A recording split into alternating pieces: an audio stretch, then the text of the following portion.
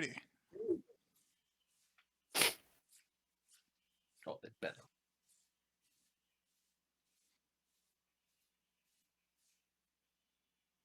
As long as they made it safe, that's really all that matters.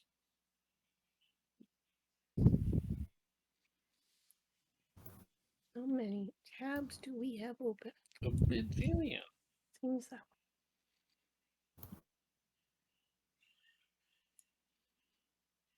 way. Can I get rid of? Yeah, you can blow those away.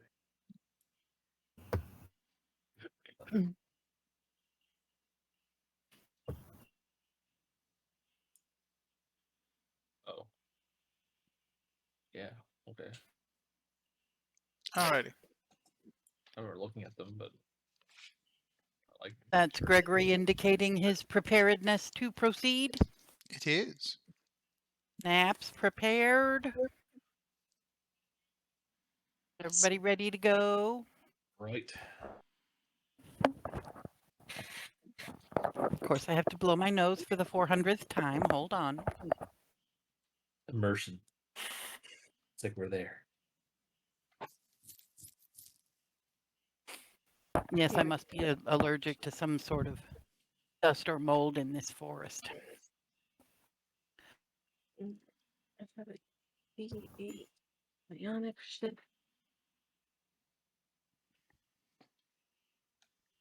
Oh, Jesus, I'm dumb. All of my D&D shit is still down there with y'all.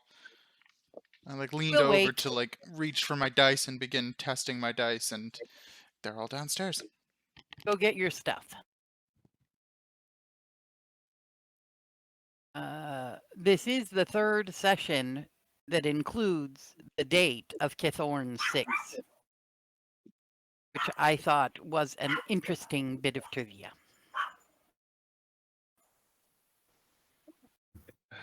A little bit. Goofy dog. And a long day for the gang. Yeah. Yep. 6 weeks long day. Excited to push the long rest button. Soon. Soon.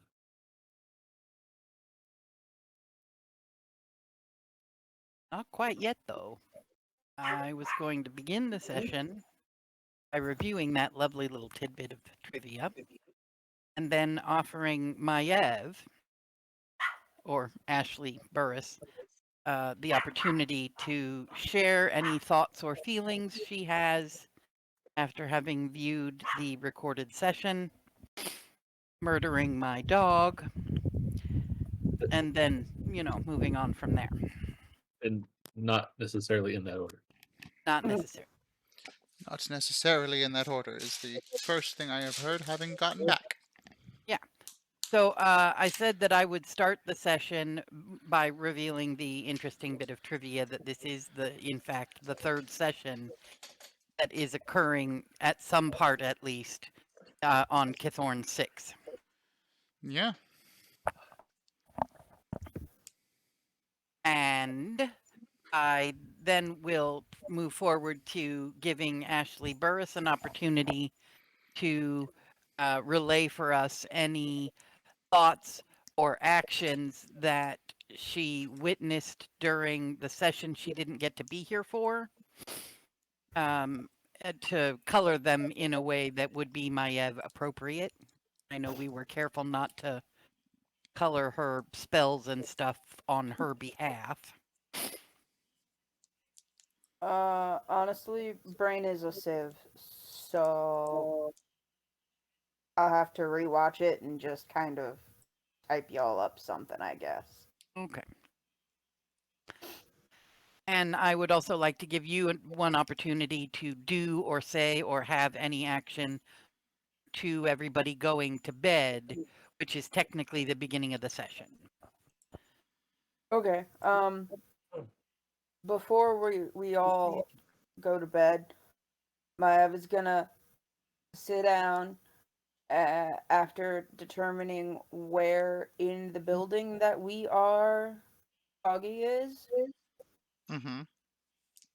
Not necessarily in the same room as him, but she's gonna know sort of where he is in relation to her, and she's gonna sit down, and she's gonna channel Snaps a little bit because she knows that's when Snaps sends the people a message, she needs to know what they look like, which is why I showed her my ribs and okay, and his nose was like that, and okay, and then I'm gonna cast message to Kurok. Okay. And 25 words that you would like to share with Kurok? Hey! I don't have a limit. Message is not limited. Message's limit Oh, is range of messages, 120 feet. message. Got Yes. it. Yep. Okay. So I'm sitting there, I'm thinking real hard about the ghosty Kurok that I saw, and I'm pointing where I think Foggy is, because I know they're kind of the same person, and I'm gonna send a message to Kurok, and I'm gonna say, hey buddy, welcome back. How you doing? Is this thing on? Okay. Great. That's a thing that's happening now. Yep. Foggy, you had been sitting outside and had a little bit of an inner monologue with Kurok outside, and then you've come inside and you've all been, sort of figuring out who's going to sleep in which position, which, by the way, I will go over with all of you. And at some point, you will have selected the bed on which you will be sleeping, or piece of floor, or whatever. And as you're settling in and trying to get relaxed and prepare to sleep, a wave of emotion comes over you that is abject confusion, tinged with a tiny bit of fear, and a larger amount of protectiveness. And Maiev, you get back. Oof.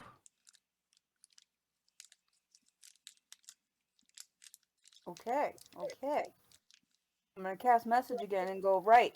I don't speak woof. I'm gonna take that as a good thing. Welcome back, buddy. We missed you. I mean, yeah. Don't go disappearing again, okay? Froggy didn't like it.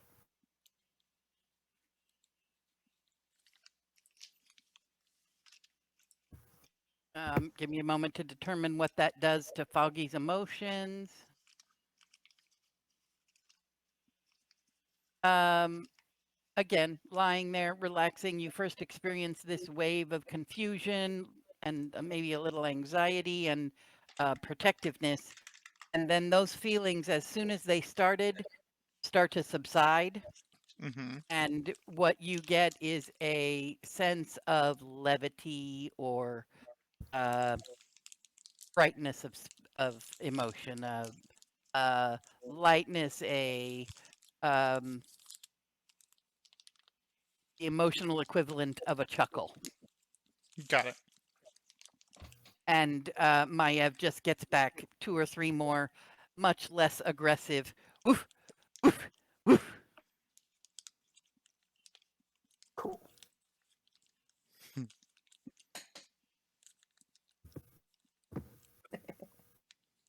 I have no idea what could possibly be happening in Foggy's head as these emotions that are not his own crash over him.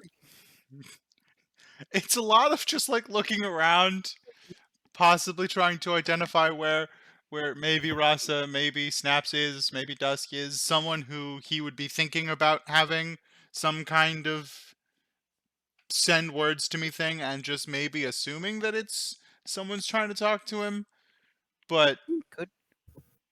he's just gonna shrug it off and If you would humor me and just give me an insight check. Yeah, I gotcha. Gotta pull up Foggy's stats here, but I gotcha. Oh, my tablet is currently set to profile or portrait mode. Yeah. 16. In the realm of possibilities that cross your mind, with a 16, you also realize that it could even be a goddess that has communicated directly with Turok in the past. That you genuinely do not know who might have communicated with him to trigger these emotions. But your assumption is that it's someone that you are at least compatible with or fond of, because the final result is a bit of levity. All right. But yeah, with a 16, you'll remember that it could even be Saluna. Yeah. All right. Okay. You are all getting ready to lay down for a long night's rest in an extremely homey and comfortable house. It's a log cabin. It belongs to the James's eldest son and his wife and their 2 children. In this building, there is a surprisingly soft padded sofa structure. There is a larger bed that some of you might recognize, the players would recognize as queen size bed.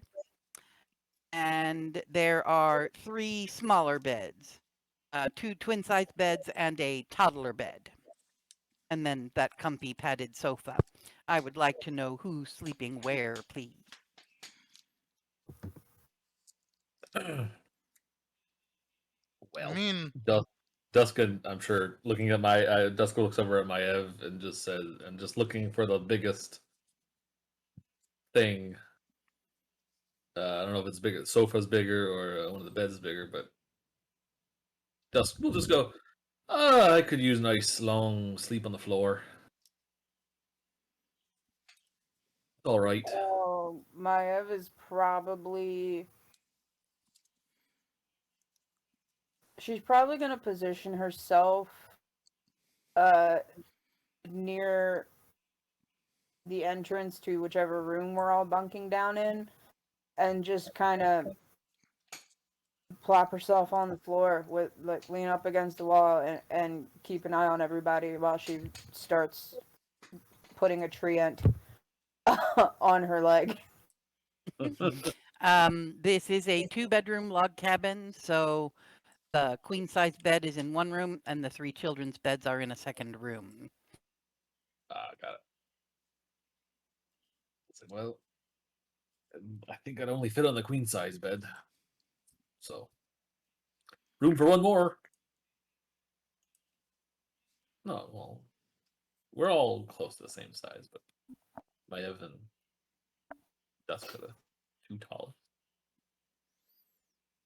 If nothing else, the body frame, But it's like, I could probably squeeze into a queen size bed with somebody if you don't mind. I'll find a twin. Or whatever it is that'll actually fit on. Naps will go for the other twin. I'm cool with either the couch or the floor, whichever is still available. Obviously, floor will be available, but you know what I mean.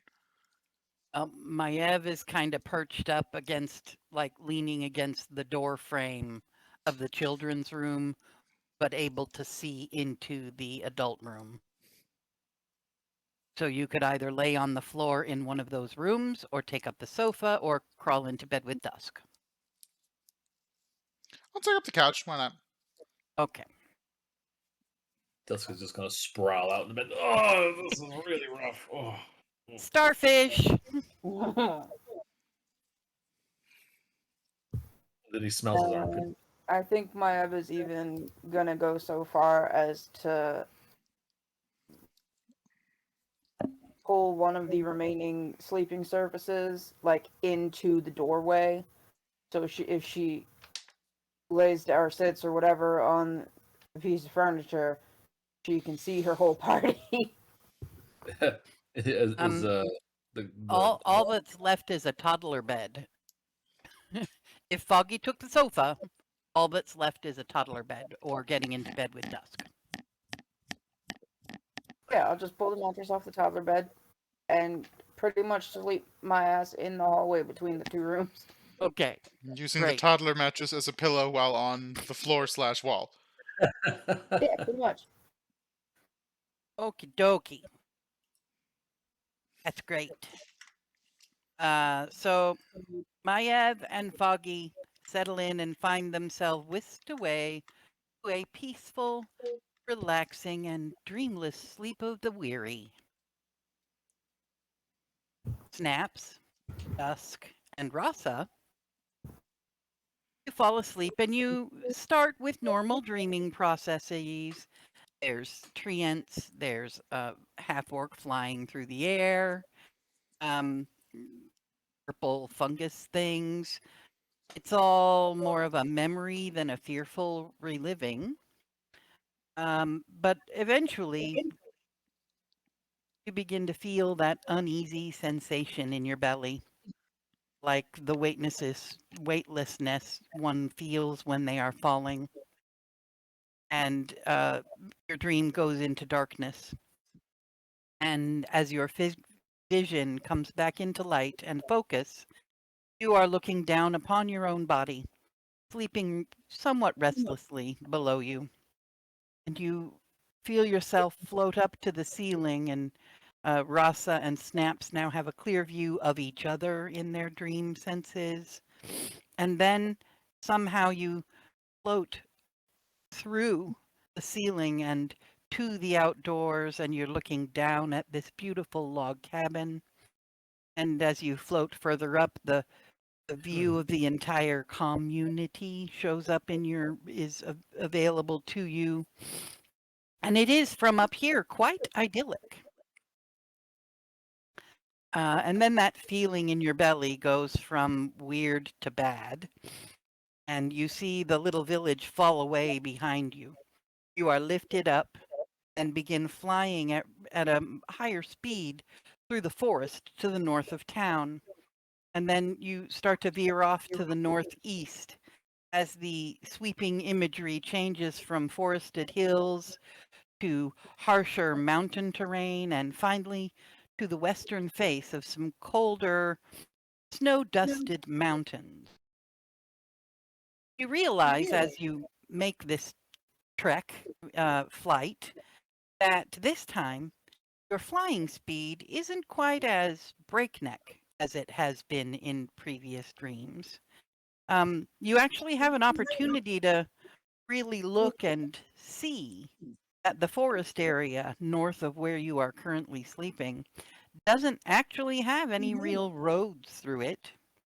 There are, though you can tell, some hunting trails and little small villages scattered throughout. And the mountainous areas seem relatively untouched, aside from some small campsites and small derelict villages where possible mining operations have long since been abandoned. Are we all still on the same page? Yes. The feeling in your belly crashes up into your throat, and you gasp for air as you suddenly come to a stop and hover above that now familiar cave entrance. You float down to the surface of the ground and then down into the soil.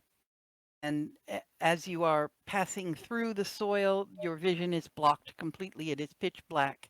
And then you have vision again. There's all three of you had dark vision, correct? Yes. Side of it. I do out to 300 feet. Snaps does. 60 And feet. Rasa does not. does not. So Rasa has a real hard time seeing. You can tell that you have exited the soil and rock and have entered into a tunnel of some sort. But your view of it is obviously without light. It's much harder for you to make out anything at all. The two who have dark vision can tell clearly that you have fallen down through soil and entered a cavern of some sort, or less of a cavern and more of a tunnel, which you could gauge in the amount of time that you float down through it at, again, a much slower pace than you did last time. This tunnel is probably,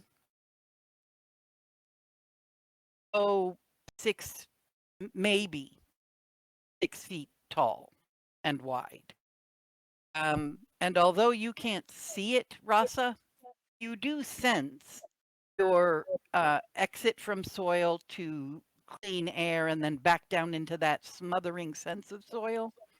And I will allow that you, if you're paying really close attention to the environment and the surrounding area that you are passing through, if you're really hyper-focused, you would be able to like count in seconds and gauge how fast were we moving and be able to gauge that this is probably, this first tunnel that you pass through is probably about 6 feet high.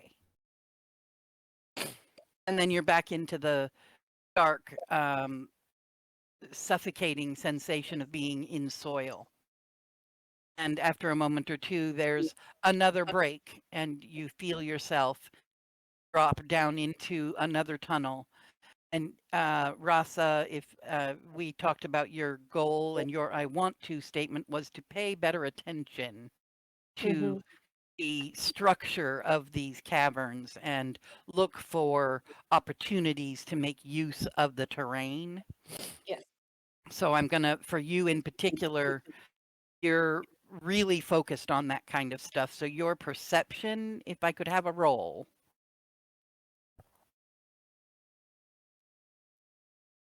$19. Cool. Okay, so like I said, even though you don't have dark vision, you are able to at least gauge, based on the suffocating sensation of being inside stone versus floating through open air, that the and if you, knowing that you can't see, maybe would make a little bit of noise to try some echo and see if you could learn something about the cavern, or do you want to remain silent? I would probably be willing to risk a little noise, considering this is God knows how many nights of this now. Yeah. Okay. So the second pocket that you travel through, if you make a small clap your hands or maybe a clicking noise in the back of your throat as you are passing through it, you gauge that again, it's about 6 feet high.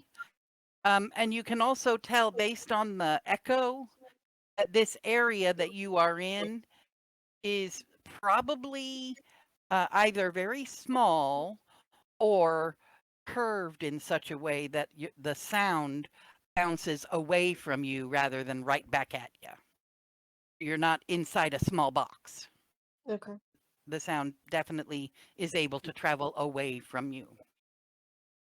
And then suffocating soil and darkness. And then for those of you who can see in the dark, and actually on this third one, even Rasa gets a better glimpse. Like there is, first, the tunnel that you fall into, this third one, is much larger than the first two tunnels. And like probably 7 or 8 feet across and up and down, circular. Although it's not a perfect circle, it's been excavated in some way.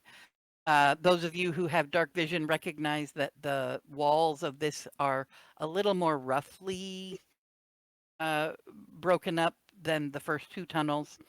And with the little bit of light that's in there, Rasa is going to have a clear understanding that this is a larger space. And Rasa will be able to gauge just how curved this tunnel is. Like she would be able to assess distance that she can see within this curve is about 10 feet in one direction and 20 feet in the other direction before your sight is lost due to the shape of the tunnel. Okay. And then you'll pass through one more tunnel, which is like 12 feet high and is actually more of a chamber than a tunnel.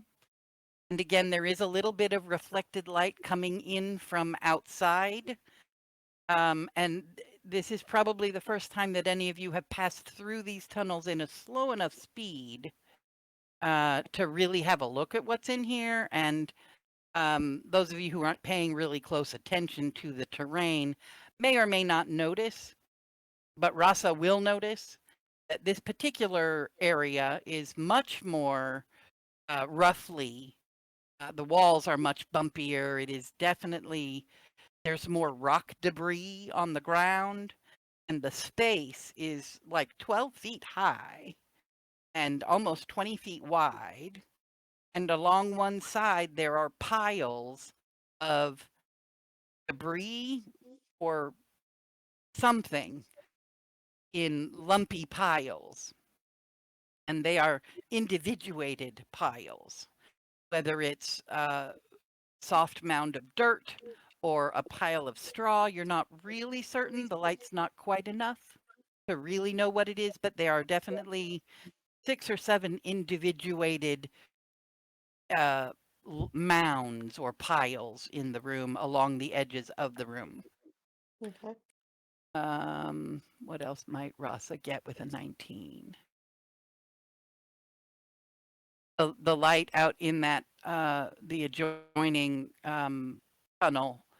So this is like a room that's 20 or 30 feet by 20 or 30 feet by about 20 feet high.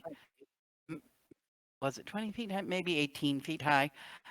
It does have an opening out onto a tunnel, and there is light out in that tunnel, and it is moving.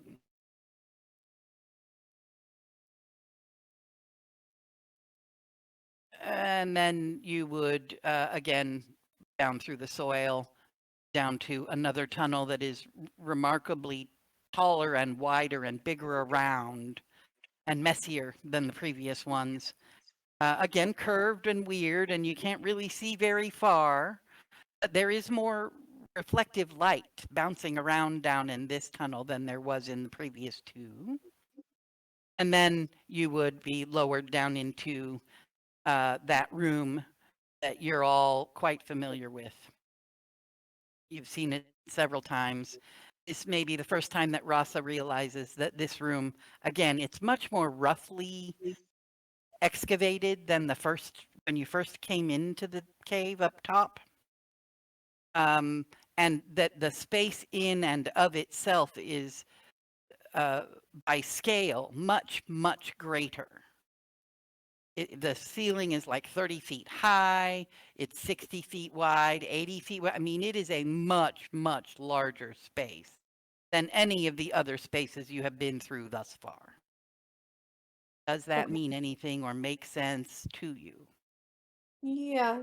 Okay. Basic general idea. Yeah. Cool. Okay.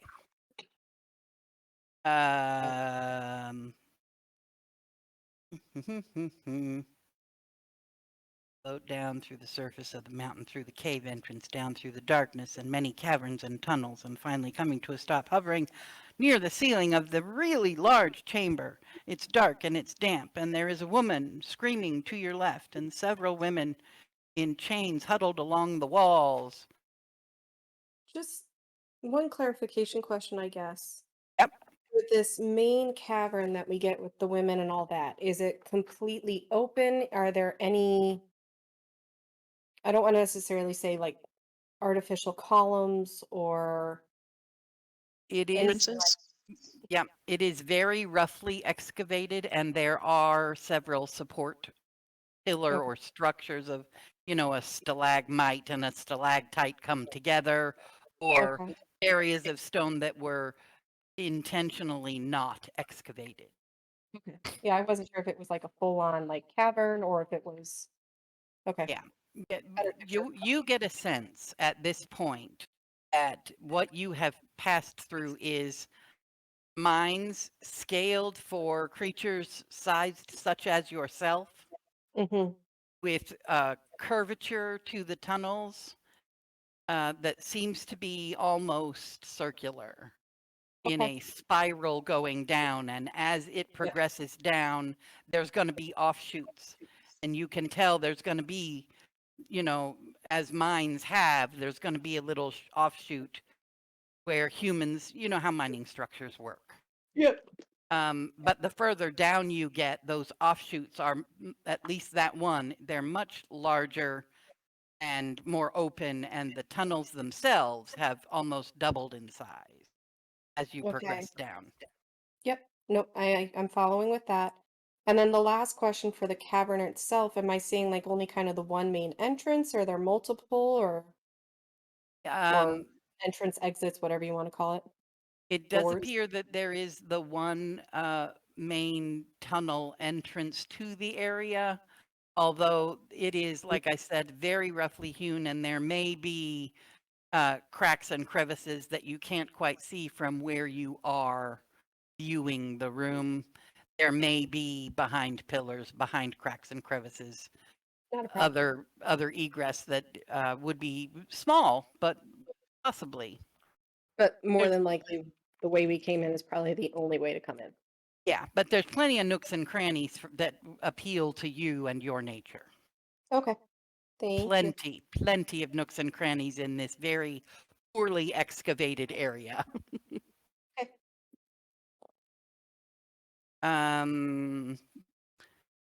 For the first time, you all might notice or realize the vastness of some of these tunnels and chambers. Snaps, or Rasa obviously gets the best understanding of that.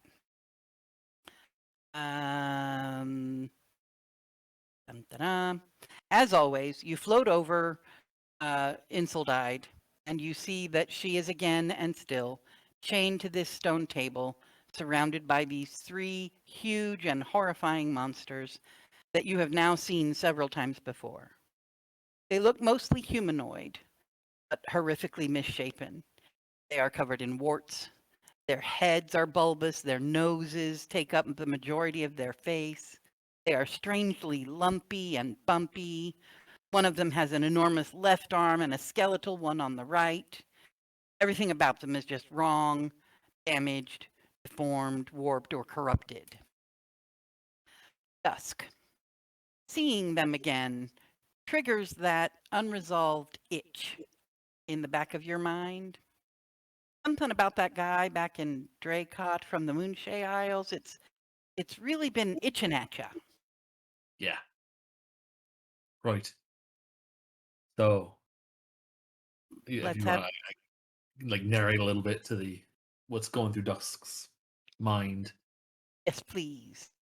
So as he's kind of prepping himself through this little journey, as he's flying through the sky, he's saying to the Moon Maiden, he's saying, you know, Moon Maiden, my memory is not what it used to be, but I need all the help I can get.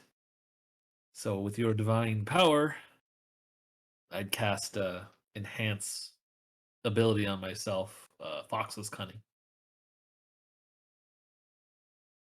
to try Good. and aid myself to whatever I realize later.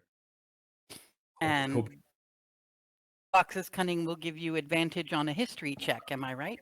yes, hit advantage on intelligence-based checks. Yes. And that something I just can't put my finger on sensation really kicks in high gear. It's like the whole back of your head gets itchy. Let's have that history check and not roll 2 1s again, please. Oh yeah, please. Okay. -1. No. I rolled a 19 minus 1. I thought you said minus 1. 18. I Okay. rolled a Yay. I'm so pleased. Okay. So you ponder and you're looking at him, and it's just like some part of you is convinced that somehow that furbolg back in Dracot and something about these monsters, there's a connection there, and you've been struggling to put those 2 and 2 together. And suddenly in this moment, it hits you like a ton of bricks. Oh my God, I can't believe I totally forgot. It's Fomorians. Oh. The Moonshay furbolgs were enslaved by Fomorians all those generations ago. Ah. And that's how they got those unusual features. Their ancestors must have been affected either by the evil eye, or, of course, there are other ways that descendants of slaves might resemble their captors, but I hate to go into those details. But Dusk those, jaw drops. yeah, that oh my gosh, maybe these things are Fomorian. All right. Shall I spell that for you, or did you already figure it out and this is just a confirmed hunch? I have not been successful in figuring out anything, but I Okay, know how to so spell words. yeah, when you guys wake up in the morning, you can tell your buddies and they'll look in the books. Yeah, I will, as the DM, confirm for you that the monster in question I thought was in one of the 2 books I gave you in the bookstore, and they're not. They're in the original monster manual. Ah. So whoever got that Darwin's the D&D version of the Darwin book, Evolution of Monsters, we'll let that be the regular monster manual so someone can find the Fomorians in there for you. Yeah, I got Polo's Guide to Monsters. Yeah, and that's the book I thought they were in until our last session when I discovered they're not in there. Okay. So it's not that book, it's the other one we got? It actually turns out that it's not in either of the 2 books I gave you. Okay. It's in the original monster manual. So I'm deciding that the treatise on all creatures magical, I can't remember what that book was The called. Origin of Magical Species. The Origin of Magical Species is the monster manual on D&D Beyond, Got it. the standard monster manual. So you now have access to all 3 of those monster manuals and can look up monsters at your heart's desire. Because I have Tome Including- of Foes. Yeah. So when you guys wake up in the morning, Dusk can tell you what he remembered, and you guys can go looking things up in your books. Cool, cool, Okay. cool. The So, Magical Species one is the one that Maiev has. yeah. Alrighty. And then you watch as one of these monsters reaches out and is about to nick Insuldide's skin the way that it has happened over and over every night since this started. But before that horror begins, because you know that the moment that that happens, see just a second or 2 of what happens after that skin is cut, and then you immediately wake up. So what I would like to do is, in between coming down through the ceiling and before that cut happens, I would like to request all 3 dreamers give me a perception check. I believe 2 of you are having advantage on that. Because we can see in the dark. And the discussions that we had in private that allowed you to have that with advantage. 2 of you, I believe, have it with advantage. Where's my perception? Perception, right? Yep, it's a whole new perception check because you're moving so much more slowly this time and given the opportunity to look at things more closely. Rolled double 13s, so that is a 16 for Dusk's perception. Can I just confirm I was not rolling at advantage, correct? Correct. Okay, that's what I thought, but But don't you also have frightfully good perception? Not 21. yeah, 21, okay. still better than Dusk with advantage. Actually, What? Oh, well, that's only if you would have failed the check test. Is it? Oh, are you Yeah. talking about that rogue thing at some point where if you're proficient in something, if you roll less than a 10, it's a 10? No. No, I'm this talking is about my second. side bolstered net, Ah, where I gotcha. could extend the side eye to add to my, but it says if you fail. That's Ah, all. Yeah, you would only use it if you would otherwise fail. Yep. Okay, Sorry. I'll keep my I mean, unless a 21 fail. 21. That's up to the Yeah, I'm not high enough in Rogue yet for the can't For roll less the than a 10. can't roll less than 10 thing. Gotcha. Ayla. Ayla is, Ross is not. I'm trying to remember what snaps I want to was gonna be. Oh, got it. Okay, you can do that after this perception check snaps. Gotta get back to the thing. And Okay, mine was 24. 24. Oh, bummer.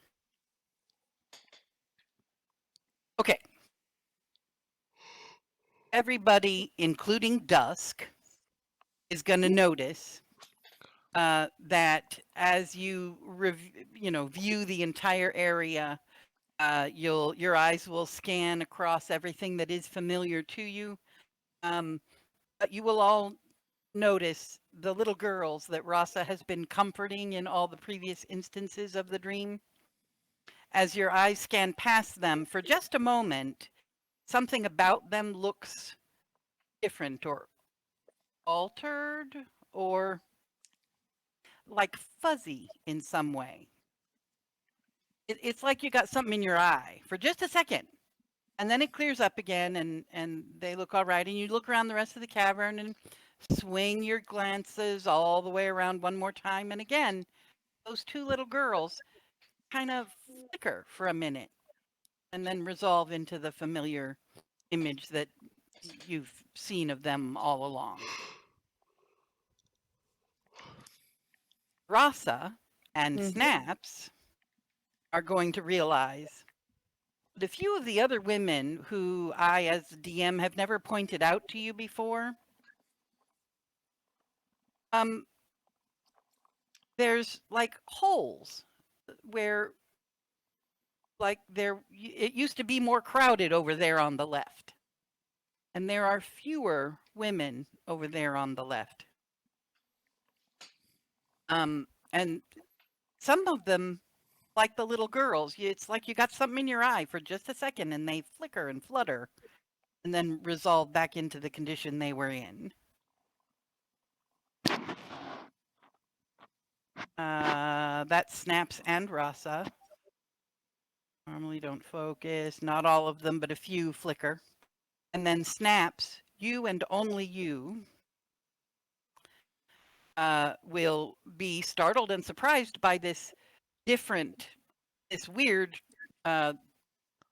it's not been like this before, at least you hadn't noticed before.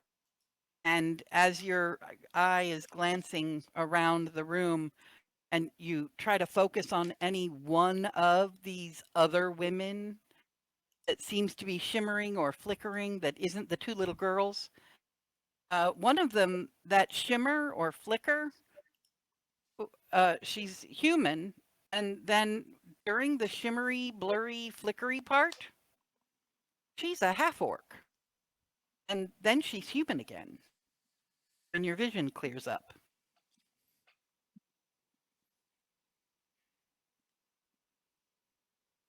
And that is all that you get from your new perception check based on being physically closer to your destination, allowing you for more time to have the dream.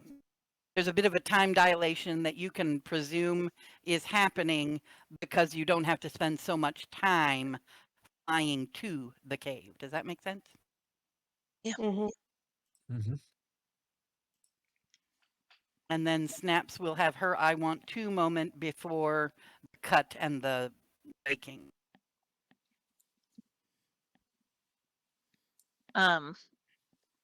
Snaps was pretty distracted, and she went to bed just kind of feeling kind of troubled over the treants and the fairy dragons a couple days ago. So just kind of, as she knows the dreams is coming to an end here, she's just gonna, expecting maybe not much to happen, go to Alablanthe and try to cast a remove curse on her in the dream.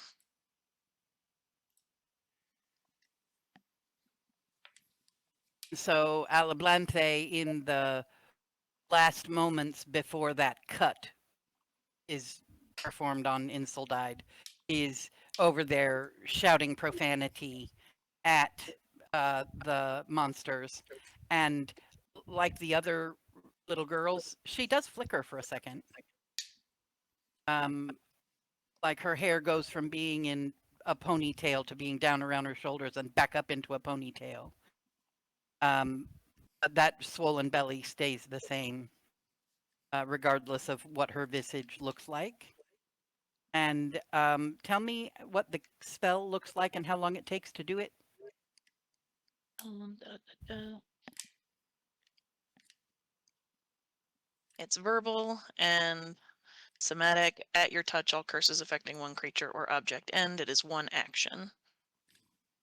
So verbal and touch her. Yes. Okay. I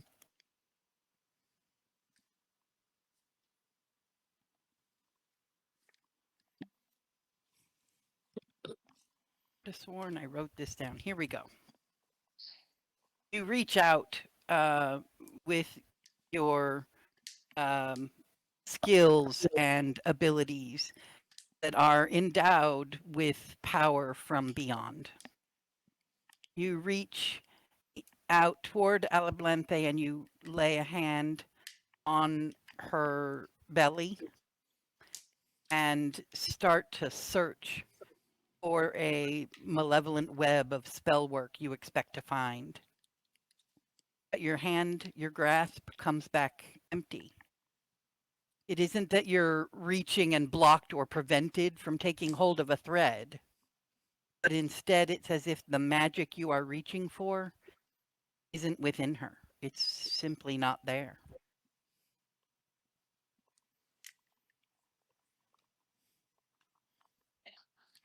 Just kind of wanted to see if, I know the dream is a curse that's on us. I wanted to see if the pregnancy was some kind of curse.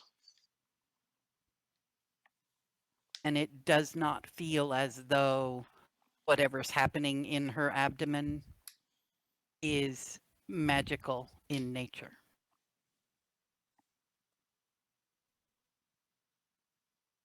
Which is also horrifying in and of itself. Correct.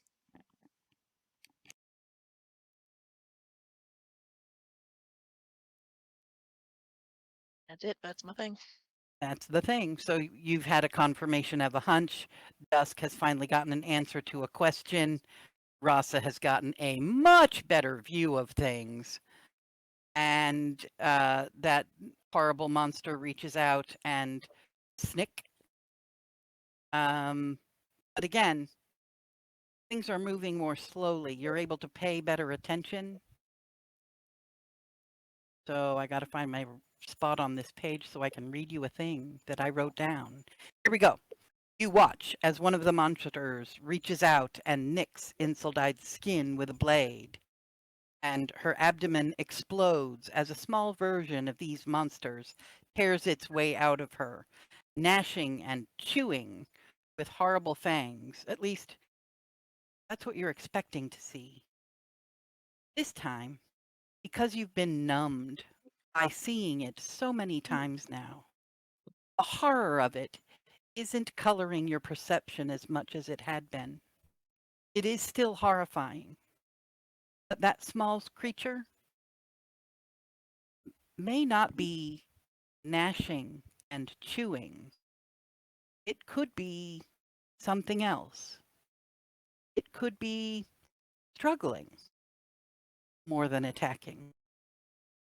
As like an injured dog may seem to be vicious when in fact it is struggling with its pain. It's still horrible to watch. Insuldite is still torn asunder by the situation. It's all wrong and bad. But the small monster itself is possibly less monstrous than all of you have been remembering it. And then you hear Alablanthe scream, and you are all awakened in the middle of the night.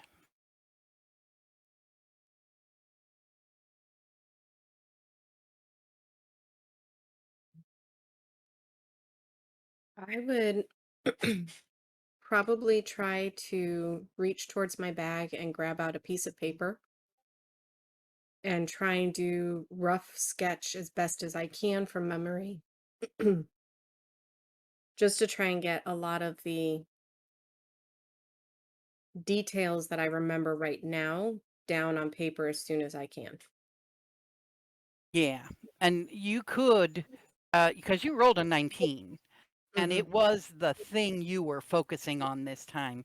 You could develop in your mind something of a three-dimensional model of at least this side, because you Okay. did go pretty much straight down. So you gather that there is lots of curvature, but it all seems to curve in the same general direction, like a spiral staircase. If you're only looking down the one side, everything is all curved in the same general direction. You get the feeling that there is something somewhat circular about these tunnels, corkscrewy, if you will. And you have a very clear understanding that they are smaller at the top and slowly become more rough and clumsy and much, much bigger the deeper you go. Yep. Okay.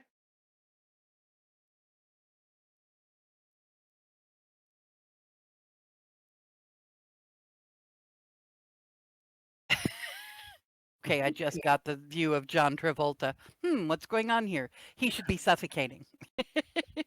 Struggling to breathe is what's going on with him.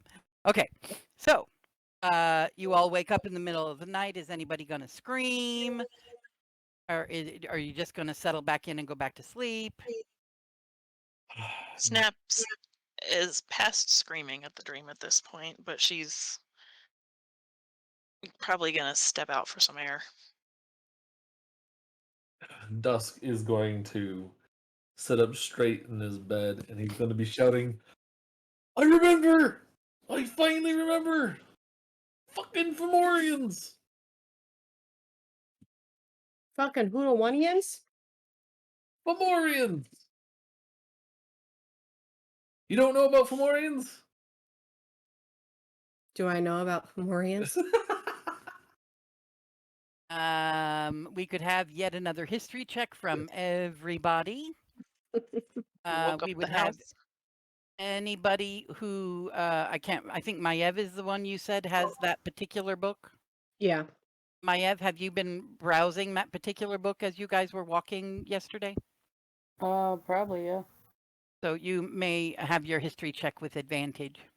Cool. Rasa got a 13.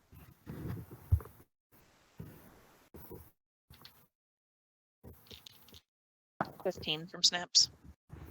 With advantage? Yeah. Cool. That's a 7. Okay. Yeah, you didn't see anything in that book that said anything about FOMOs. Faux-re-ins.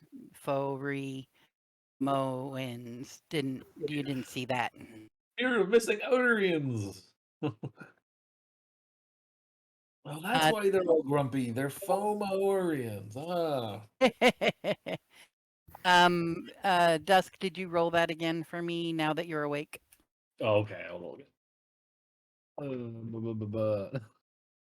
You still have it? Do you still have advantage? Do I do? Oh, I probably.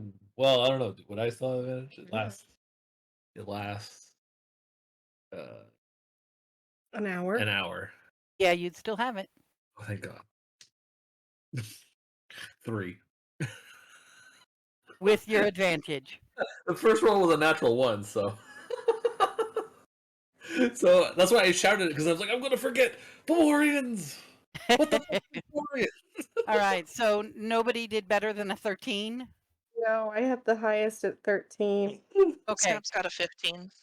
Oh, Oh, okay, 15. Cool. Okay. So, Snaps, you would not have any personal knowledge of Fomorians, but there would be some vague recollection of that that word triggers in your head that you need to be looking in like the Feywild shit.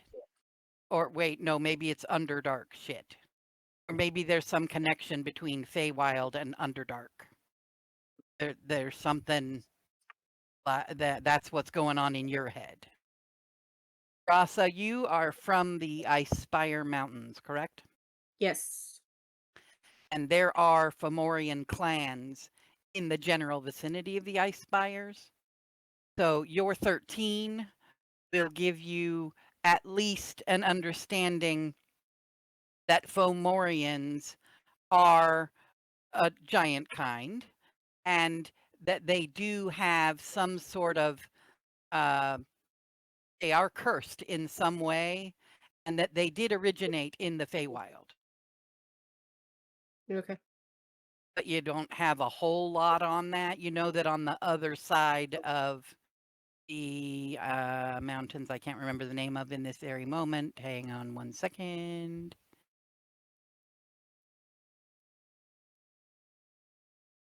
Trying to find I Spire. So you're from over here. And you know that in this general area, there are more giants and there is more lore and information about Fomorians in this general vicinity. And Dusk's recollection is specific to this vicinity. And that the Fomorians were really had a major effect on Furbolg in particular in history. Okay. I'm going to zoom in and make sure I pinged in the right area. Yeah. I mean, at least the Moonshade did. I don't know what area you were intending on pinging, unless you were pinging Thay. Cormanthor, it's more like this. Cormanthor. The giants in this general vicinity would also have some connection to Fomorians, although it's not clear exactly what that is. Giants in general in that area would definitely be more familiar with them than Rasa and her family from over here. Okay. No. Okay. So you all are going to have an opportunity to share your thoughts and memories and understandings of what Fomorians are with each other. Anybody going to share any other information they gathered during the dream this time that maybe they missed in previous dreams with those who no longer dream? Since we're all awake and chatting, Snaps would bring it up and say people were flashing like it was changing or struggling to keep up with what might be versus what might not be. And she would definitely throw out there that she saw a woman be a human one second and then be a half-orc the next second. You saw that too. Yeah. Rasa saw the flickering, but not the half-orc.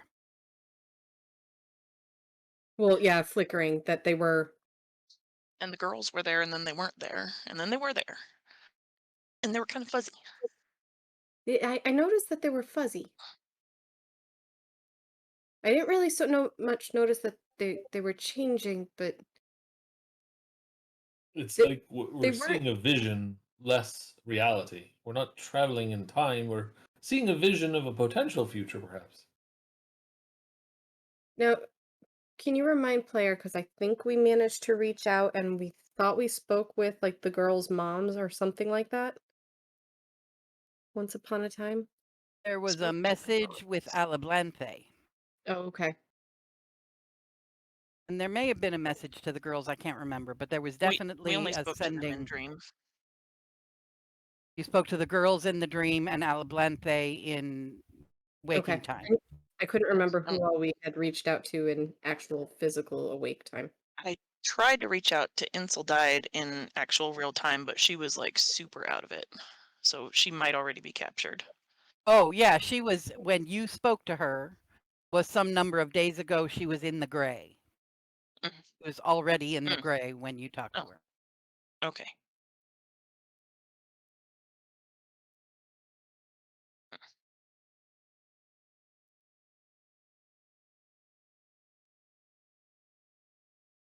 Letting you all take your notes and let shit sink in. I would just I would just probably share a little bit. It's like I knew there was something. There's stories that even though they're in the distant past, we Fearbolgs know a few things about our cousins in the Moonshay Isles. Uh, that they were subjected to terrible enslavement at the hands of beings that just seemed similar to the ones we were seeing in there. I just couldn't put my finger on it what they were called. They were described with their horrible disfiguring appearance. But my people, my cousins, like the one I ran into in Dracot, that's why it was bothering me. I just couldn't put a finger on it. Why your cousin? Well, not literal cousins, like But why was he? because You don't think he. he's connected, do you? No, it was just seeing him because he was a different type of Fearbolg, or at least different, natural appearance wise. He carries some physical appearances that are consistent with those who live on the Moonshay Isles, we'll say. Great weather, but maybe as far as Fearbolgs are concerned, not the most glamorous of us. So, but we reason to believe that is because they were enslaved, and perhaps some of their ancestral disfigurement, if you want to call it that, might have been because of their closeness to this corrupting enslavement that they experienced. Just took a good knock on the head some time back. You got to remember, some of these deep memories, things I heard growing up. Probably one of the last stories my dad told us before he disappeared.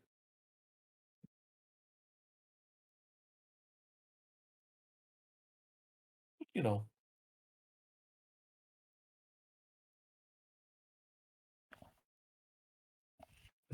Anyway, but that's where it's from. So the more we know about them going into this, I think the better we'll be, because they're not to be trifled with.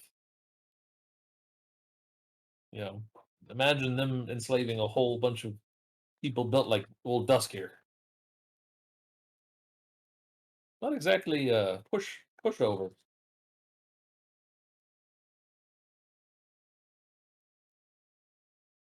These are giant dudes.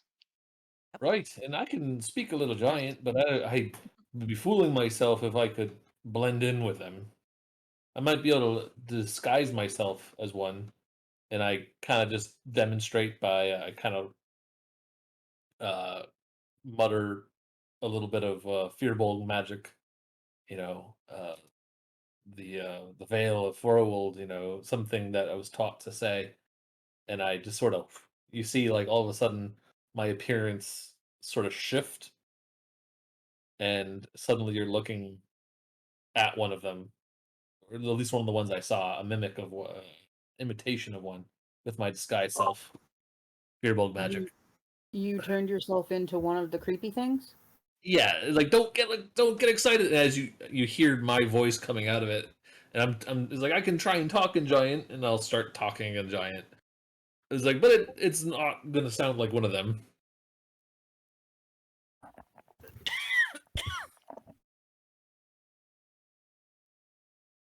And this would be another moment where Maiev would be like grabbing at her leg and Yeah. reaching to see if she still has hair. Yep, absolutely. Like, ease up, it's all right. But I mean, if push came to shove, I could definitely try and pass myself off as one, but I wouldn't be able to talk like one. I could try and talk like, but it's hard to do. I'm very hard. Not. It's kind of good. I have a dialect I can't really get around. I haven't really heard them talk.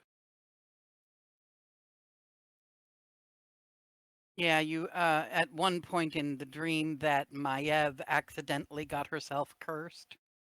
In that dream, you did hear them talk to each other, there's something here. Where are you? What is this? What am I sensing? So I may have heard it once, but I don't know. I could repeat those words, but Yeah, yeah. that's about all I would be able to say in their own kind of accent. But I wouldn't hinge anything on it. But if push came to shove, I could at least look like one for approximately 1 hour. Nope, never mind. Yep, 1 hour.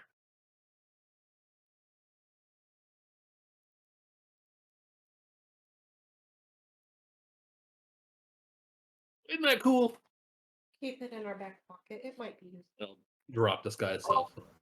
Yeah, I was gonna say, as soon as you say, "Isn't that cool?" Maya would be like, "Yeah, make it stop." Oh, right, I forgot. Where are my manners then? Sorry, I didn't mean to freak you out.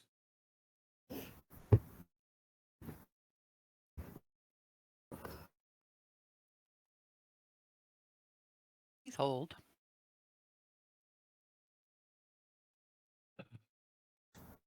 Okay.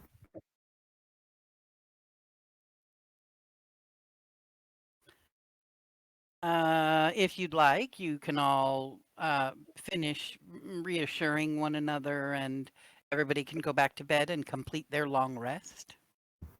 Dusk is gonna go outside real quick and give the moon a thumbs up.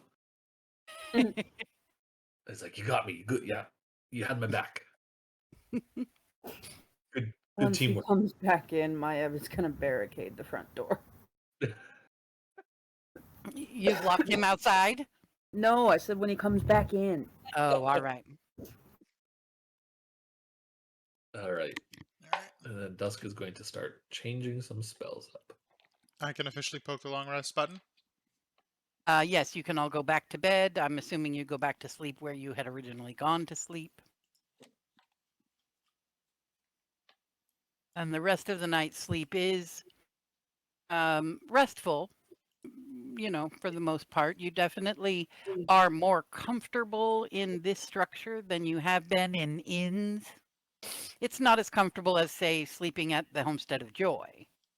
But it is as lovely and homey and comfortable as you might hope that the Homestead for Wanderers will someday be. Wanderers, Homestead for Wanderers. I can't remember what you named it. I don't Homestead for know. Wanderers, I On a think. map somewhere. Oh, yeah, somewhere.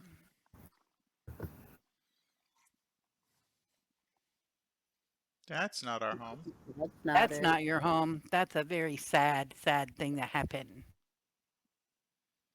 Make it go away. Homestead for Homestead for Wanderers. Wanderers. So someday you're hopeful that this place will be, you'll have the same level of comfort in your own home.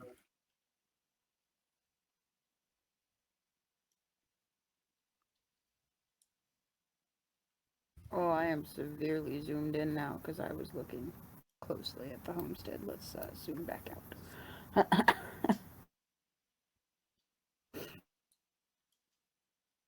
Alrighty. Do you now have a white mark? No, you don't. Yeah, we do. Yeah, we do. An overlay. Commune So, / village. yeah, cool. Okay, so that's also where you be have, sleeping. All right. We also have a thing at the end of the Lanolam forest. Oh, yeah. Here. I didn't. Is that all? Oh, fuck. Did I really screw everything up? No, that's the only other thing we see other than that is Northwich up to the northwest. Is the only other North mark which of ours way? we can see. Northwest. Top left corner. Oh, North no. which way? Have I just moved shit? You I just moved moved shit. the whole map. I'm putting it back. Okay. There you go. There's a town up here that you guys have not heard of because the one shot I was building that involves Terse Lane didn't happen because it was just too complicated. Yeah, I Um, guess start adding these places. Yeah. The little vignette that I posted in the breakfast table chat involved Northwich and Terse Lane. Gotcha. Right. Alrighty, but now you have a mark on the map for the commune. And I have a thing I need to do.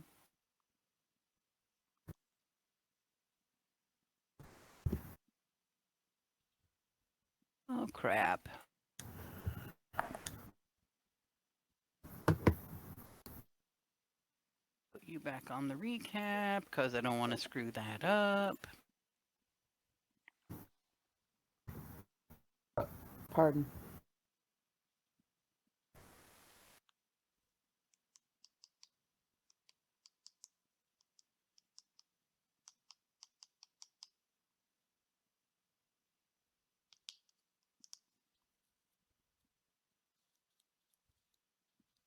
Talk among yourselves. Trying to figure out my spell situation. Hey, can anybody tell me what XP we're supposed to be at? Oh yeah. 24018. Cool, that's good. I've been- 26058. Huh? Oh, I missed some at some point. Okay, what are we supposed to be at? We have 27. 27138. Oh dear. I would like you all to decide who has the highest and make everyone match the highest. Okay. I believe 27138 is the higher number I heard. Yeah, 27138. I'm pretty sure I put it in right. Why am I having this problem?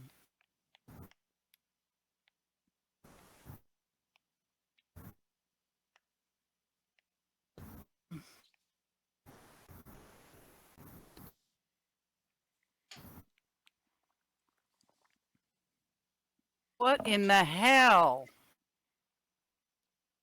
Hmm.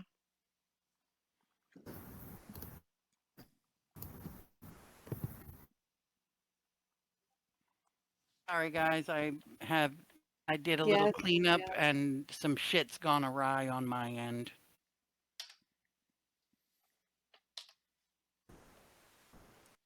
And for some reason I am no longer able to drop tokens on one of my maps. Uh-oh.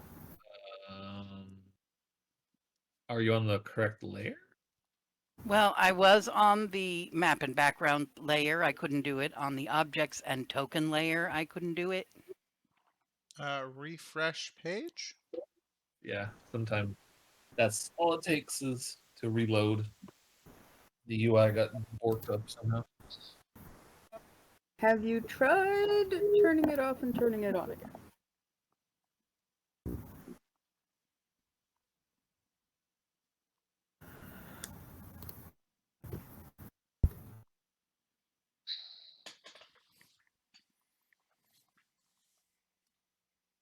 What the hell?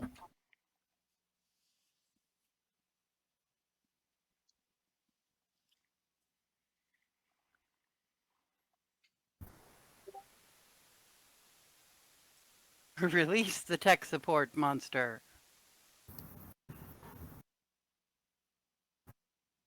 I can't put any token of any kind on this map. I'm going to take a minute and stop the recording if you don't mind. I don't mind. Recording has been begun again. Cool. Alrighty. And did I just put it on the right layer? Yes, I did.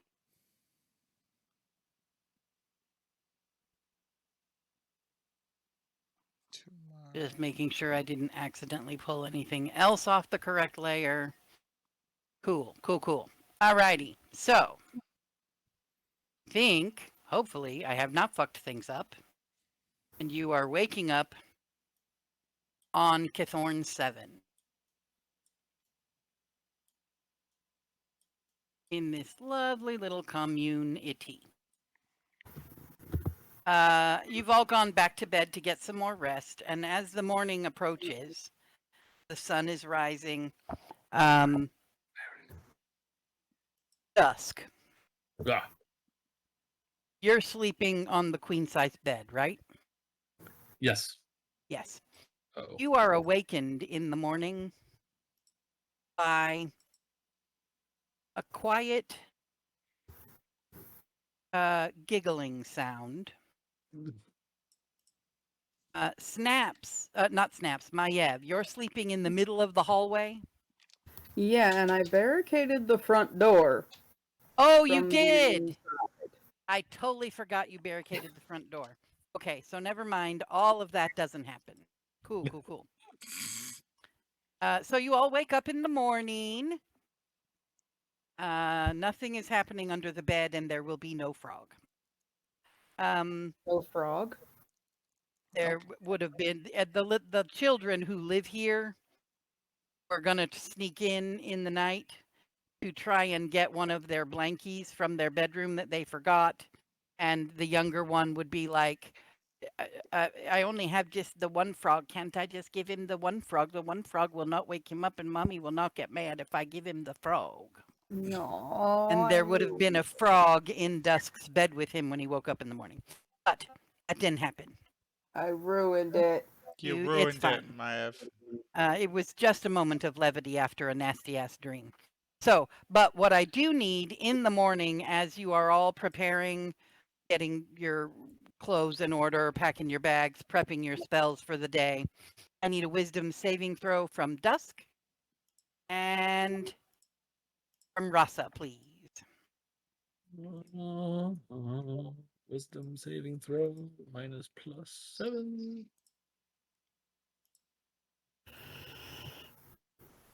18 for Dusk. 19 for Rasa. Okay, cool. All righty. There we go. So, Okay. if Hold on. Maiev will unbarricade the front door, you can all go outside whenever you're ready. Oh yeah, that would have been as soon as I saw that everyone was at least covered. I would have started to unbarricade the door, knowing that we made it through the night safely.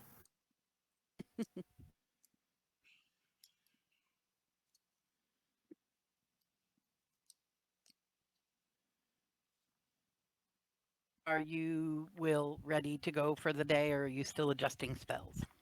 I'm good to go. Okay, so you gather your things and, take a look around, make sure you haven't left this house in too much of a disarray. And as you open the front door to exit, you find two young boys sitting on the front porch. The older one is sort of comforting the younger one, who immediately squeezes in between legs and runs into the children's bedroom to obtain said blankie and follows you all outside. As you exit the cabin, a few of the locals are right outside the door, cooking on an impromptu campfire of sorts. And there are some rustic tables that have been brought around and placed around this fire. What is Around the this fire. context Because behind I that asked for image, wisdom Dusk? save. Oh. Locals are cooking around an impromptu fire. There's tables all around it. There is food piled higher than you can imagine on these tables. And there is no way that you could eat all of this food. And then, Challenge accepted. as you are greeted by the two adult women that are cooking, who you met yesterday, you start to notice that the rest of the town begins to come out of the woodwork. All 36 of them, ranging from ages 6 months up to 85 years of age. And they just descend upon this front dooryard area. You're invited to sit and make yourselves plates and please consume some breakfast food. I need a perception check from Foggy first. No.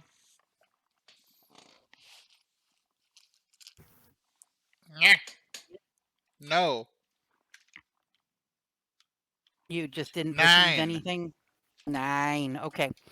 I'll say that you notice the 2 little boys that you messed with stone and entertained with changing stone Mhm. are attentive to you, but you don't notice them doing anything in particular. All right.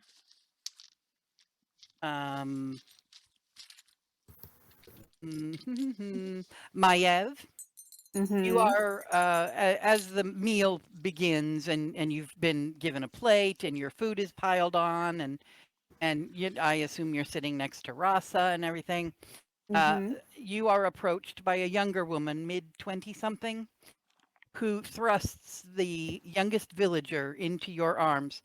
Here, hold her a minute. I gotta catch my boy. And she drops this infant on you and turns and runs at breakneck speed back toward the middle of town after a small, laughing, screeching little boy of about 4 or 5. This 6-month-old human baby is now in your arms, looks up into your face, and immediately stops crying. Tiny little hands reach up and grab at your protruding tusks, and one hand gets tangled up in the silvery strands of hair that's tumbled down the side of your face. Aw.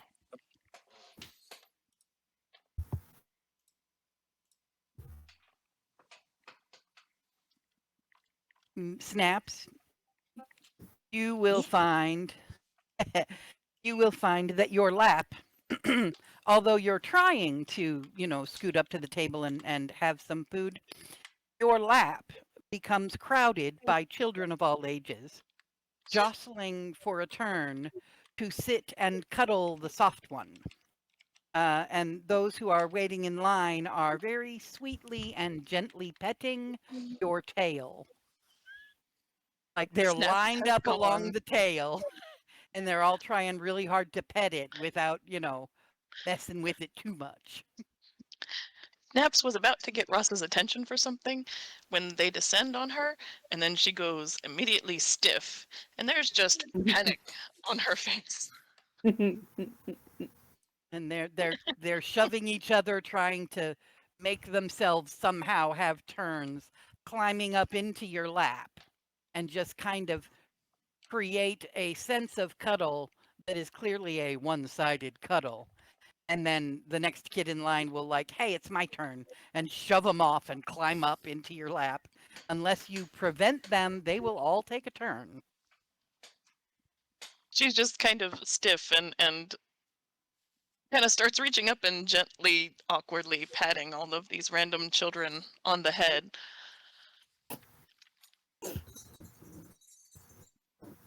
And are you going to ask or say something to Rasa? I don't want to interrupt that.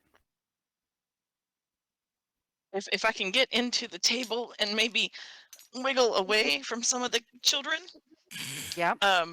Snaps was going to ask to borrow Rasa's book that had the information about the treants in it.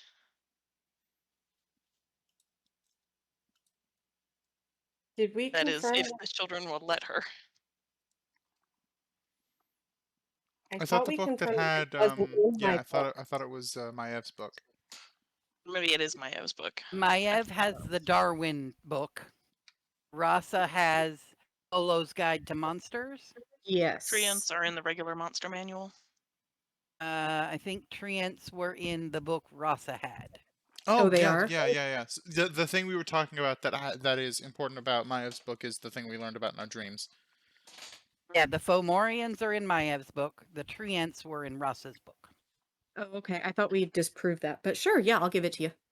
Okay. We Just disproved the Fomorians I thought were in your book, and they weren't. Oh, okay. so trying to distract some of the children maybe with her flicking tail. She's gonna, as breakfast is rolling, she's gonna kind of try to go to the section with the treants and take some paper and maybe not transcribe word for word, but put down some nice, easy to read bullet notes that she wants to put together and leave for these people in case they come across any others, like what to look for, how to live in harmony with them. That's her goal here. And to warn them of what's going to happen to this one over by the cabbage patch. Exactly. Cool. Exactly. So she's putting that together while While distracting the children are with her trying. tail. Yeah.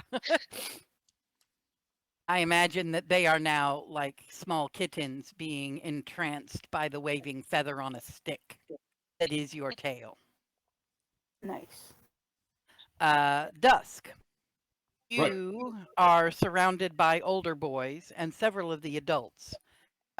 They've all finagled themselves into position as close to you as possible, and they are essentially hanging on your every word. Just tell us a story or something. You know, as long as you is talking, we is listening. I lean over and I'd say, and then I said to him, "When's the last time you saw your wife?" And the children are all like, "Oh!" excited by the scary story you're telling. It was bloody terrifying. And Rasa, Stupid. you, Rasa, discover when you go to reach into your bag to get that book for Snaps, you realize that just off to your left and a little bit behind you, there are a couple of teenage girls that have gathered, and they seem to be like perched on their heels, in like in a kneeling fashion. And you recognize that one of them did help make your plate of breakfast this morning, and they're like kneeling near your chair as if they are waiting to be asked to serve you in some way. Like you're holding court, and these are your ladies' maids. And they're just gazing up at you at full attention, waiting for some hint that you need something, and they're going to pop to their feet and get what you need. And you hear one of the younger ones lean over and whisper to one of the older ones, and she says, Ka'aloi, she was right. There is something special about that one, huh? And the other one answers, yeah, she's real pretty, but she's cool too, you know, like some kind of magic just kind of leaks out of her. I want to be fierce like that someday, just like that. You can be, but you won't be by, waiting on me. Get up. Oh, and they realize they've been heard and they scamper off and get a little distance, but they keep an eye on you. They're very, very enamored. Alrighty, following the meal and a whole lot of socialization, you collect your overflowing packs. And unless there's anything else you want to accomplish in this town, I will allow you to hit the road, so to speak. Before they I, leave, Snap. Oh, my bad. Go ahead. Before they leave, Snaps will make sure that the information about treants is safe with Miss Whitney, and just kind of leave her with, maybe if you take care of this guy in your backyard, maybe one day your little community might be able to be called Entgard.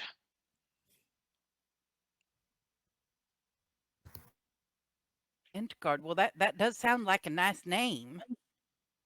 Entgard. Just a thought. There's plenty of names that it could be. Yeah. Alrighty. And she very appreciative of the information and the notes, and promises that she will disperse that information to anyone whose house is near the cabbage patch, or anybody who in the future will build a home near the cabbage patch will also get a copy of these very important notes. You know, if William James, if he comes home with a wife and we build him a house, we'll make sure he and his wife know. And if any of you are traveling through the forest and come across any interesting big trees like that. Oh yeah, we'll have to make sure then Flaherty boys, they have to know what they're looking for. You're right that, well, Jeb, he's probably got a pretty good idea what that's going to look like, doesn't he? Jeb kind of got up close and personal with them. Have a good look at it. Alrighty, so before, ooh. It had been so long since I typed something, my computer went to sleep. Okay, Hmm. so speaking of the Flaherty boys, they are going to sort of join you as you get up to step away.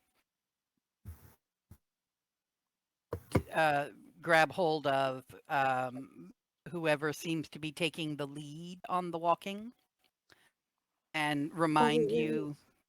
Hmm? I would have gone with Snaps to the lady that does the selling of stuff and asked if I could have one of those things with the spinning needles. Oh, you'd like to have a compass too? That's fine. Come with me, dear, and she'll lead you back into town and get one out of the box. And here you go. Now this pin right here. You see this pin? That pin right there. It will always point north, just like your friend. Okay.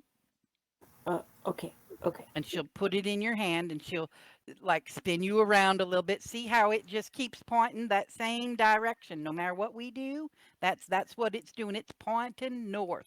Now, your friends, they said they wanted to go to see Widow Rudanthi. She lives straight north of here. So as long as you just keep walking the direction that little pin is pointing, y'all won't get lost. Okay. Okay. And that's 3 gold, my dear. Okay. There you go. And then the Flaherty boys will re-clarify the directions before you leave town and make sure that you all remember the ribbons that they've been tying so that although it is essentially directly north, it's probably best to keep an eye out for those markers just to be sure you're on the right path. And, you know, there are some areas where the forest gets really dense and it's hard to go in a straight line. But if you follow their little markers, you can go around those really dense parts.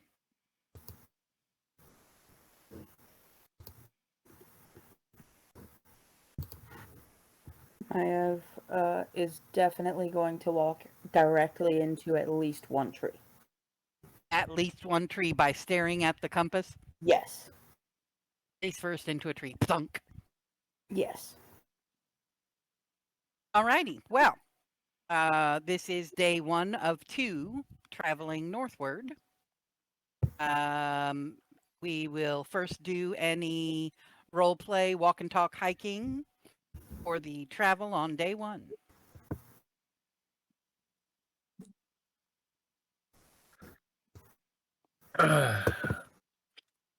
Does anyone else think that maybe we're a little in over our heads? Oh yeah. Especially now that we know what we're up against, I feel like these things are more powerful. So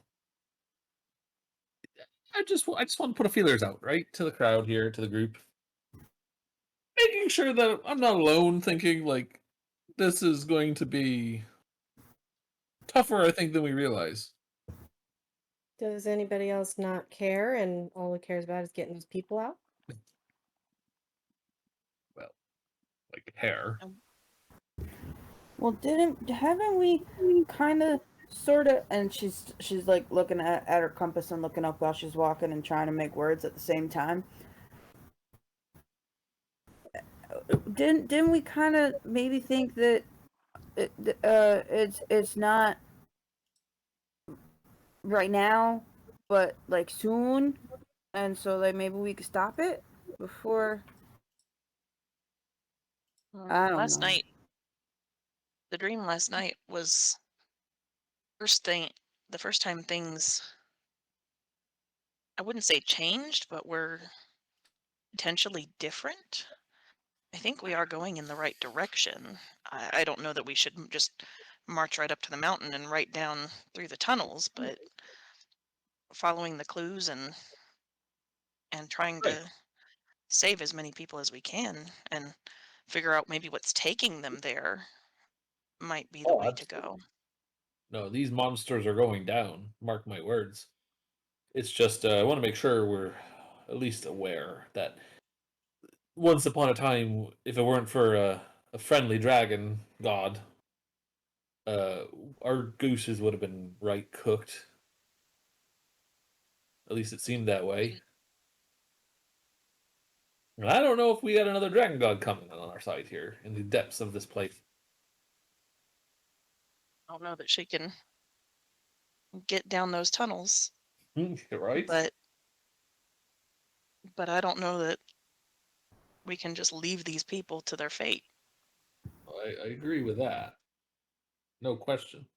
But I'm thinking maybe we got to think about this carefully, how we approach it, right? Mm. I got some tricks up my sleeve, but I don't know if we'll have the opportunity to use them. No, I've got a map. Right. We'll figure it out. No worries. I admire Speaking of your confidence, Lady Roth. speaking of planning, um, how do we feel about trying to reach out to present day real Alablante again? Well, we can keep tabs on her, right? Her travels, her where she is, so that maybe because we don't know yet how these poor women are getting kidnapped. We just know they are getting kidnapped. And I believe, just clarifying from the DM, at one point when I was talking to her in the dream, or maybe Rasa was, we learned that she had a sister who died when she was taken captive.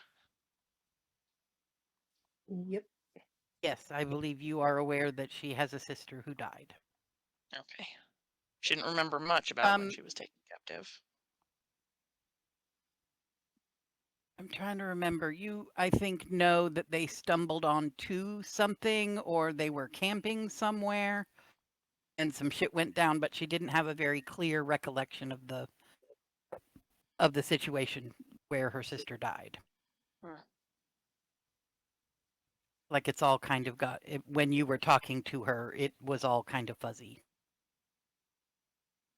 And, Okay. it must have been in the dream because she was exhausted and already feeling a little mentally drained and struggling to keep her shit together while she was talking to you. So just to the group, if I've got spell slots left at the end of the day, because learned my lesson a couple days ago with 2 failed death saves on the beach. No third level spell slots at that point. That I'm not going to waste my spell slots right now, but I might try to reach out to her tonight and just try to start gaining her trust before I start just random voice in her head interrogating her about where she is.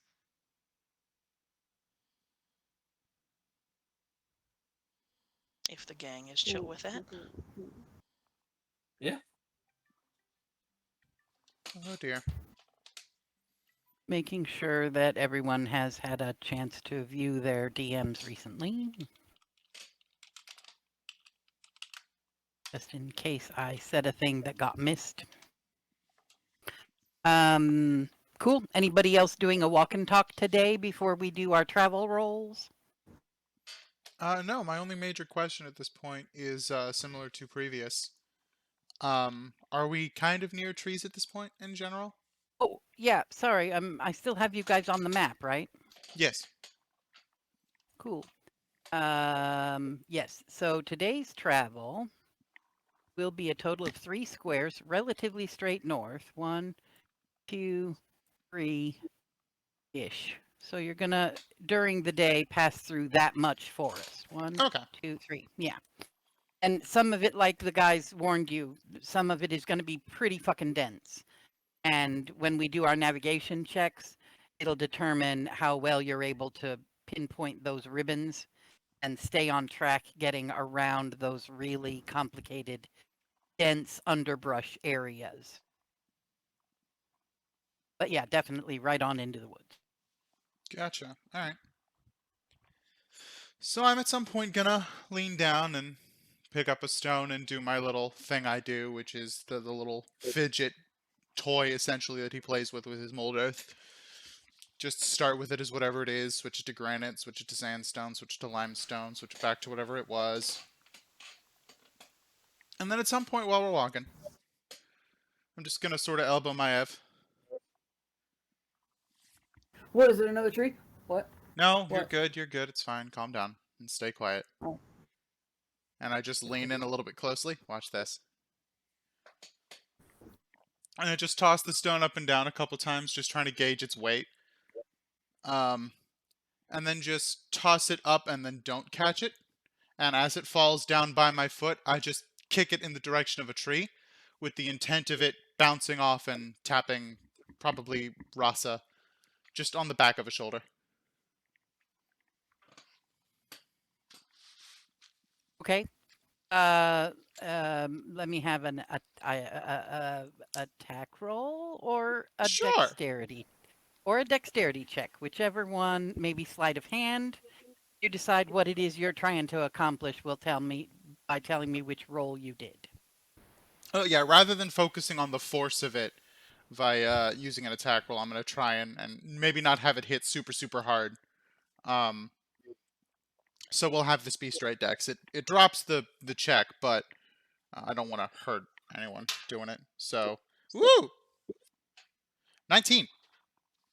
Okay, so 19 as total. you're strolling along, Rasa, you feel this clunk on the back of your shoulder. Just a little pling. Do I have? I'm not entirely sure if I know what the marching order is, but I would know that they're behind me. Yes. Oh yeah. Yeah, if he's pulled Maiev aside to conspiratorially show her what he's about to do, they would be behind you so he could hit you in the back of the shoulder. What the heck? Huh? What? Huh? Confused Unga Bunga. Like that's pretty much Maev's face. And she's just gonna kind of shrug and slap Foggy on the back of the head with her mage hand. All right. Just rub the back of his head. All right. You know what? That's fair. So it becomes by that behavior, is it now obvious to Rasa what has happened, or does she need to do an insight check? Or Foggy, are you just, throwing your hands up in the air, yep, it was me? Or are you still trying to keep the ruse that it wasn't you? I'm gonna try to keep the ruse that it wasn't me. Okay, Rasa, let's have an insight check. And I suppose that's... Oh, Jesus. I suppose that's deception from me then, yeah? Mm-hmm. Oh, boy. Let's get that going with my, my totally great deception score that is definitely not +0. Oh, boy. 18. So you turn around, Rasa, and you're like, I need to know what your reaction or mood is to it. But you are not able to discern immediately what actually hit you. So is the meme in the chat accurate or She's annoyed. annoyed? Okay. And if this was either one of you, just remember you're picking on the one that literally flicks a weapon out of thin air without anything in my hand to begin with. I mean, yeah, I'm aware. I suppose. And Maiev is just gonna kind of look over at Foggy and be like, "What was the point of this?" He'll drop the ruse at this point. I mean, I mostly thought it would be funny. But, I mean, clearly I've... Snap. Yeah. I apologize. It's funny to flick. I mean, it was kind of cool how you bounced it off that tree, but I mean, yeah, yeah. she makes fiery axes appear out of nowhere, dude. Yeah. Yeah. Do whatever you want. Just maybe pick another target. I mean, fine. Sorry. His shoulders are just going to be low for the rest of the day's walk. I would need also from Foggy in the moment that he is being chastised by Rasa, one of those. Oh, a I correct check? think it's a wisdom saving. Yeah.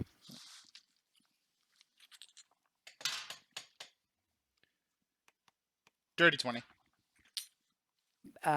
Yeah, so he is completely under control, not angry in any way, even quite possibly laughing his ass off in a doggy way at the fact that you just got chastised and at the fact that you pinged Rasa pretty good. All right. He thought it was funny. Okay. Creeping through. Any what?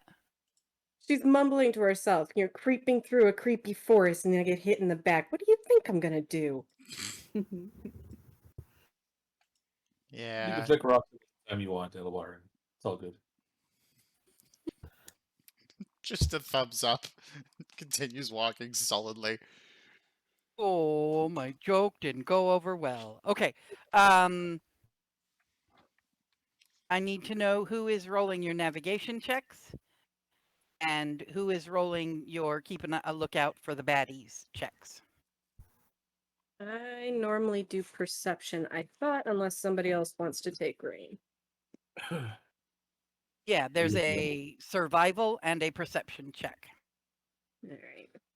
I don't remember if I'm supposed Perception to do is the survival. 26.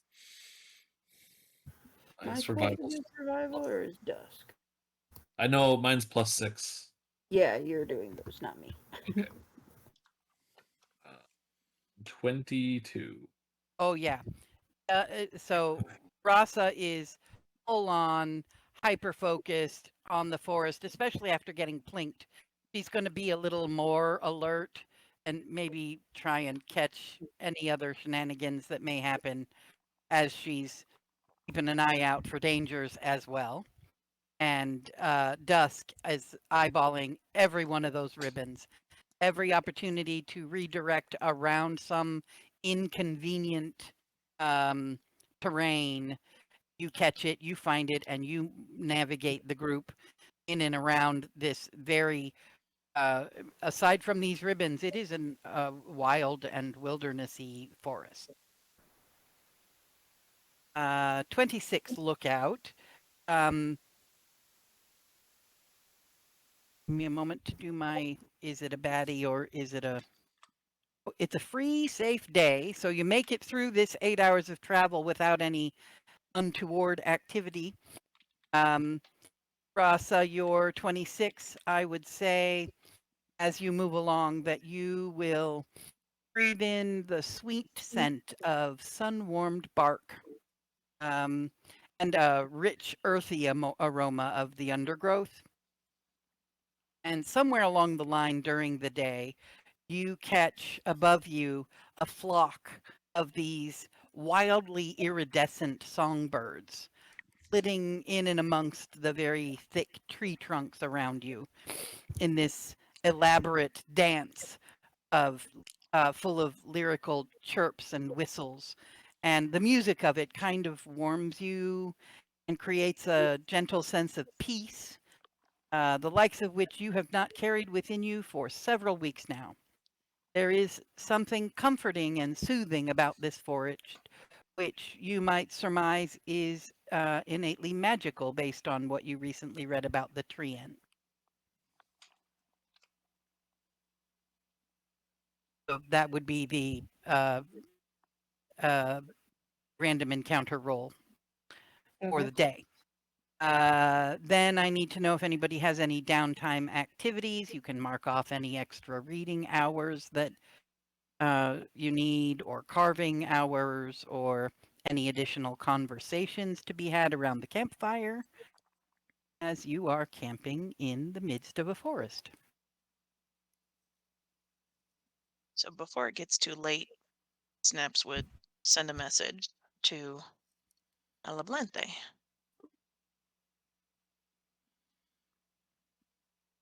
Let's see.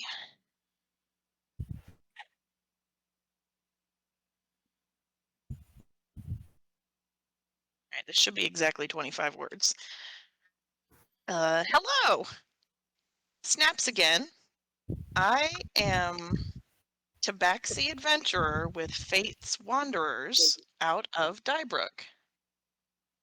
Who of our number took Amethyst Oath?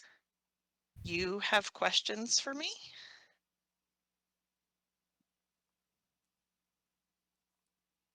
There is a delay. I'm basically trying And to introduce myself more, yeah, let her know who we yeah. are and that we're good people. And what you get back is I need somebody else to count my words. I will try to speak slowly enough for that to happen. You okay? Oh my. Alablanthi, Ingelva, my sister. Oath? You took the oath? Hi.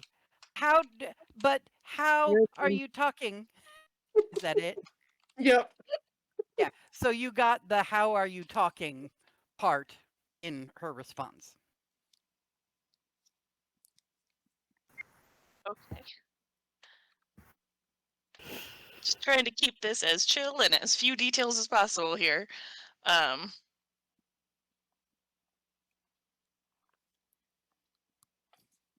You introduced yourself. Did you ask a question? I She asked if was- she had questions for me. Okay, cool. So I'm just gonna keep it light and breezy here. No details about the fucky dream. Okay.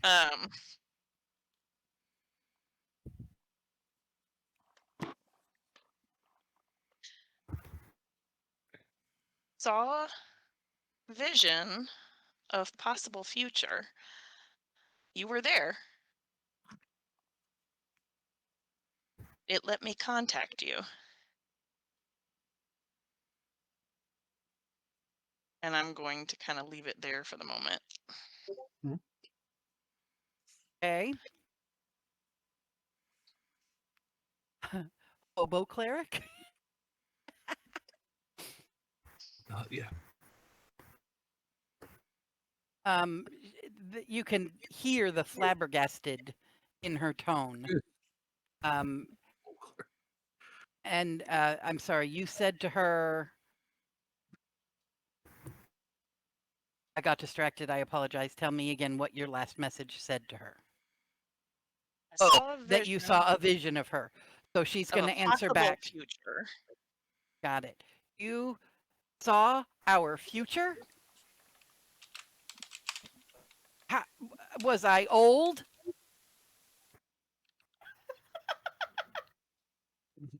Did I have kids?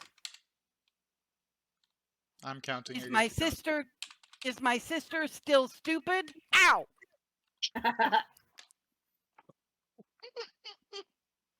You keep going. Oh.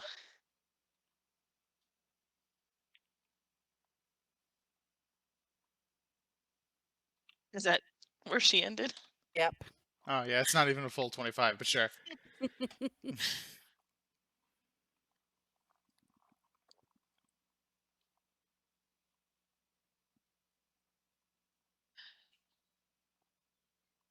Let's see. Yes. Role playing. My wife heard me go, ow! And came to check on me.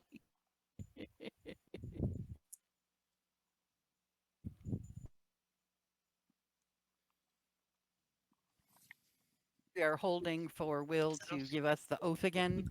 Find it. It's like I don't remember where I wrote it down, but it exists in. There it is. Yay, thank you.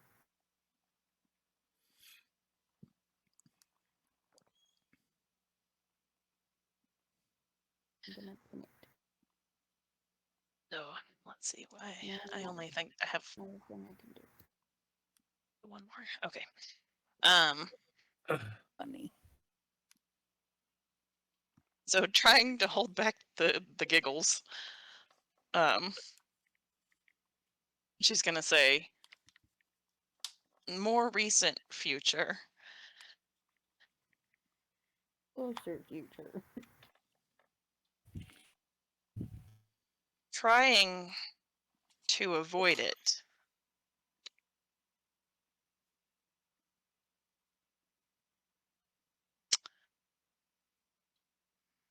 Where are you now?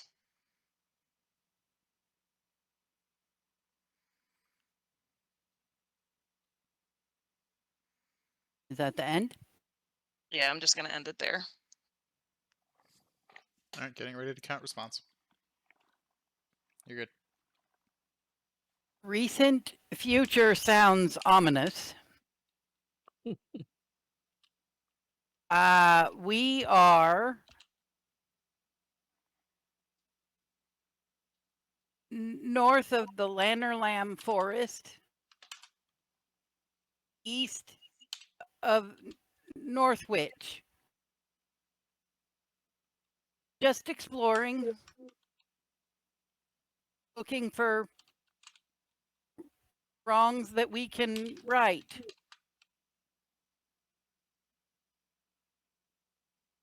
Am I in danger? Am I cut off?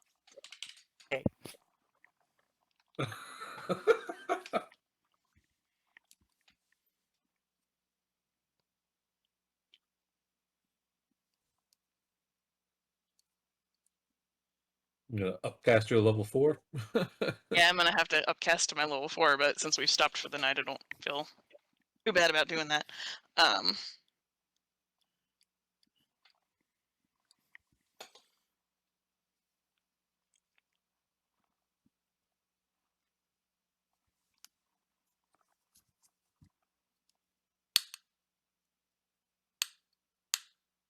she stopped at MI.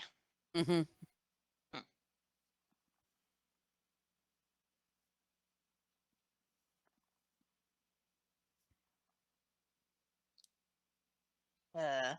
And now we are recording our sessions. We can convince Gregory to transcribe these messages for you. Oh, Well, I the haven't early been ones that I knew I was gonna transcribing. I'm say, I just knew. counting. Oh, But you you- mean with the fact that I'm Yeah. recording it, I could. Yeah. I can transcribe these down if I. Yeah. Cool. Sorry, Snaps, go ahead.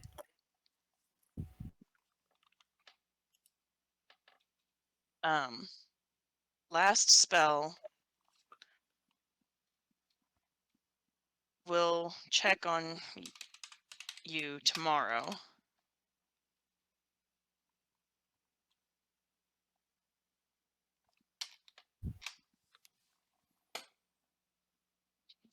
And she kind of does pause for a second and just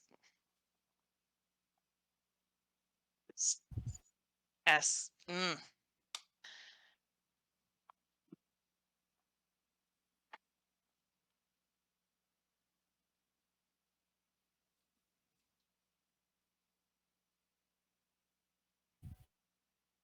and then she's just gonna say,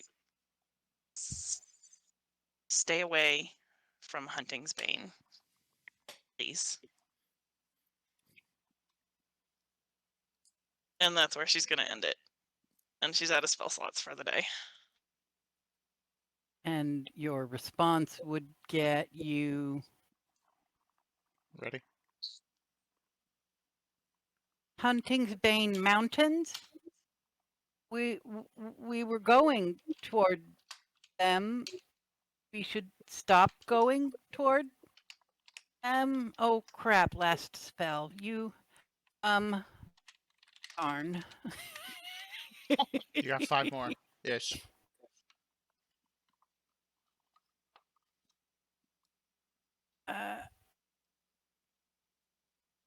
Are you pooping? She's pooping. She is pooping her pants, trying to figure out where do we go if we don't go where we were going? I don't know which way to go now. I don't know which way is what Yeah, you'll I get. don't know which way is what you get. And then, yeah, she's gonna just hear silence in her head for the rest of the night, at least from Snaps. Okay. Cool. Anybody else doing any other things before you lay down and go sleepies? Yeah, before I cast the dome, I got some sending spells to burn. Son of a Mhm. bitch. Let me open Notepad up again. Again. So first one's gonna be the Balbaros Green Veil. Okay. Dusk's gonna say, Balbaros, Dusk again. Your people defeated the Fomorians. Do you know any old stories of how they were defeated? Don't ask why I'm asking. You have exactly one word left. Poop. Do you really? No. Okay. No. I'll leave it be. Love you too, baby. Sorry, my wife is going to bed wishing me a happy birthday and kisses and stuff. Well, Okay. Happy birthday. Oh yeah, by the way, it's my mom's birthday, guys. Oh yeah, we should probably make that clear. Forcing women to D-Day is birth. slavery.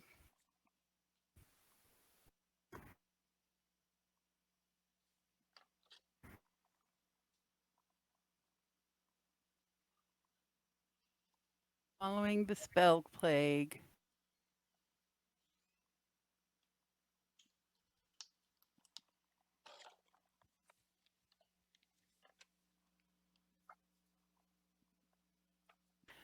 Okay. I have to apologize. I don't know how much he will know in particular. I will say, and Gregory, you're going to count my response, Yep, I will count your words. that give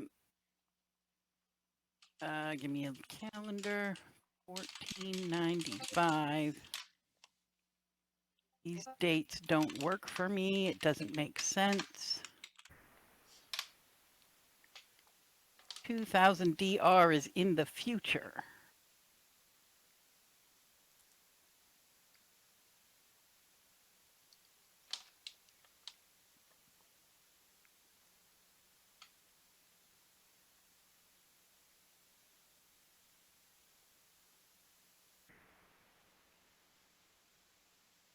Okay. While Dusk is looking up at the moon. Yeah, the source data that I have, I didn't realize has a very strange date dropped on it. If we are currently in 1495 DR at the Wizards of the Coast timeline, the document that I've been reading says 2000 DR. So are It's we minus 2000. minus 2000 DR? So we're talking 3000 years ago. Yeah, you know, Okay, got like it. yesterday. Cool. So he will tell you that his the lore that his family knows. Sorry, the lore.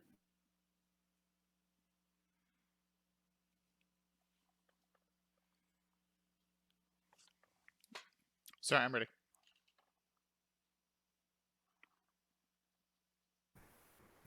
Many, many generations ago, Malar brought Fomorians. There was slavery. It was so long ago.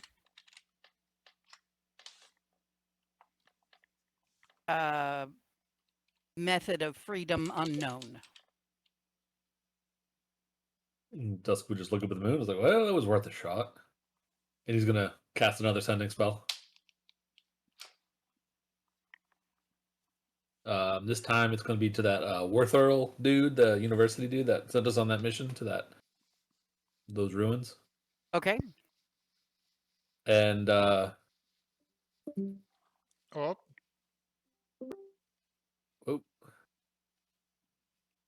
Hi, Ash.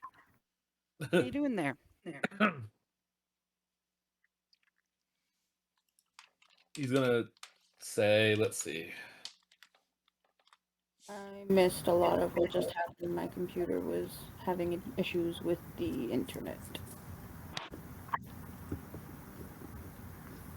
Dusk learned from the Furbolg from the Moonshays that the history involving Fomorians is from 3,000 years ago.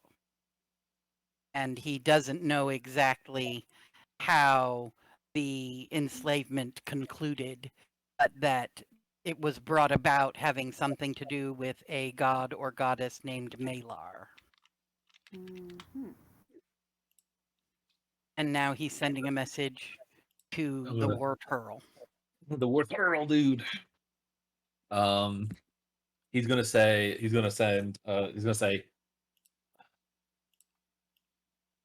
Dusk here, checking on you. Need to know how to defeat Fomorians. Message you. I'll message you tomorrow to learn, and then I'll stop haunting your nightmares. That was exactly 25.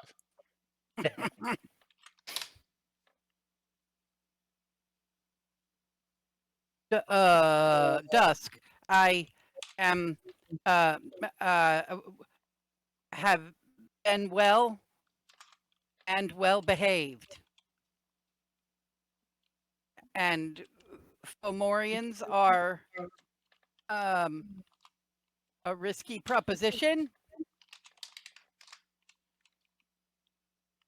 Don't let them look at you. 4 more. Just avoid them. Just. Yeah, that's a good place to end. Sorry. 24 of 25. I might as well And, also start recording how I count these damn things.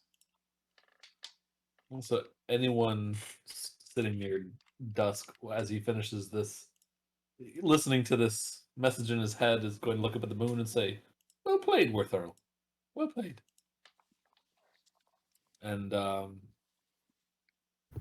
yeah, he'll begin. He's gonna look around and make sure everyone's accounted for, so he can cast his dome. And From what I can let's tell, have you your actually... perception check. Yeah. I gotta have everyone around before I cast it. I mean, this could be happening. What's going on?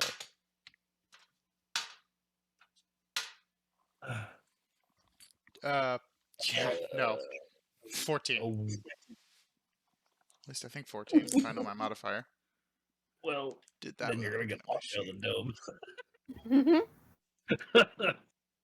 You can set up the dome to say people that are allowed to pass through are members of my party, so she could just walk in the middle of the night.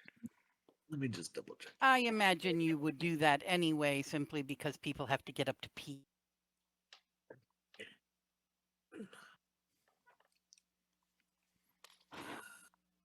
Yeah, I guess it.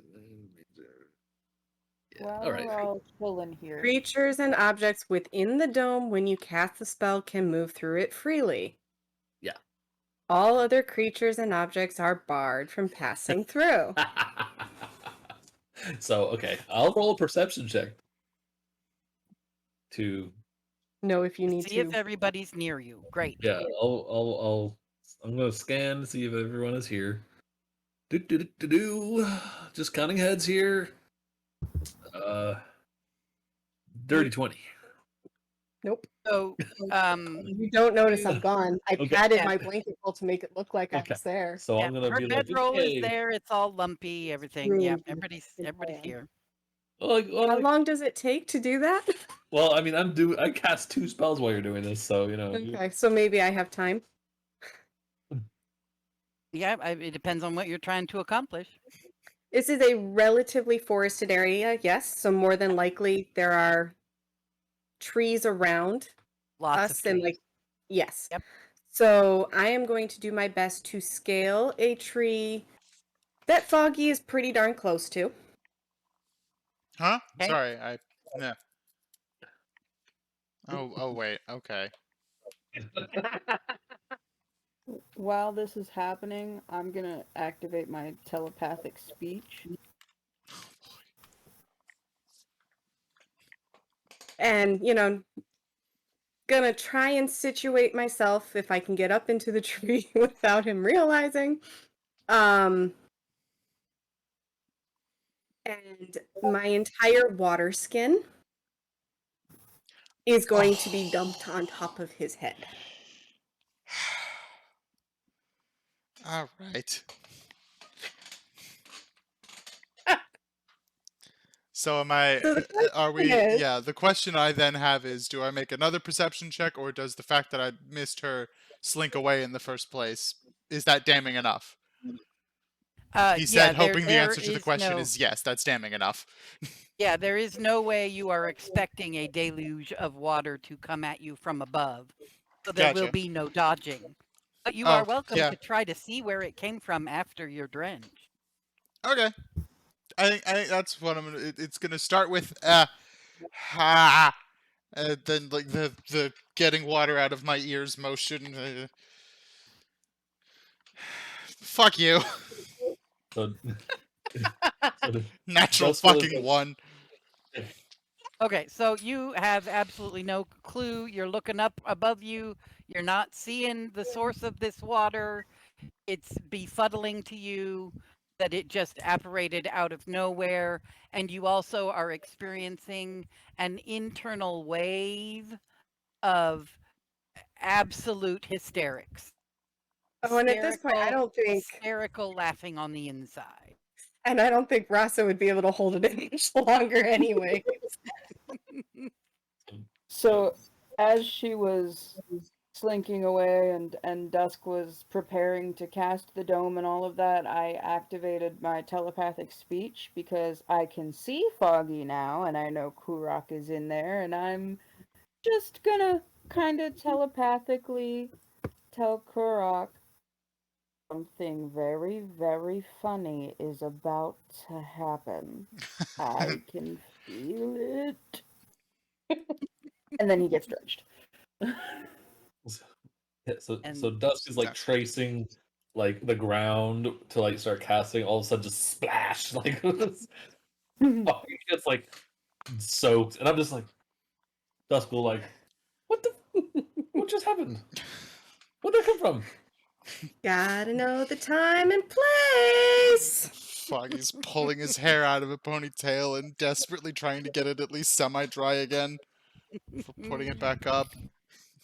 Takes the top part of the gi off and squeeze thing. Puts it back on. Deserved. Like, Starts. oh, yeah, you know, He like well, rubs his hands together and ignites his hands in flame to just try and gently dry the clothing without lighting it on fire. Dusk just kind of goes over to the bedroll and just kind of gives it a nudge, and then looks up, just like, motherfucker. She might be white, but she's awfully fucking sneaky. Yeah, I know. You'd think I didn't notice. Oh wait, I didn't. Could you tell? Like, I made sure that I counted all of you, and I counted all the way to the number we should be, and I was right. So, And then Good- you weren't correct anymore. and she, Uh, Lady Rasa, you would have been locked out of the dome all night. You realize that? It might have been worth it. You would have been like a cat on the outside of a window trying to get into a nice cozy, cabin.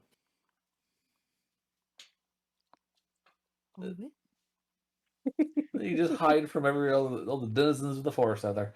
Well, I'm gonna finish casting. Come on down here, and I'll finish casting the dome. I'll come down. You do some sick backflip shit because you're like really cool. No, because I'm probably still giggling my ass off and Fair enough. All right, I'll finish tracing the dome. Boom. Dome goes up. Starry sky. What phase is the moon by any chance? Do you know? I do. It takes me a minute to get that answer, but I do. So if anybody else wants to See what do shit. Sorry, I'm renaming windows here. Don't Global mind me. Cleric, If nice to meet you. Thorn 7. It is, There and we forgive go. me, I never know which way is waxing and which way is waning. But Think of you've got waxing, you're waxing something, therefore you are creating a build up, therefore making it bigger. And waning is like so when smaller. you're looking at an image of a waxing or waning moon, if the moon itself is ovoid and getting smaller, It's waning. it's Moon waning. moves from opposite to how we write, so it moves from right to left. So if the crescent starts at the right, moves across the moon to the left to get full, and then the dark part of the crescent then moves across the moon, and then it's all. So it is on Kithorn 6, the dark crescent is on the right hand side, and it is about a quarter moon is dark. So you've got a 3/4 moon in the sky. We're just past full and starting to wane. Yeah, we had a full moon on Kithorn 1, Okay. and you will have new moon on Kithorn 16. got it. Just out of curiosity. So you'll see the moon up in the sky inside the dome, giving us that mood lighting we all enjoy. Lovely. In the night, I assume you guys will do your watches, but when we are doing travel of this sort, I'm only going to roll once per 24 hours for random events. And our random event this time was that beautiful display of birds. So there will be no random encounter this night. However, you want to role play anything that happens during your watches or downtime in the night, now's the time to do it. We will then have our dream.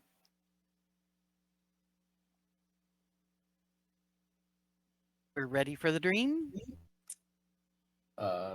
Yeah, I mean, Dust would try to sleep all 8 hours the dome is up. So Try is the operative word right now. right. Yeah. Cool. So, dream sequence. You are realizing as you rise up from the dome, looking down upon yourselves in the woods, that the movement is again just a little more comfortable, not quite as breakneck. You do continue quite a ways north before your flight veers off to the east. You do make your way through the mountains up into from what is like foothills and just snowy, dusted mountains to this cave opening. I was not prepared for another instance of dream, so forgive me if I flounder a bit with your I want to statements. The dream is Considering- relatively unchanged, so if you want to give me I want tos, we'll talk about that. Considering we are closer now a little bit than we were last night, and that last night the dream had more detail than it ever had before, Snaps is going to, from the beginning, again try to invite the Veiled One for a ride along to see if she can see some more stuff in more detail this time. All right, I will let you do the perception check that happened last time again tonight with advantage. Just doing the whole looking at everything as closely as possible to see if you can pick up any new information. Because there was one level of information that you guys didn't roll high enough to get. Well, Marasa's I want to would be to try and pay even more attention to the blurry women, so to speak, just or blurry individuals in there. Okay, the ones that flicker. Yep. All and right. see if I will have both you and Snaps roll a perception check with advantage at the same time.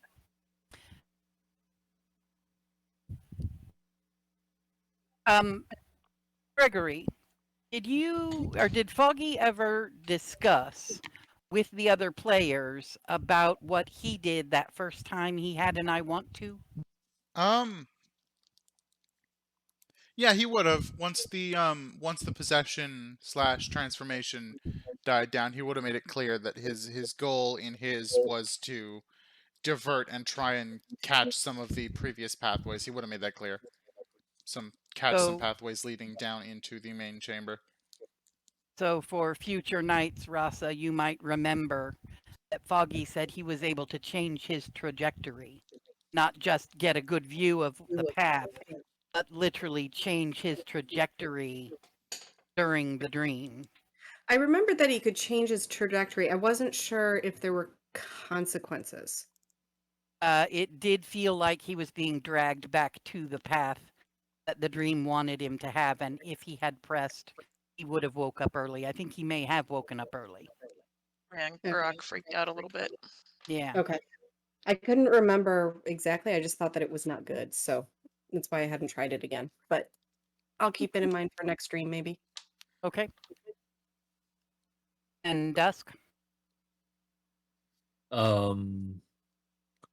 Dusk is going to look for any underground bodies of water, given some of his spells at his disposal. He's going to try and keep an eye out for anything that might be useful for a terrain. Sure, sure.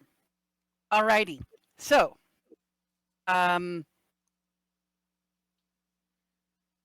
I will say that if Dusk is specifically looking for water, Right. you will hear water trickling when you pass through that room that has the mounds. Out in the tunnel outside of that room, there is water trickling out in the tunnel. And when you get to the big room, there does seem to be a pool of water. Everything in here is damp. And this cavern is pretty huge. It could even have its own weather system and be drippy water in here. There is definitely a large amount of possibility for water, although you don't see a lake or a river immediately in the area. There is water you can hear occasionally, and tons of moisture and puddles and wet areas. Right. What does your natural 20 turn into? Unless you let me do a guidance, it's 25. Perfect. And Rasa's 23. Rasa will this time also see that one female that flickers, that goes from human to half-orc and back to human. And I'll say that both of you also notice, now that it's the second time you've seen it happen and you're looking for it, that it's got dark hair with a gray streak in it. And Snaps will see painfully, clearly, that it looks like fucking Maiev. I was about to say that's a little creepy. And there's another one on the other side of the room, because that's what you were focused on, is the flickering people, right? Both of you? Yep. Yep. Snaps will see on the other side that there's a halfling over there that was flickering, and if you stare at her long enough, it turns into frickin' Rasa. And back to a halfling.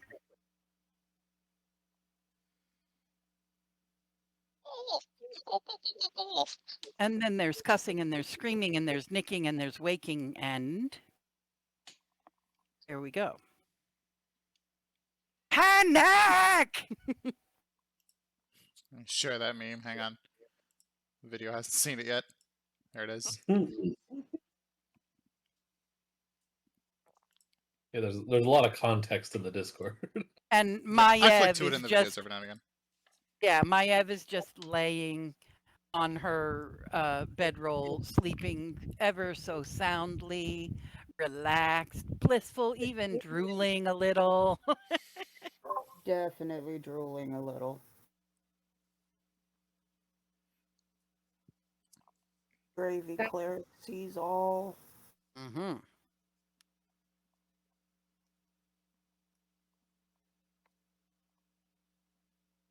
So, do we wake up, or was there something else that was going to happen? Then the dream progresses the way it always does. There's a snick, there's some screaming, Alablanthe cussing, and you're awake. The cussing would definitely continue. And Snaps would kind of wake up with a kind of gasping, choked scream. Oh,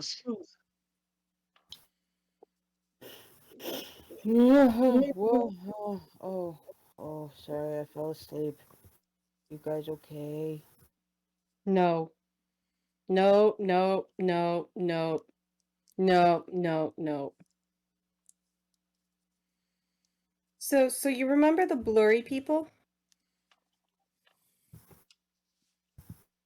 Yeah, what morphed into you? What? Or someone that looked like you? She immediately starts Is grabbing her Maiev leg talking? again. Because I can't hear Maiev. Uh-oh. Maiev is a little quiet. Oh, sorry. She immediately starts grabbing her leg again and freaking out. No, no, no, not like the no. You were one of the women. No. And so were you, Rasa.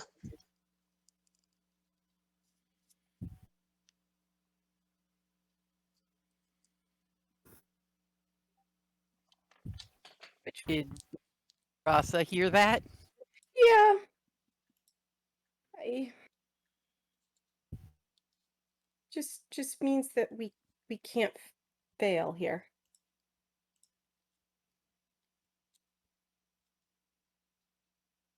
I assume we're all awake and freaking out in the dome at this point.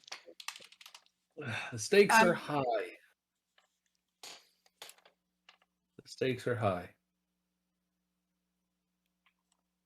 At least for us and for anyone who comes after.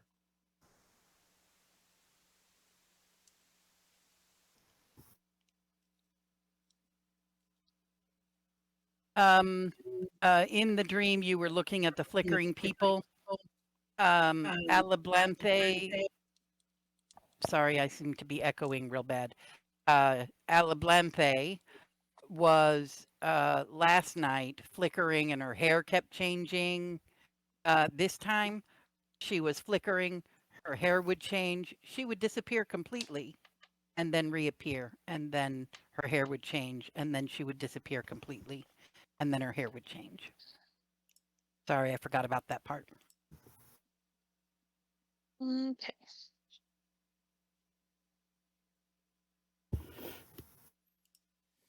Okay.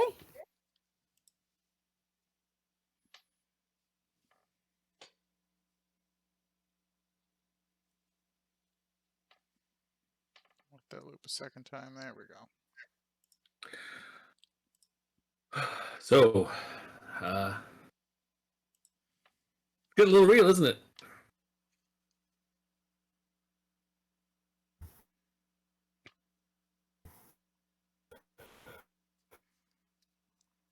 Can't fail. Well, that's the trick. We have to find out how they're being taken.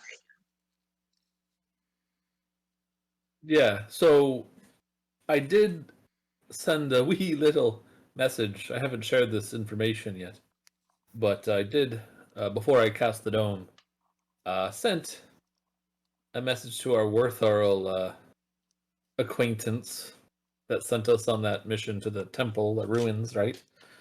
Something about ending the world and all that jazz that we learned.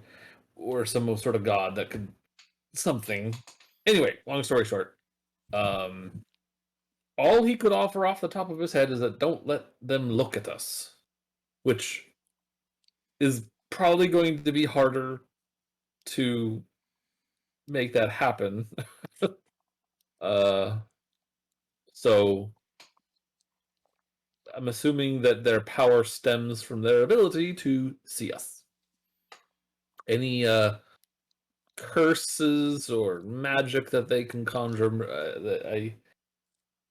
whatever they can do to us, to them or whoever, they have to be able to see. So go for the eyes, right?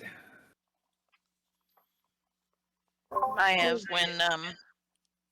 when the thing laid the whammy on you in the dream, was it when it looked at you?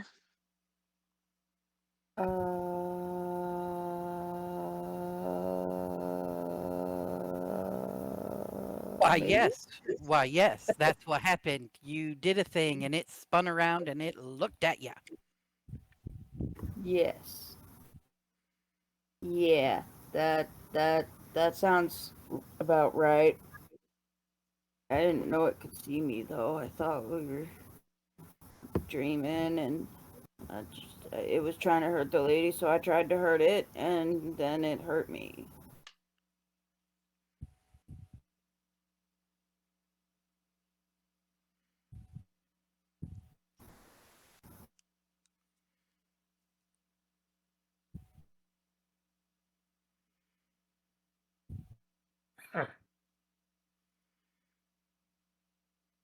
My computer having difficulty with the internet again. No, everybody has stopped talking. Oh, Yeah, everybody's we're just- momentarily panic. It's yeah. Yeah. And I'm trying to be a good DM and leave room for you all to Panic. panic and role play and discuss at table without me just trying to move the game on unnecessarily quickly. Well, I guess it's just going to mean that, if we go down in this deep, dark place, that we go down in a way that doesn't allow that to happen, right? Is that essentially the vibe I'm feeling here? Yeah. So that we don't have to deal with any of our own having that terrible fate happen to them. how do we not get seen? Well, old Dusky here has a few tricks up his sleeve, but it is among the more powerful things I can cast, and I can only do it once a day. For now. And I can only make one of us invisible, no matter what you do. You can, I was saving it for maybe a day where Lady Rasa needed to be really sneaky and could be very effective in combat with this, because when you attack, it won't ruin your invisibility.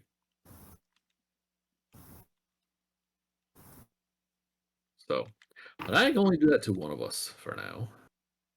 Oh, that button didn't do what I thought it would do. Whoops. There we go. But so I mean that's an option for getting in and getting out for one person, but it doesn't help the rest of us. So unless we can somehow obscure our appearance, but I don't think that will work. These things live in the dark; they can see in the dark clearly. So we're just gonna have to be really careful.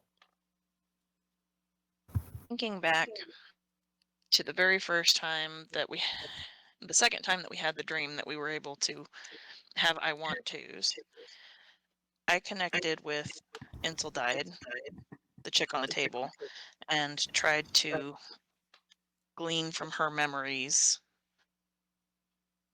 when she was taken.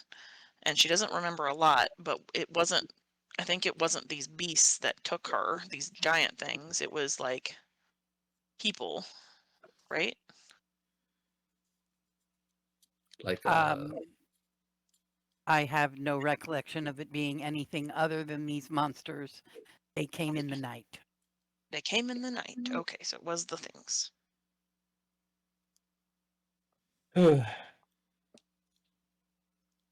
She was separated from her girls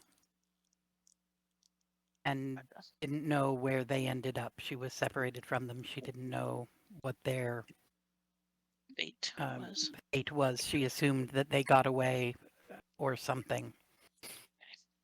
And she begged you to tell them that she was just lost in the woods. She Okay. doesn't want her girls, if you ever meet her girls, she didn't want you to tell what really happened. So these things are raiding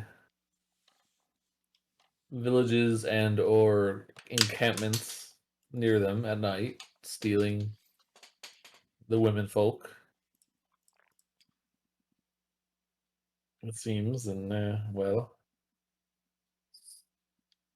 that seems to be the way they operate. The closer we get, the more likely that could be our own problem at night if it weren't for the dome. Not to be like too cautious.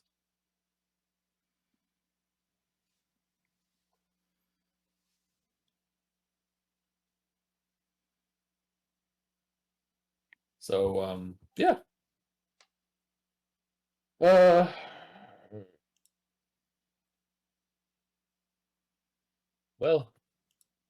basically, we either get in, rescue, and get out, or take them all the fuck down. If it's them that's taking people in the night, maybe we have a better chance stopping them out here when they're extending their reach rather than marching right into their home and trying to get them where they're the strongest. Well, I mean, they're in a cave. You just need to seal them in. Get them out, get the good people out, get the prisoners out. Seal them in. It may at least We buy some know time. tomorrow we're going to reach the Rudanthi home. If the girls are still there, and we know that eventually the girls are taken, maybe we can set up some kind of ambush there Oh, to that's try to, yeah, at least thin their numbers. yeah. So we've only seen 2 in the dream, right? There are 3 in the large chamber, and Foggy told you about the one he saw out in one of the tunnels. Okay, so there's at So least you know 4, for sure but there's at least 4. depending on how many come raiding, yeah, maybe we can thin their numbers. Well, Asa, do Yep. you have any commentary for Snaps as she's trying to figure out how many there are? Based on what you were focused on night before last night, not this night. Yeah, no, I just didn't write it down. But I would give her any and all information that I would have gathered and as best as I could articulate while silently going, "Whoa, what the fuck," in my head kind of thing.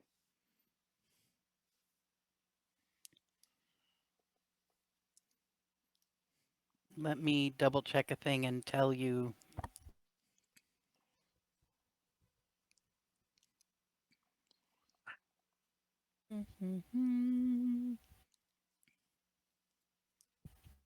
Scrolling.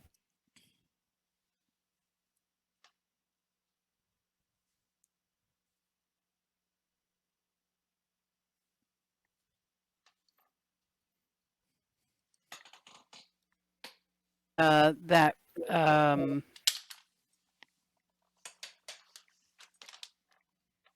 I send you a message. Okie dokie.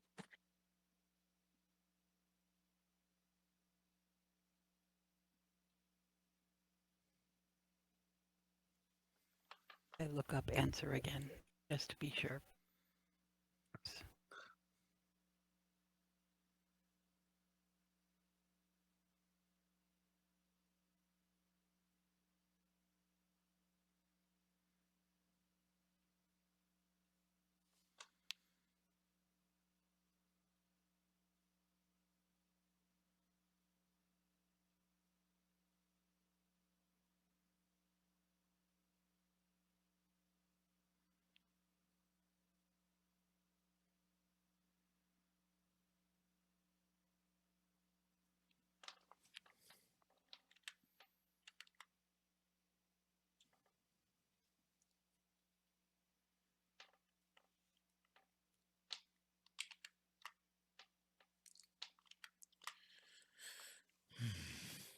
So I would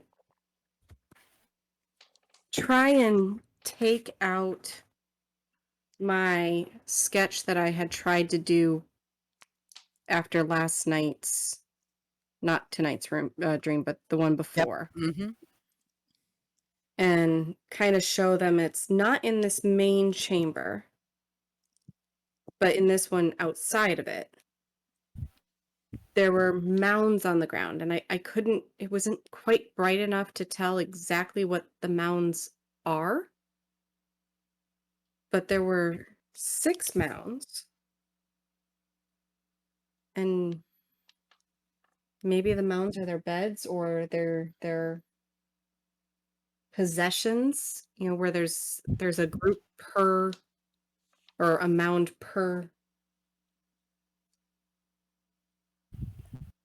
She stammers her way through it basically because she's,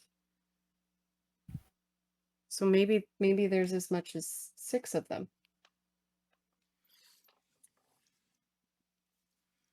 Well, if we can whittle them down anyway before we, if we don't know if Rodanthi will be a target, right? Or do we know that?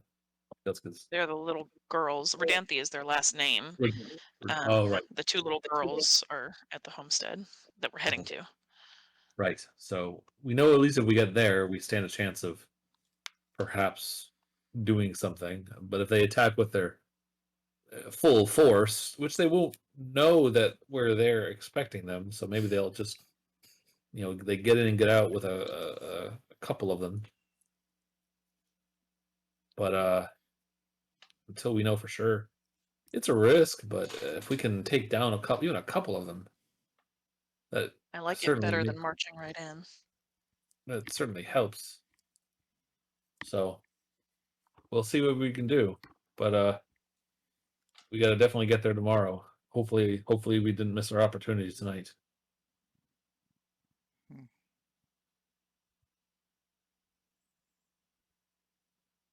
The Flaherty boys did tell you it was a 2-day trek if you don't get lost.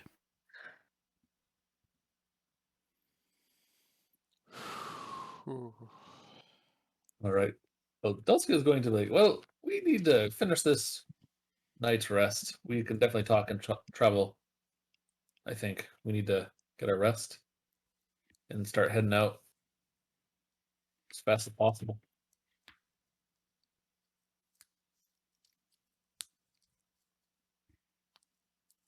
Dusk will roll over and try to go back to sleep.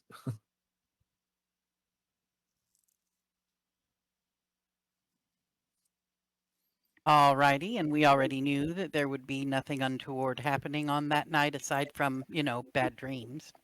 Yep. Can I actually hijack for a minute? Yes. I wanna talk with Kurok for a minute. Okay. So I'm gonna try to explain to you a kind of esoteric concept, and you're not gonna really be able to communicate back in a way that I can understand. We know this already, but I'm just putting it on the table. Exactly. Yeah. That's the. Yeah. Let me share that with the recording, because yeah. Yeah. Definitely an issue that I'm having. Wait, what? Wait, what? look in chat. Snaps has said that I have to now be awake for the rest of the night with everything we just discussed in my head actively. Okay.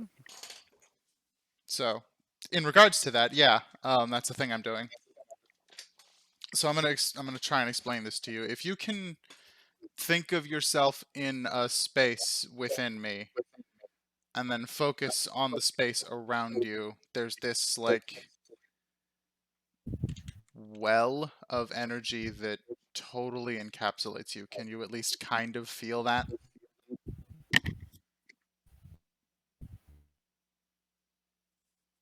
Oof. Affirmative. Yeah. And it's slightly denser the closer it gets to you. That is made of an energy called ki. I am temporarily going to turn down Dusk Rasa because it is causing my voice to echo on my end. Anyway, moving on. It's sort of a cage, as it were, that I have kept you in, and it was what I learned from the dude that beat the hell out of you when you first met him, for the purposes of keeping you in check. Yeah, I know. You're gonna get a little growl as you mention the guy that beat the shit out of him. Yeah. And then he audibly hears, as in the real world physically I snap, and the innermost layer breaks and vanishes. You've given him elbow room? A little bit of elbow room, yes. Okay. Okay. The outermost layer that is there is going to stay permanently. It has to. It's what will enable me to still be able to see if I give you full reins over the body. But with knowing how serious this is getting and how much I don't want to see any of these people hurt that I have pulled into this little group that we've created, because the whole reason... Oh. That's fine. Zali is eavesdropping. All right. We'll continue then. The whole reason any of this group of people is together and even tangentially related to this threat is because of me. And I want to make sure I don't get any of them hurt or killed. And What's because of you? I'm the reason we're an adventuring party.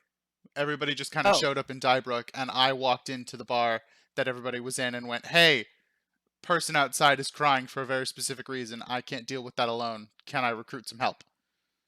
Got it. And Okay, from go that ahead. day forward, we were an adventuring party. Anyway, so he continues on to say that I don't want to see any of these people hurt or murdered because of some shit that we aren't strong enough to deal with. And a big part of why you are not as strong as you could be right now is because of that cage that's around you. And I'm gonna work over the next probably these next 2 days, and hopefully I can fully dismantle it in that time, save that last layer, of just getting you out of that. Because I want to see these people safe. I want to see people that aren't strong enough to keep themselves safe kept safe. And I'm reaching a point that I don't think I can do that without you. Does that make sense? You get another affirmative woof. All right. I will work on slowly deconstructing this thing, and eventually it will reach a point of me being able to just give you the reins on the body and letting you do what you need to do. But for now, if you'll be respectful of the fact that I want to take baby steps. Thank you. You do feel that an anticipation prickling under your skin along your spine. Mm-hmm. Your fingertips are a little itchy. There is definitely a little bit of a stretching and testing of the limits happening. Yep. Within those layers. And you are finding in that moment, as that stretching and testing is happening, that you are getting to a place where you could just let it go if you chose to let it go and let yourself feel 100% of that rage that you've been bottling up. You're feeling confident that soon you will have enough control to be able to just open the floodgate and not be fearful that you won't be able to close it again. You can almost feel that on your horizon. That would be level 8 for everybody else who's eavesdropping.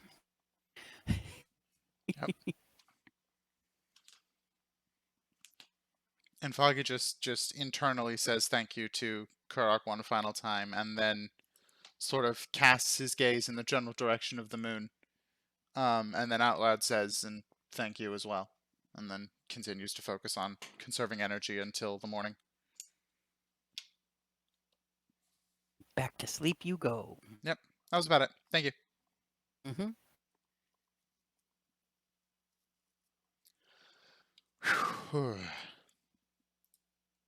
Anything more or else before everybody goes back to sleep and we wake up in the morning?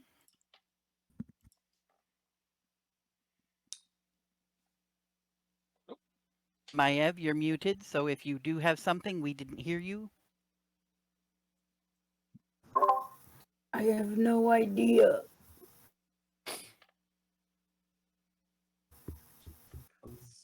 So Maev's just going to go back to sleep? Or that's just. I mean, she's probably gonna work more on her tattoos because now she's got all of that stuff floating around in the front of her noggin. So she's gonna try to, add to the tree ant that she's started, and then eventually fall asleep. Okay. I was seeing Will and Sarah's microphone blipping, but I didn't hear them. Maybe background noise, puppers. I'm playing with the echo, trying to get it so it won't echo so bad. It is periodic. I will say it doesn't happen constantly. Okay, now everybody can say hi to our visitor, eavesdropper. Hi. Hi. She is Hello. confused. Girl or girl? D&D. Quit being nosy. Yes, you've arrived on an evening when everyone has just realized that the shit that they are charging steadfast, headstrong directly towards is some serious shit they're not ready for. Based on the reaction I'm seeing in the general chat, that's kind of what I picked up on. Yeah. We done fucked up. Just a little bit. But also, Rasa is in the party, and she's not willing to pump the brakes, so to speak, because you don't know what the timeline really is and how much time you have. There are littles involved. There be children's involved. We Oh took an boy.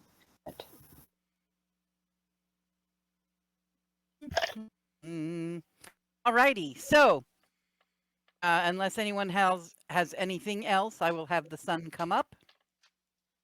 And during the morning preparations for the day, packing up your bedrolls, Dusk and Snaps reviewing and adjusting any spell work that they need to have prepared for the day. I need a wisdom saving throw from Foggy, please. Yep.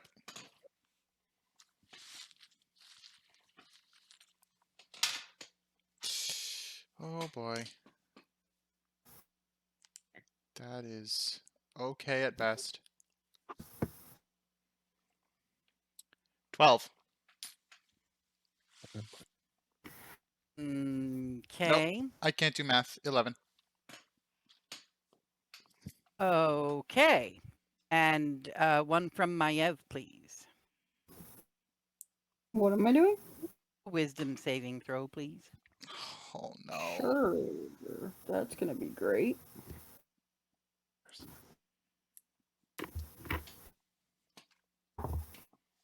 Yeah. Solid 6. Fuck.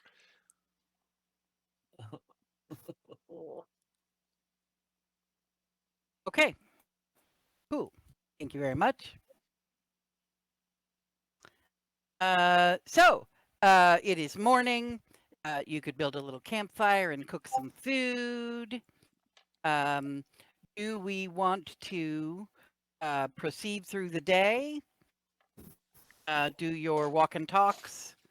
I have to decide what I'm doing with this. I'm going to decide this is a... Oh. Can we actually have you be quiet for a second, Mama, and have Maiev and everybody just like one-on-one talk for a minute? Yeah. Because for some reason, Snaps is still struggling to hear Maiev, even though I'm hearing her fine.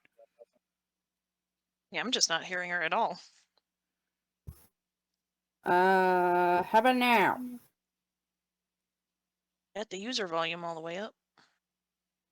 Is she still totally silent? Mm-hmm. Eh. I could hear her earlier. Try leaving the channel and coming back. Yeah. Okie dokie. Darn you, technology! How about now? I can hear you now. Alrighty. Okay. Discord got a little Um, upset. Well, luckily, someone's been recording the session, so you can watch it back and catch anything you may have missed from Ashley Burris. Correct. And I have gotten... Oh yeah, I might as well show off that GIF that I...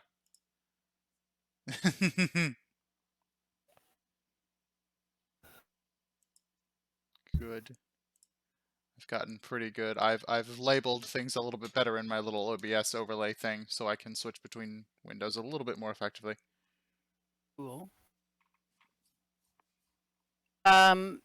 Snaps, recap for me your last instruction to Alablanthi while awake was avoid Hunting's Bane. Yeah, stay away from Hunting's Bane, and then like just a pathetic little please at the end. Okay. Cool.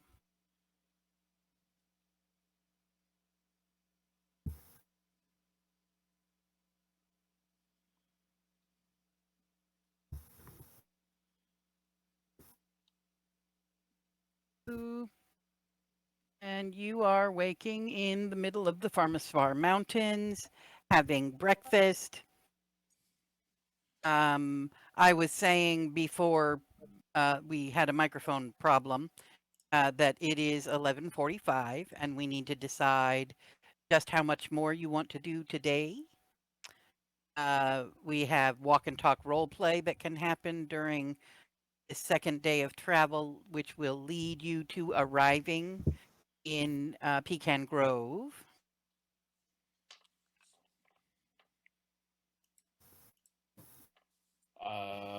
I think we're good to go for a little bit longer, yeah.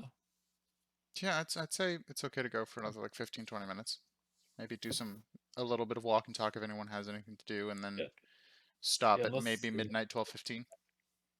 Yeah, we can probably get ourselves at least through the day, unless something happens in between. Okay. So morning chit chat, breakfast is served. When you are ready, I will need the perception check for the day and the navigation check for the day. 6. Dirty 20 for Dusk. We're on the survival. Okay, yeah. So those ribbons that you've been following, again, this whole day, you're going to have no trouble tracking where you need to go. 21 perception. 21. Alrighty. I would appreciate it if there is going to be any walk and talk conversation activity in the first 4 hours of the day, now would be the time to do it. Mm-hmm. Not ominous at all. No, not at all. Snaps is definitely subdued after last night. Yeah.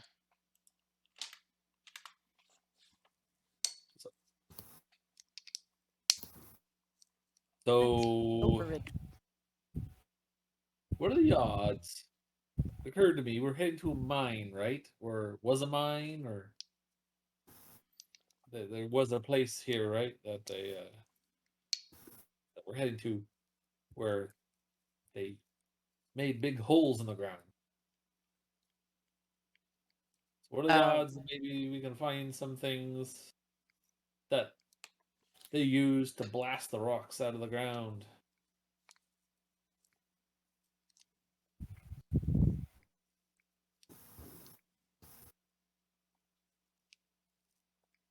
Because that's one way to make sure that these things don't get out, even if we don't.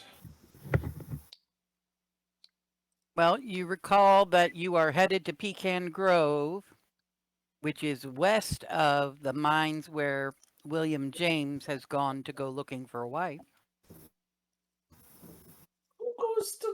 Wait, it just out of the side. Do you know? Remember the guy that went to the mines to find a wife? It still boggles my mind that a young man would go. I'm gonna go find me a wife, and I'm gonna go to a mine to find a wife. Does anyone else? Does this strike anyone else as weird? I meant to ask about that and I didn't. Is it? Is there like a social opportunity where bachelors can find some potential suitors Well, it while seems like digging the earth? there are a lot of little homesteads dotted around this area. Maybe they all meet up at the mines for. Maybe that's code for. Or like, yeah, maybe it's like not really a mine. Maybe it's a code. Oh yeah, snaps. Maybe that's it. It's like a code word that they're telling their parents. Oh, I'm going to go to the mines. I'm going to put in an honest day's work, and really they're kissing in the mountains like a bunch of clandestine teenagers. The weird little lover's lane up there. Clandestine is a big word for dusk. Really hard to dumb down dust vocabulary. Next character I play is going to have high intelligence. God damn it.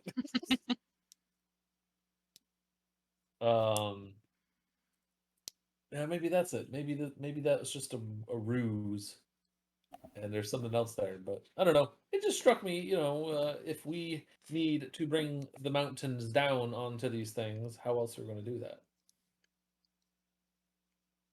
Because Maybe we poke around Pecan Grove and then, depending on what we find there, what we Honey? learn, maybe we check out the mines. you And could pass around enough dynamite to give each of us a way out, as it were, to make sure you don't succumb to those creatures. As grisly and morbid as that is, but that's an option. Mhm. I'll be the first to do it. Make sure you guys get out if I have to, but that's if we just happen to find ourselves in possession of some, high explosives. I thought we were gonna go get honey. Well, yes, of course. Periodically walking directly into trees while looking at her compass. Maybe Look, we it's can, telling her to go north. That's where she's yeah, going. yeah, we can pick up some honey and we can lay it down and catch them in a giant fly trap. Maybe that could work too. I imagine by the time you folks get to Pecan Grove, that Maiev will have a big old goose egg right in the middle of her forehead. No, it's probably like more along the hairline. Okay. Because looking down at her compass, head first into a tree. Yeah. Repeatedly. Yes, several times. I have an intelligence of 8. I know what I'm doing. I would imagine if Rasa saw Maiev walking into enough trees, she would start walking, basically holding onto her shoulder or something to start yanking her one way or The first couple times, Maya's definitely gonna be like, no, north is this way, and still end up walking into a tree. I forgot. This morning, Rasa, when you woke up, yes. I believe that would be this morning. Oh, Last night yes. was the water. Yep, last night was the water. When you woke up this morning, your blade was already assembled in its sheath. Fun. Mm.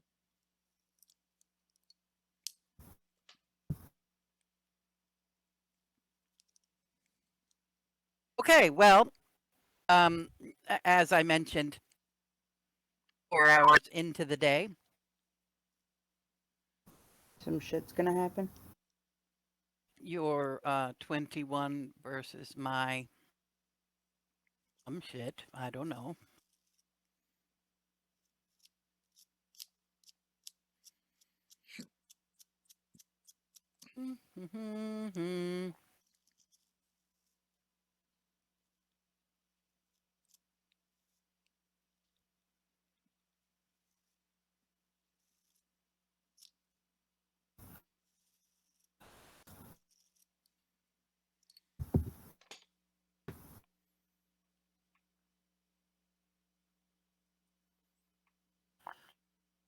Deception, persuasion. Stealth is based on deck. Here we go. Oh, great. 21 versus 21. Meets it, beats it when I'm doing stealth versus persuasion. Who wins? Perception. Yeah, sorry. Stealth versus perception. If it's a tie, do the sneaky sneaks or the paying attention win? Oh boy. I think in the cases where if the stealth is the DC and your perception matches it, it's like if it were a saving throw kind of situation where if you tie, I think it goes to the victor. And The we're victor the goes to anti-heroes. All right, to the victor, to the perceiver, the victor. What the Okay. hell does that mean? I mean, Cool. basically, what I'm trying to say is that it's a successful roll against the deception. Alrighty. So I would say then about 4 hours in. So you have moved on the Hold on. objects and tokens. I'm reading one situation where someone says it's a tie. Well, when it's a true tie, it's supposed to things remain as they were before the check occurred. A tie means they succeed. Yeah. Okay. Yeah. Means the That's perceiver succeeds. right. That was my gut Yeah. check. Is that it's like having a DC for a any other perception check. Yeah. A tie succeeds for the perceiver. So we'll say that I'm trying to remember what I did a thing.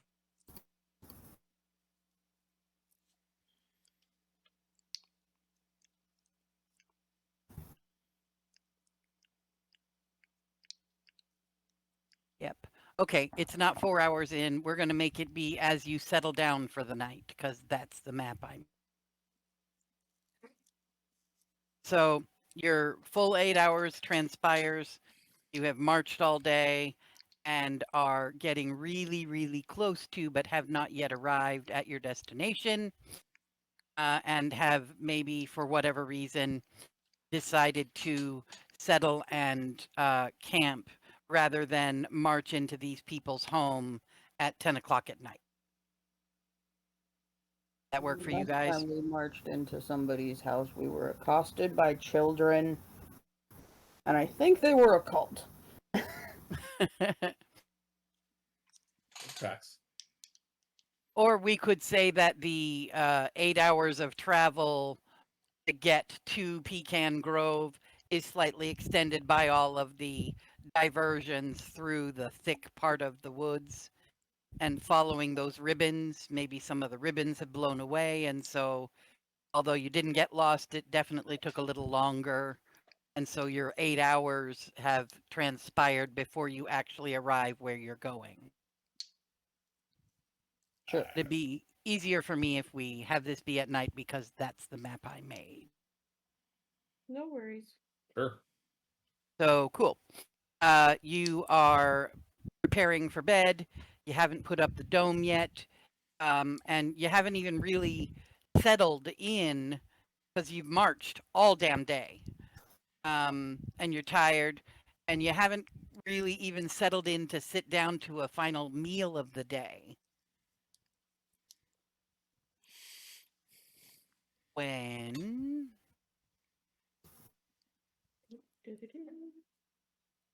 hope this isn't fucked up. Do we have you on a map?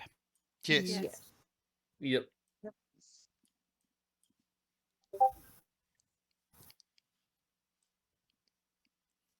And Rasa is the one who's like doing the lookout, pay attention thing all day.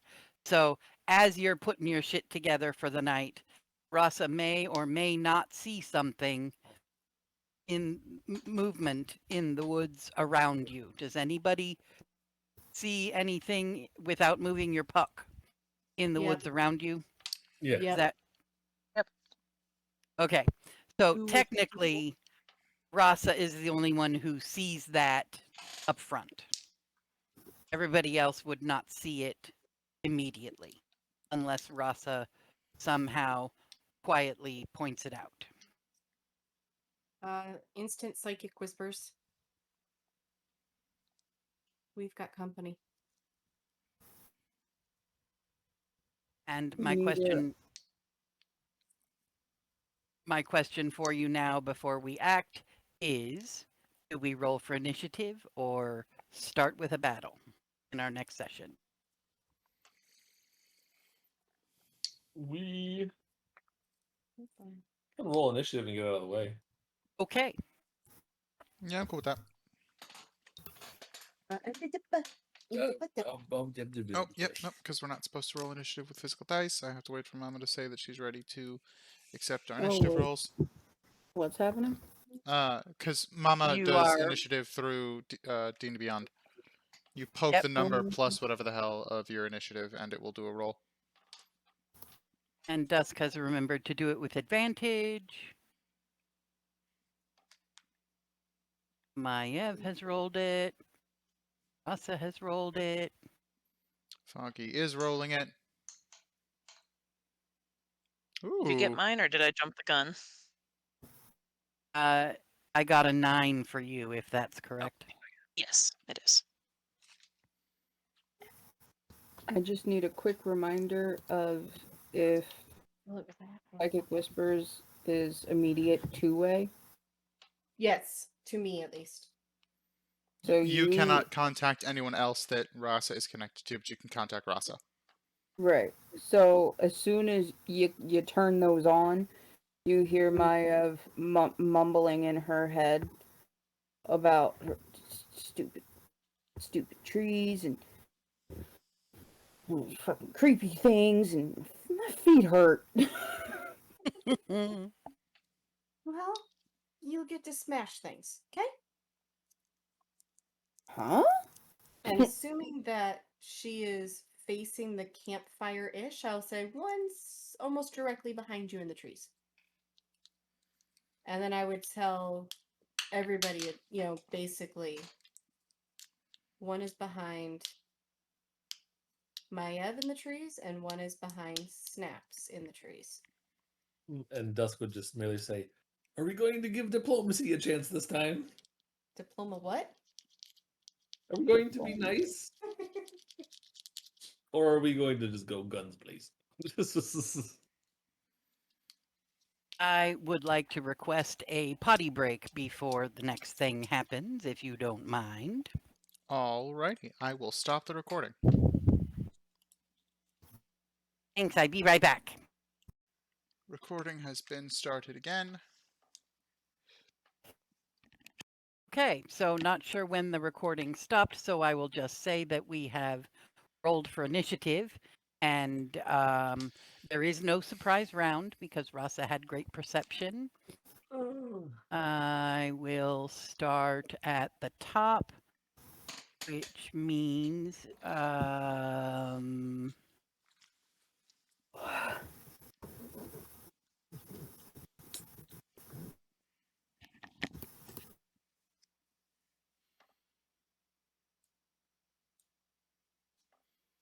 two plus 6 is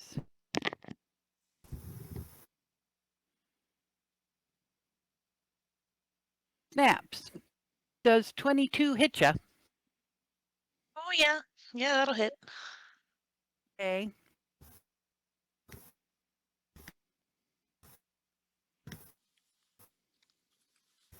I should probably make sure that I've That would be 12 bludgeoning damage for snaps from a Okay. completely unknown source.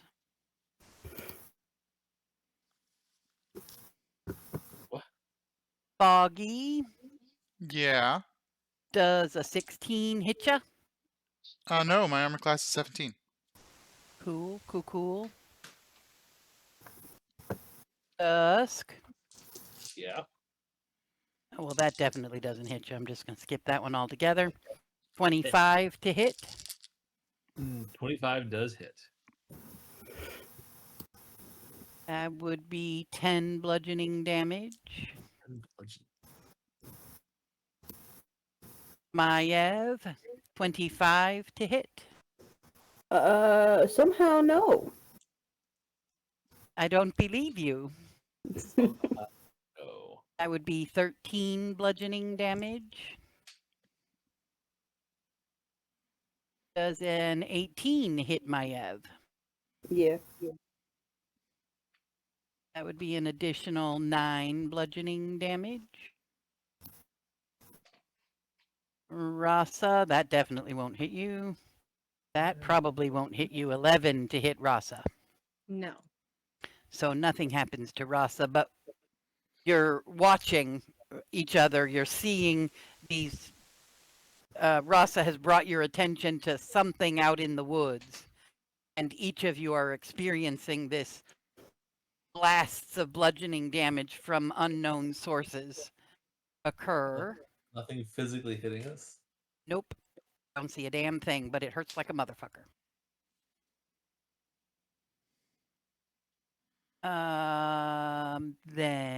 Then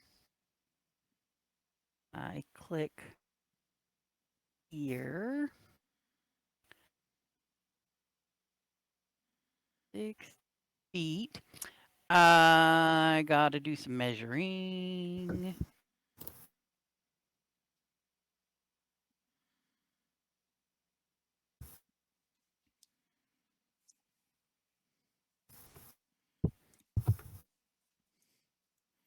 Maiev, I need a wisdom saving throw, please.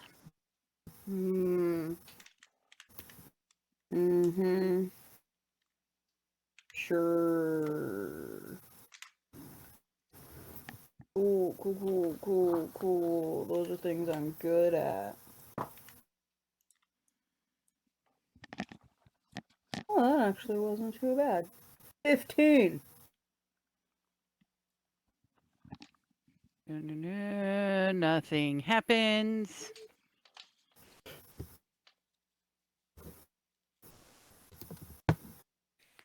You did hear some muttering out in the bushes, but nothing happened. Snaps, I need a wisdom saving throw.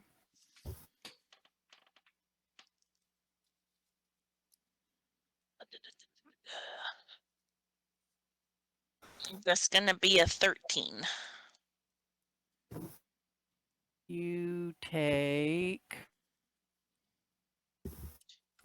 Well, thank you. 12 psychic damage. No, thank you. She And just gets, huh? so she just gets hit by something invisible and then just doubles over clutching her head, apparently. Clutching her head. You did hear murmuring in the bushes behind you. Okay. Okay. And you also will have disadvantage on attack rolls Okay. until the end of the bitch in the bushes next turn.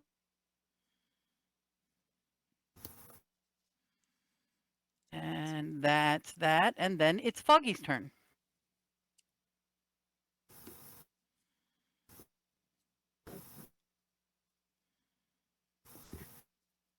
Hey, Foggy. Are you muted? Hmm? Hey, Foggy. Hi, sorry. Was How are reading a you? text message. I'm Ah. probably not doing great considering you need my attention. Yep, it's your turn. Oh, apologies. Okay. So, some shit's happening.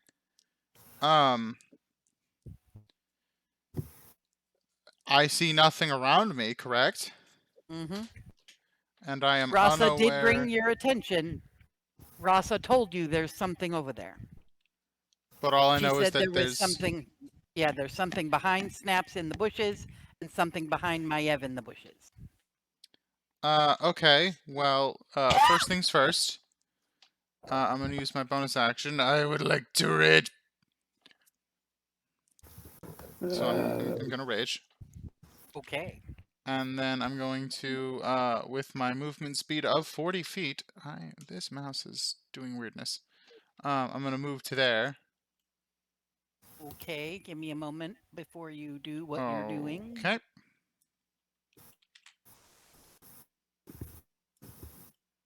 Yeah, that's about where I was.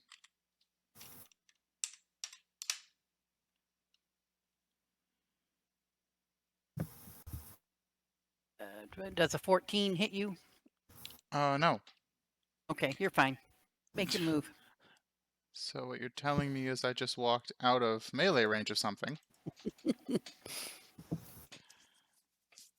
That's a pleasant notion, and considering I'm unaware of it, because it missed, I just sort of left it there directly next to the two clerics. That's gonna be fun in a few moments. I'm gonna take to. Do I have to do some kind of check to find this thing, or did getting kind of close reveal it to me? Did I not turn on the special fog of war situation? No, I'm noticing that there is like something physical here that is preventing me from moving through it, but I could still see the entire map. And Oh, so I guess I didn't see, turn on dynamic lighting. seemingly not, because I just kind of beelined for a thing I can see. Settings, dynamic lighting, on. Save settings. That make more sense? This makes a little bit more sense. Okay, Rasa, can you still see both of them? Nope.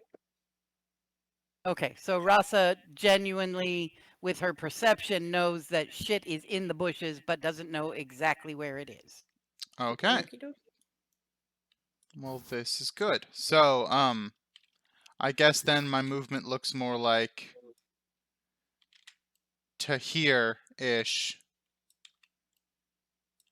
And then from there, I do kind of have an inkling that there's something there. I do have a smidgen of a token is visible to me. Okay. So I can then get there. Okay, so it's still not entirely... Sorry, my token did weird things. There we go. So I'm going to be there, and I'm going to make 2 attacks at this person. Okay.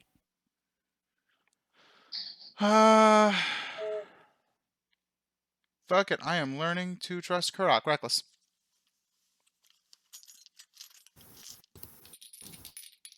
Yeah.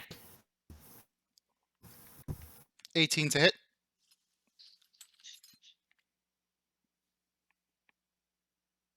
Failing miserably with my functions. Yes, that definitely hits. 5, 6, 7, 9 points of bludgeoning damage.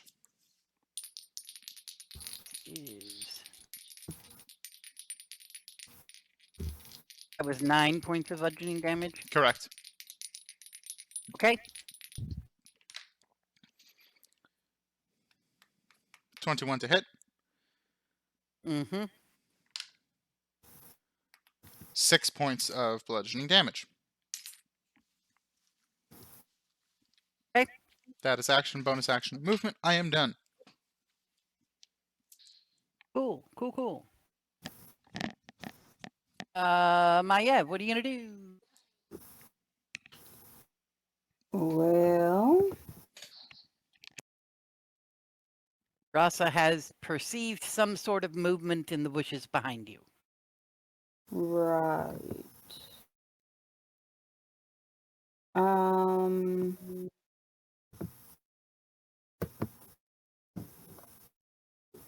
Well, something hit me. Yep. I think that would probably make me mad after a long day when my feet already hurt. Mm-hmm. So I do believe I would like to rage.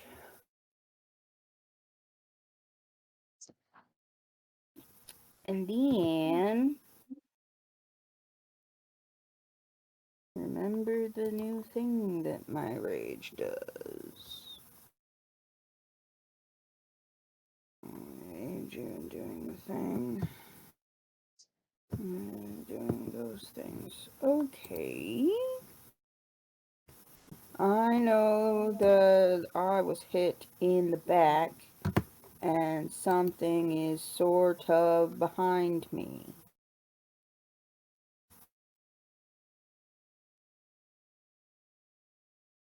I'll go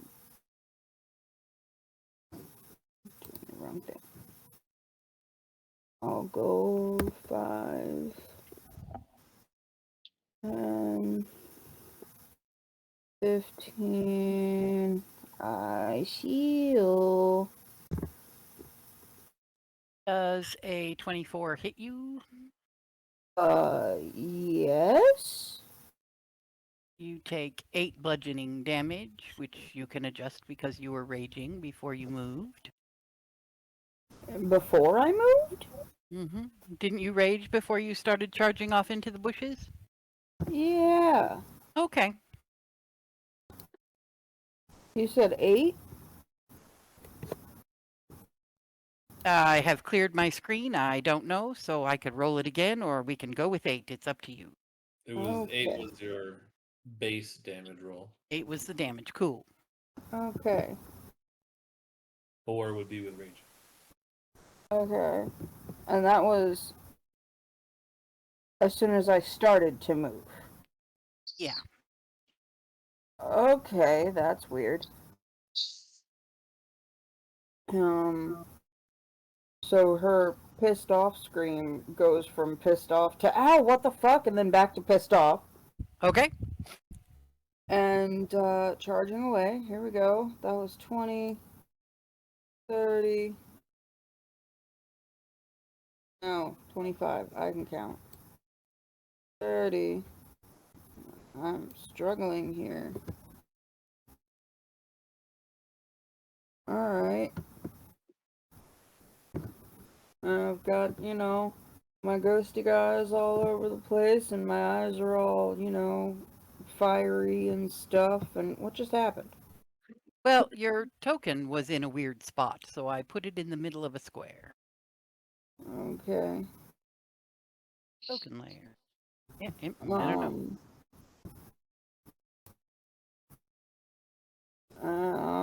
I'm very angry.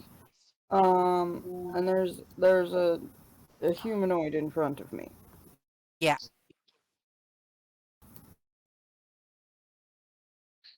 Who the hell do you think you are?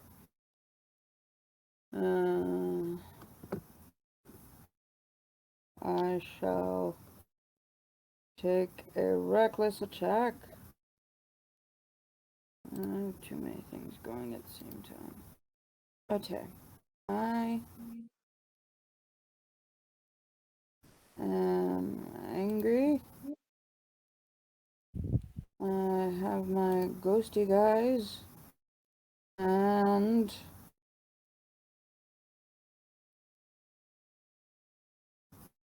I'm going reckless. We'll make that be reckless for now. Okay. I forgot it's dark down here.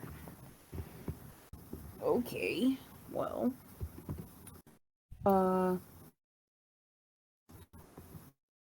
Does a 22 hit? Yes, it does. 12. And that's gonna be plus 6. Nice.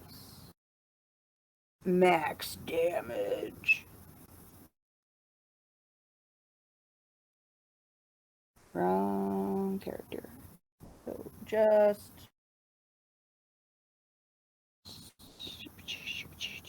18 points of slashing damage. Cool. And they have my ghosty guys in their face. And if they didn't answer me asking who the hell they think they are,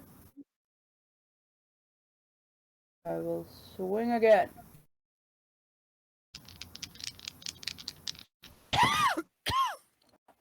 Not as good. Not as good at all.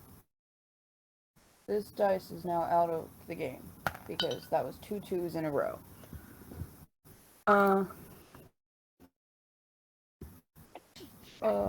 My brain does a 15 hit. No. Shit. I'm gonna growl at them.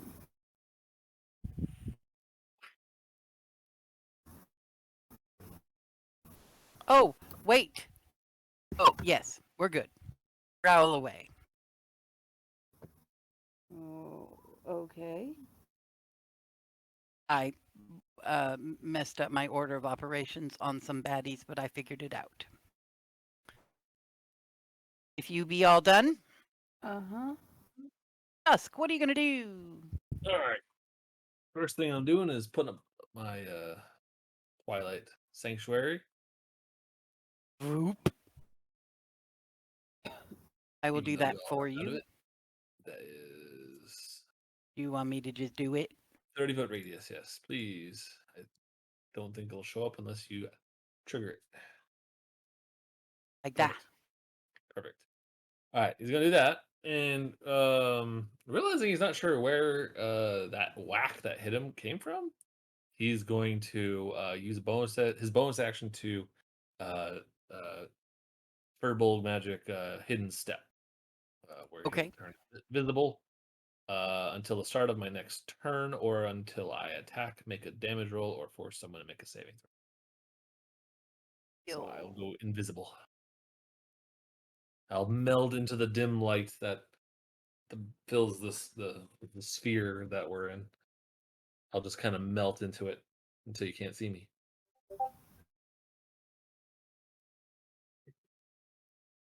Yeah, just like that. And then I'll end my turn with the what's it again? D6 plus 7, I think. D6 plus 7. That sounds Yes. familiar. Temporary hit. 8.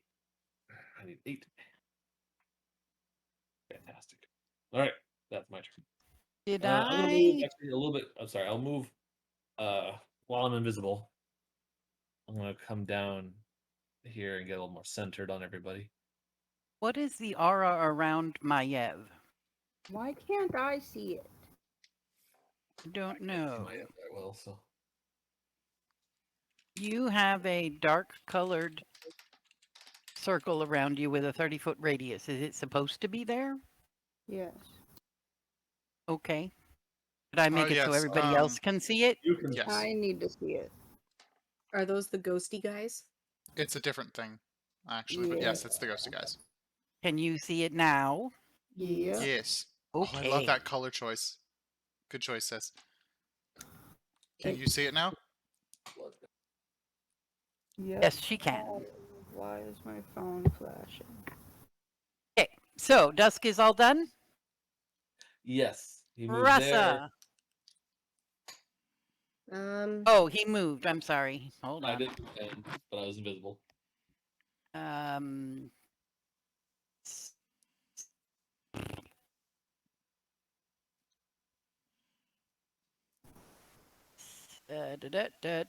actions. 24 to hit. Yeah. Dusk. So even though I moved, it still attacked me? Oh, you're invisible. Yeah. Yeah, I no, put a we're little- good. Let's put a little icon on there to make sure we remember I am invisible. You are in biz to be. So yeah, nothing happened. Rasa, what are you gonna do? I'm gonna wait for Will to give me back my A ninja. mouse. I'm going to go 1, 2. Crap, how far do I go? That's 10. Dum, 15, 20, 25, 30, 35, 40. I can't see shit, can I? Rasa's token needs to be able to see. I don't know how far can you see in darkness?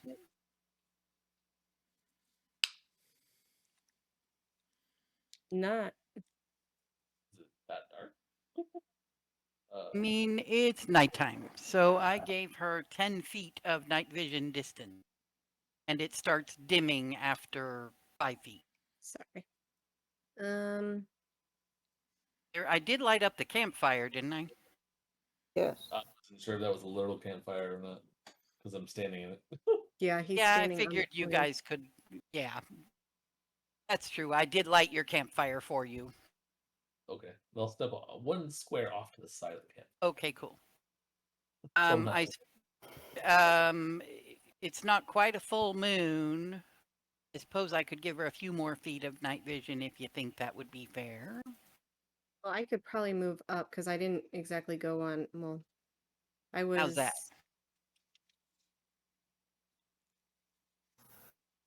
So you can see 15 feet, but it starts dimming at 5? Yeah. Okay. My question is do I actually have enough of a sight line on her? Considering it looks like there might be a little itty bitty tree. If you can Is- see any part of the token, you can see her. Okay. Yeah, I can see some of her. It's just there's a Yeah. little tree that kind of goes through part of her. Yeah, I don't know how cover works, so we're going to say if you can see her, you can hit her. with that tiny tree. I don't know. Well, he thinks I'm going to swing a psychic blade. Doesn't seem like it's enough to be. Yeah. A 21 to hit. You be hitting a bitch. Yeah, that hits. Awesome. That was kind of sucked, but that's okay.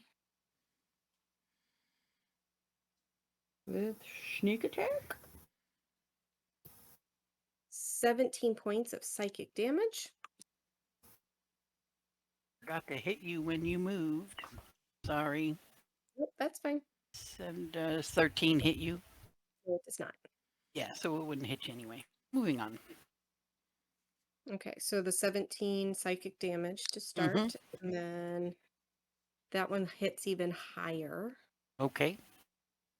That's an 18 plus 6, so 24. Mm-hmm. And that's an additional 5 points of psychic damage. Did we do sneak attack because she's within 5 feet of my Ev? Yes. Okay, just And that's making why sure. it was 17 for the first one. Okay. Yay. That'd be all, folks. Snaps, what are you going to do? Okay, we're not having a good evening here. Snaps actually can see a sliver of a bitch over here. And Rasa did Sliver of a bitch. tell her it was in tell her it was back there. So I'm going to cast spiritual weapon because I'm pretty sure that's within 60 feet. Doop doop doop.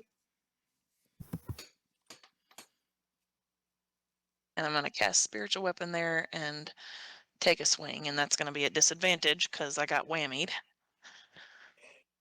Like that? Yeah, right in there. Okay. And then I'm at disadvantage. Okay. Oh, okay. Does a 16 hit Meets the it, bitch? beats it. Yep. Mm-hmm. Okay. So that is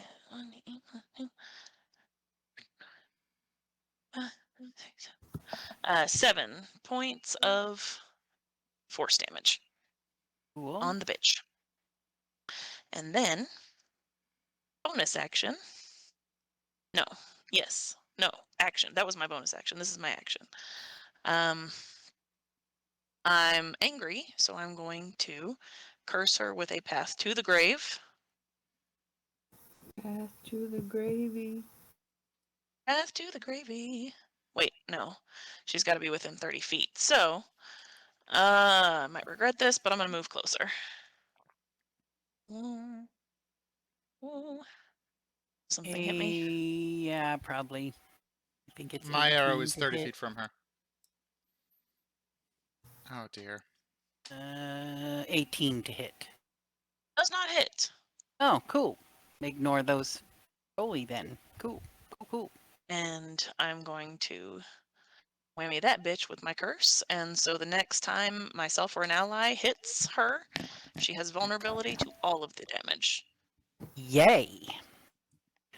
Vulnerability. Now, I had suggested that we would end for tonight at the end of round 1, but if we are well enough, we can do another round. And when y'all are tired, if it's not over yet, we can just stop in the middle. I think. Are we good to go for one more Yep. round? What is Maiev doing? How you doing, Burris? I could probably do one more round. Okay, cool. Snaps did her temp hit points, and now some shit. Let's see. Dusk, give me information. What? I need other DM to consult with. If a creature knows the direction and distance to its quarry, but that quarry is invisible, what does that mean?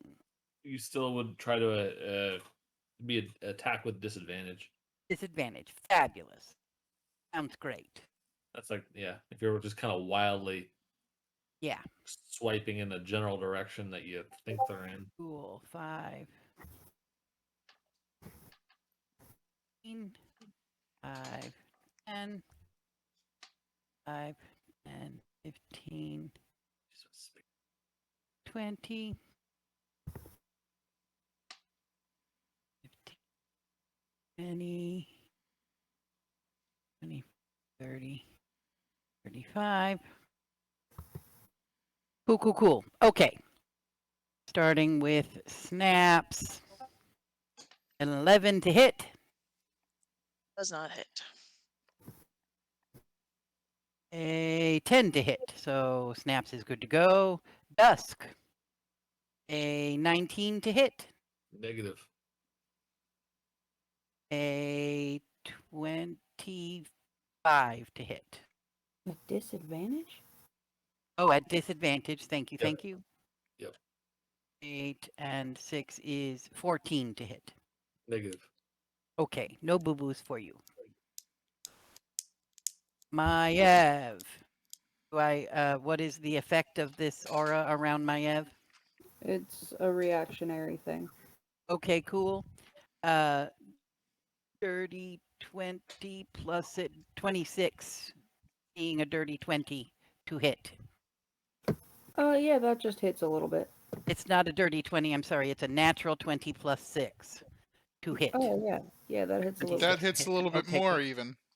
Yeah, cool. I'm sorry. So it's whatever this is. 9 plus 6 bludgeoning damage. 9. 15 bludgeoning damage. And then a 25 to hit. Yeah, that also hits. And that is 10 more bludgeoning damage. And then Rasa is a 15 to hit, 1-5. No. And a natural 20 plus 6 for 26 to hit. Absolutely. Yeah. I'm using my reaction. Yay, reaction, what does it do? My reaction is to reduce the damage that she is about to take by 2d6. Oh, geez. Thank you. There is So no you limit roll on your how many 2d6. times a day she can do this, by the way. 8. The damage is only 9. Okay. I reduced it by 4. So you only take 5. Okie dokie. And then the second one is 14 to hit, 1-4. Misses. Okay. And Lovely. then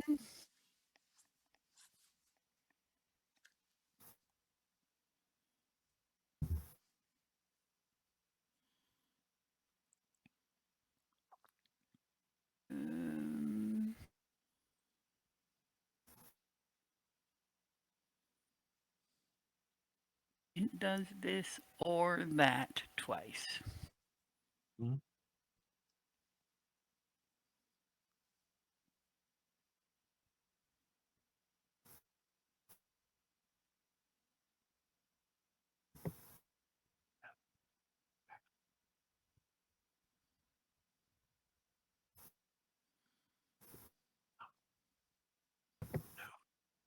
Cool.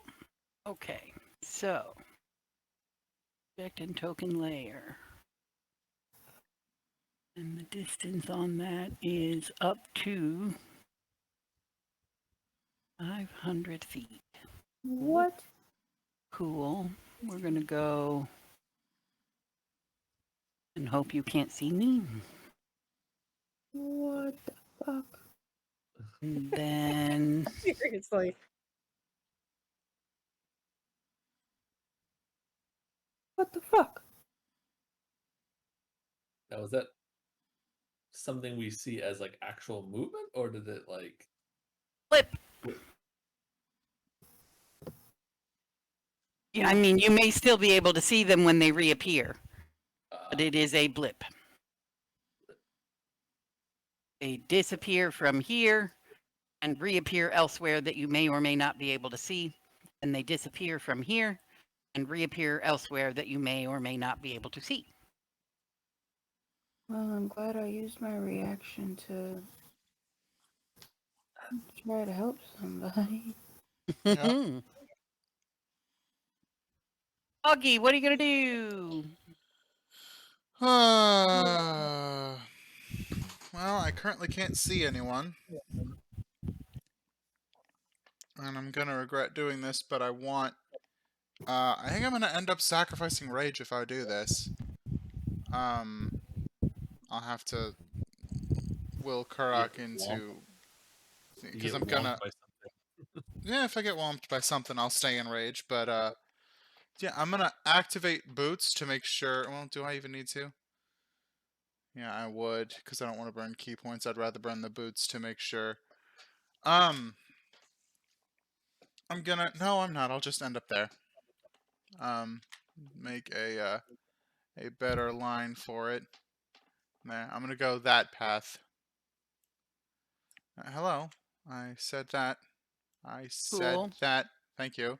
Wait.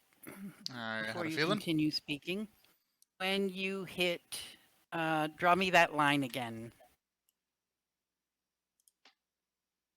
When you depart this square, I did not see you- that thing. you didn't see nothing. Correct. But he also didn't see which I also square didn't see he what was. square you're referring to. Okay, give me a moment. I will roll my damage and then I will tell you. Gotcha. When you depart this square, you take 12 damage. No attack roll, just I take damage. I happen to know your armor class. Oh shit. Which square? Yeah, I This still one? also did not. There it is. Oh, sorry. Yeah. Objects and tokens layer. I hate that shit. This Yeah, square. there we go. Okay. Cool. So there's something somewhere near that space. Good. Good. And I will allow that you could stop running when you take that damage if you want to stay there. Yeah. So I will have ended up in this space, and I will. God, this mouse. I need to replace this mouse soon. I will stop moving there, and then my action will be 2 flame bolts, and I'm just gonna generally aim 1 there and 1 there. That makes sense? Yeah. So this one is this way. Mm-hmm. My dice is over there. 22 to hit. Although, technically speaking, if something's invisible, it would be at disadvantage, correct? You would roll the attack hit with disadvantage, assuming that you are close enough per the DM's discretion that Yeah. it's a valid attack path. Or I you know. could just say that you didn't hit nothing. Okay. Second one then is in this angle. Okay. Well, that's a natural 20 and a lower number. Do I hit anything? Nope. Okay.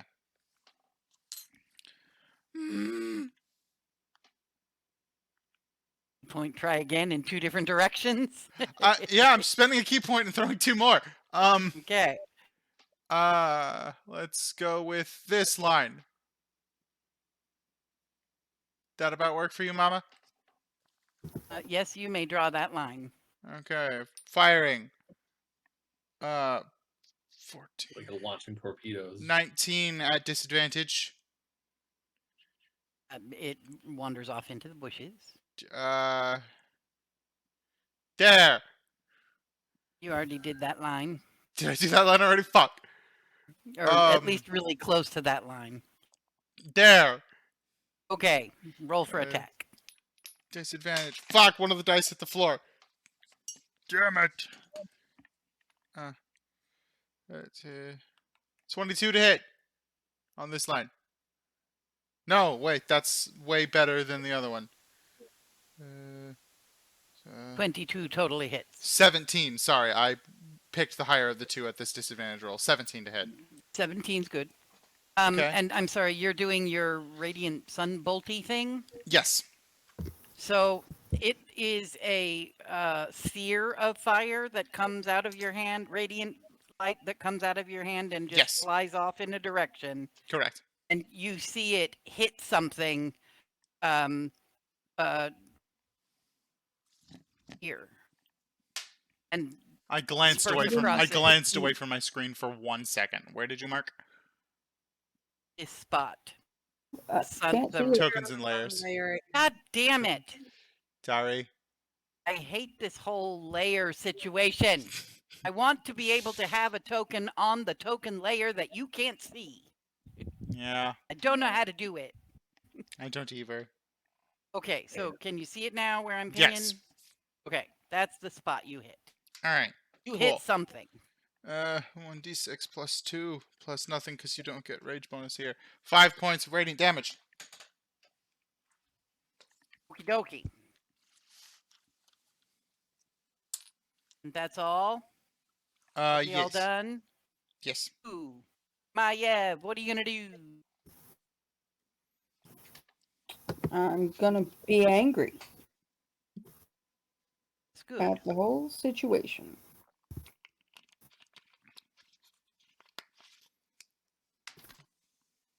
Oh, Foggy, don't forget you ended your turn in the twilight. Thank you. Yep. D6 plus 7. I'm just gonna kind of spin and lock eyes with Rasa and just kind of like, stay in the light. And I'm gonna run there. Cool. Does 13 hit you? No. Okay, cool. 10, 15, 20, 35, 40. Damn it. What is happening? What is going on? Hello?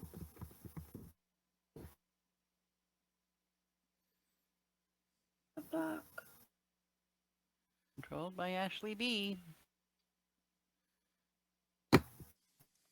Would you like me to move you somewhere?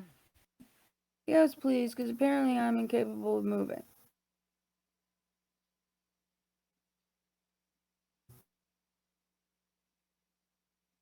Hey,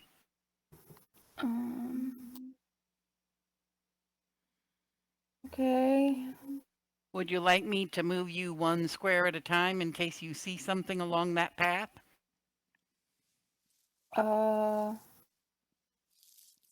Sure. Draw the line again.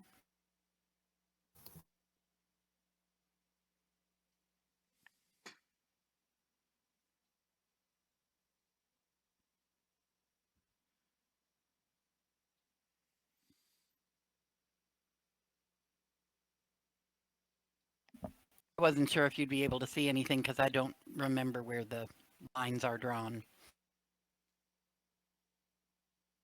I don't know. Okay. I'm very confused. All I know is that bitch is over there. Oh, you can see her. Good. And I'm fucking angry.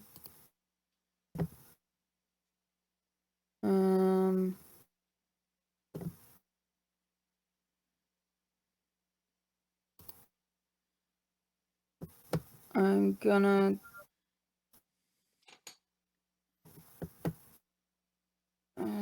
Jesus.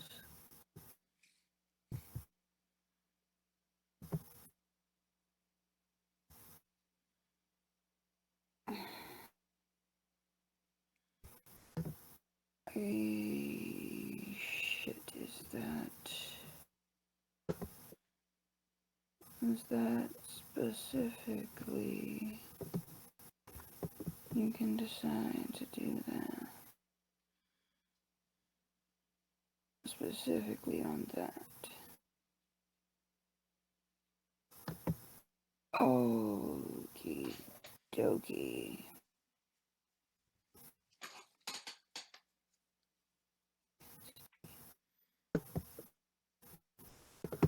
Alright, I'm just gonna throw my my hand axe at the bitch in the bushes. Okay.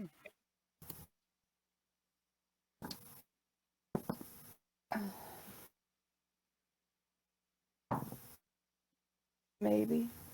And Snaps, I'm sorry, I didn't put a marker on it, but this is the one you did something to. What did you do to it?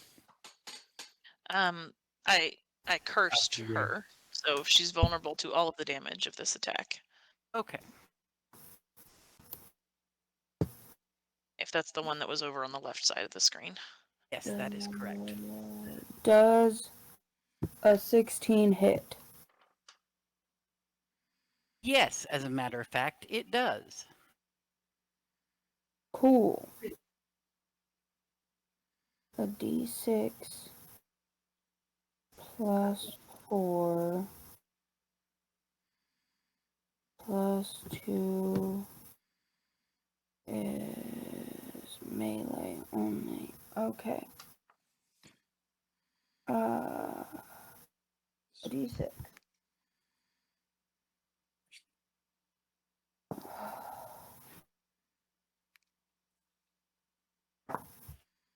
Oh, that's cool. 5 points of slashing damage. And it's doubled because of the thing. Oh, cool. Because that was a 1 on the damage die, so that makes me feel better. Good. So you did 10 points of damage with that. Cool. And that applies just once, Snaps? Yes, once the damage is done, the curse is over. Okay. And that means I'm still angry. You're standing right. I cannot go regular. And that one has my ghosty guys in its face. Okay, and you'll tell me what that means? Yeah, if she... It's a reaction thing, so you'll tell me when it kicks in? It'll kick in when that person makes an attack. Okay, cool. Hey, Dusk, what are you gonna do? All right, I'm going to just Dusk is going to be like, it's like, I'm in my element. Y'all made a big mistake. The Twilight is my domain, and I'm going to cast at a 4th level Spirit Guardians. 15 foot. 15-foot radius. Not that one. what's the, Twilight buff again? D6 plus 7. 15-foot And radius so- for Spirit Guardians? It was 15 feet. Okay. So I'm gonna designate everybody I can see because I can see everybody, and I'm just gonna be like, stay together. Let's whittle these fuckers down. And I'm gonna again cast or use the ability Feared Bulk Magic. Where? Wait, first tell me, when you first cast Spirit Guardians, Yes. does it do damage right then or No. only at the beginning of their next turn? Beginning of they start their turn or if they walk it. into it the first Okay. time.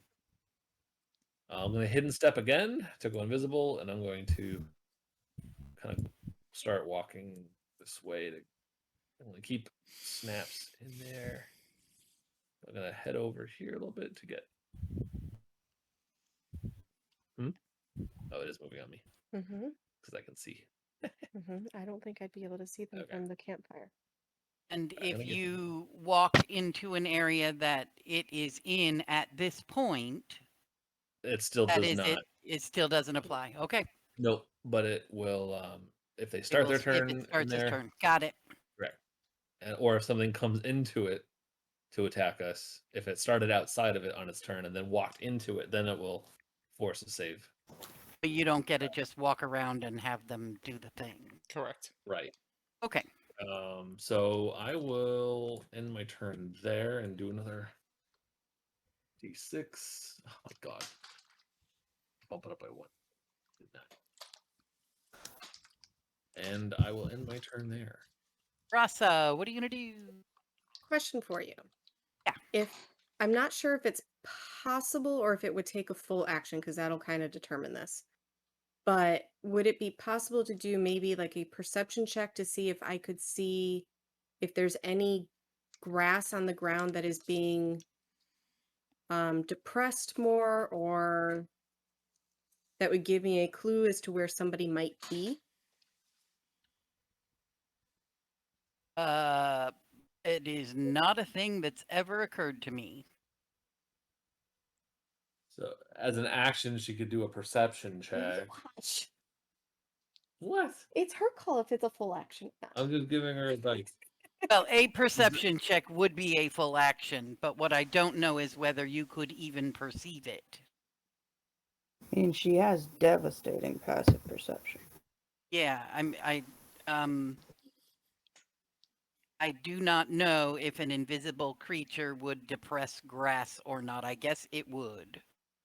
So yes, if you wanted to use your turn to try to see any indication that there is something invisible near you, we could look for voids in the bushes where the bush has gone around something or the grass underneath it has been compressed. Yeah, if it's going to use up my full turn, it really doesn't make any sense to do that.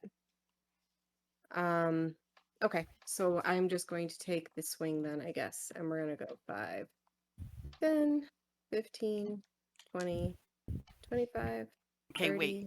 You're taking a swing or you're walking? I'm just walking. Okay, 40. well, stop walking.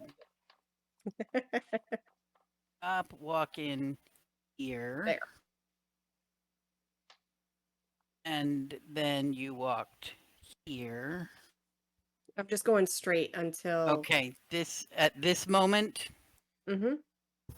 dirty 20 hits, Yes, it is. and you take 7 bludgeoning damage. And now you may continue walking if you wish. Okie dokie. Could I tell which direction the bludgeoning came from? Behind you, you have walked past something that hit you as you went by.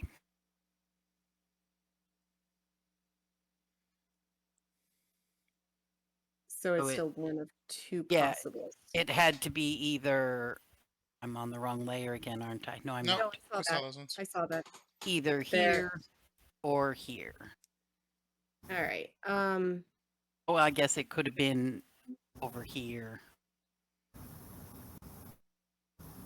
Long reach. So Yeah. one thing to note about perception checks: don't always rely on sight. They could rely on sound, smells. Yeah. So if these things, have an If odor, it's smelly. Yeah. Got it. or hears the ruffling of clothing or something, or Yeah. armor. And then one other clarification question before I move my token any further. How much light exactly does the campfire give off? I think it's like 5 or 10 feet. I don't know what I So gave it's not it. much. So I would Yeah. not be able to see them. Okay. Yeah. No, it's me trying to decipher what I can personally see versus what Dusk is able to see. Oh, yeah, that's an issue. You're using the same monitor, aren't you? Yes. And that's fine. It's just me trying to make sure that I'm not. That green ring I just drew seems to be about the light that is being produced by the campfire, based on that's- lighting changes I'm seeing. Thank you, Gregory. Yeah, no, that's fine. And that's why I just wanted to make sure I wasn't making decisions based on Yep. what he can see versus what I can see. All right, so that being the case, and I have no idea what else I would see, I would probably throw in kind of the two main directions, one there first. And that's a dirty 20. That does hit something. Ooh. But that's not sneak attack. It's unfortunate. Ooh, but that's nice. That would be 9 points of psychic damage. And would that creature make any sort of noise to let me know that it physically hit? Or actually, I think You would see the impact. It is only that far away from you. You would definitely see the impact. Then I would swing again. Or throw again, technically. To the same spot? Yeah, and Okay. that would be 15 plus 6, so a 21 to hit. That hits. And that's an additional 7 more points of psychic damage. Great. And then I would continue my walk, and 40 would get me there. And you do the healy heals. Yeah. And snaps. What are you going to do? So Foggy chucked a bolt somewhere over here and it like detonated right near me. You saw the impact occur right next to you, yes. Okay.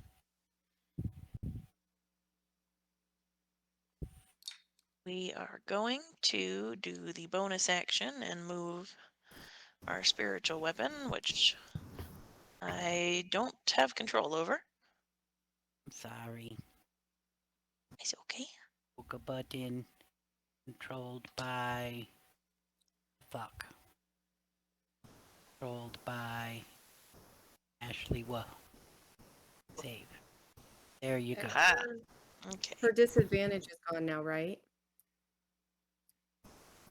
She knows where it be. Well, no, I Well, meant she had the disadvantage from the failed wisdom saving throw, but that's gone, right? I meant to ask, does that stay, or do I roll another save, or is it just one time? From at the very beginning when I got psychic. Oh yeah, you were the only one that got Psychic. hit with that. Mhm. Disadvantage until the end of the bitch's next turn. Yeah, your disadvantage ended when they blipped out of you.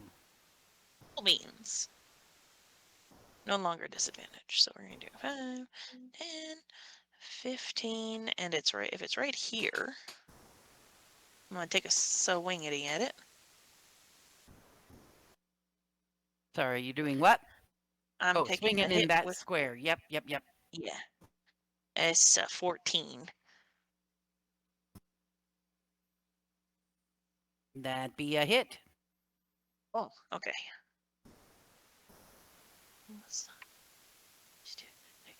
5 force damage on whoever that fucker is. I don't know what it looks like when the sensor hits something, but you see that happen. Puff of incense smoke comes out of it.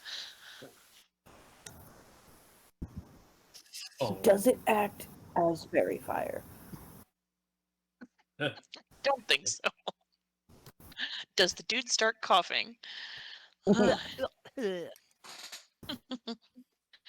Alright, and then that range is 30 feet.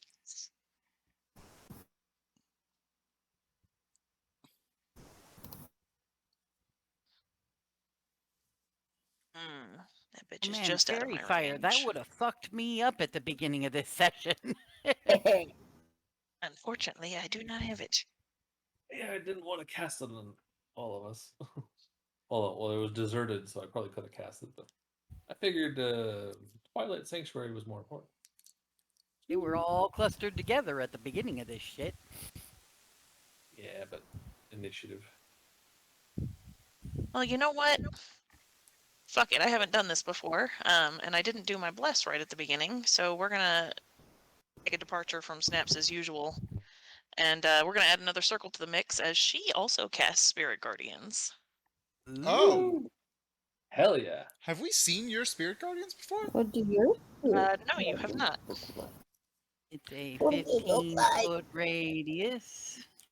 White probably fits best for the gray.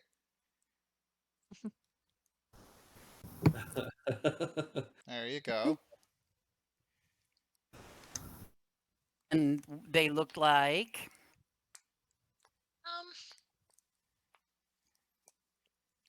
I'm imagining, do you remember in kindergarten at Halloween time, the school teacher would give you a piece of yarn and 2 Kleenexes?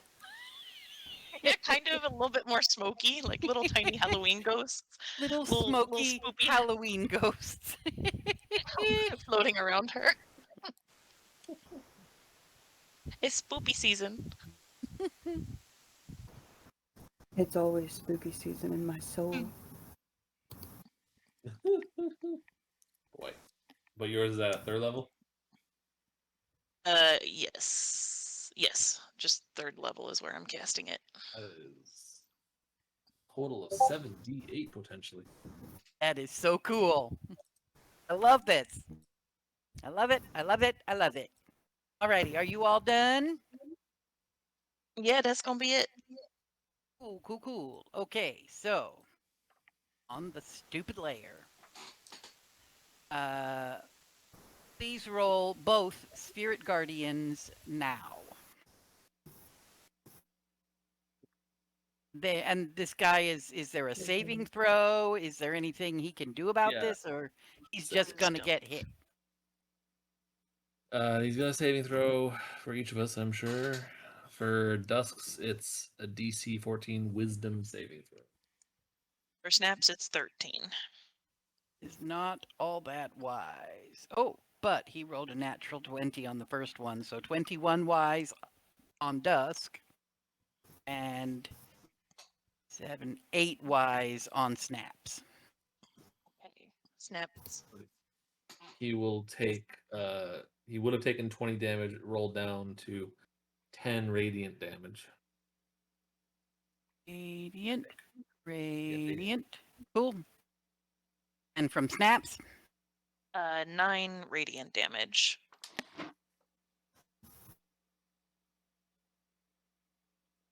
And I'm not sure what that looks like to you, but it happens. Both of you have successfully seen your spirit guardians do something Just like there's like a buzzsaw of fury wisps and ghosties. in this spot right here. Shit happens. Like little headlights in the fog from Yeah. my little ghosties. Little flashes of headlights of radiant damage. Yeah. Cool, cool, cool. Yeah, little tiny explosions of radiant damage. And 15. If it enters the area, it also has this happen. Correct. Yes. Cool. If it started out and then walked into it, then yes. Fucking it turned in idiot. Immediately. Immediately. That would be a failure to dusk and a success to snaps. Roll again for the. Yes, different monster. Rinse and repeat. Okay. 15 radiant damage. They not be smart, they be obedient. 16. And Dusk is now visible because he forced a saving throw. Okay. Okay, well, in that case, when it got hit by the mess of shit that just happened, it would have then continued walking and got hit by the mess of shit from snaps as Dusk became visible. So it's going to try and hit Dusk, because you be closer. 25 to hit. Yes. She's rolling a lot of 19s. Yeah.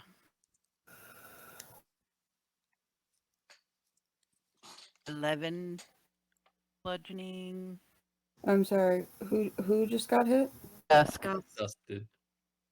And then the next one was 9 plus 6 is 15 to hit Dusk. No. Okay. I'm rolling my concentration and I rolled a 16, which beats 10. Mm-hmm. So still concentrating. 5, 10, 15, 25,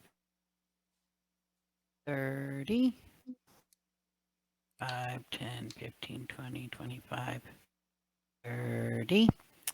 Maiev first. Maiev, does 11 hit? No.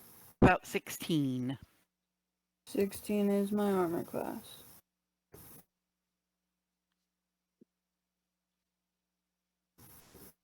That would be 6 points of bludgeoning damage.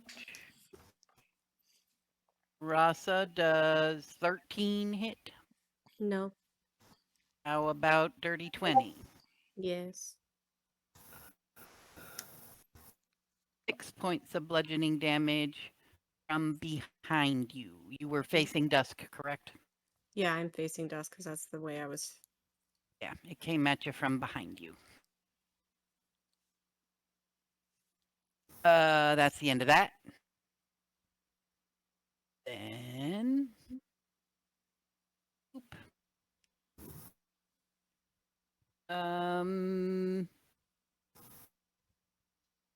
I need... Maiev, you can see the bitch up here in the top of the screen? Yes. Would you please make for me a wisdom saving throw? But I don't want it.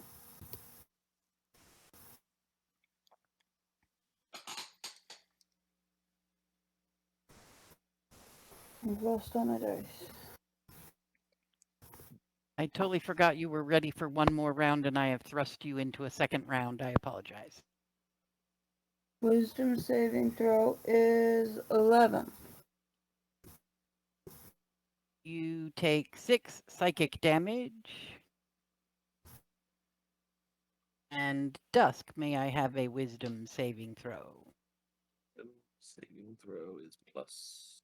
Oh, I'm sorry. And Maev, you have disadvantage on attack rolls. Just for 1 round.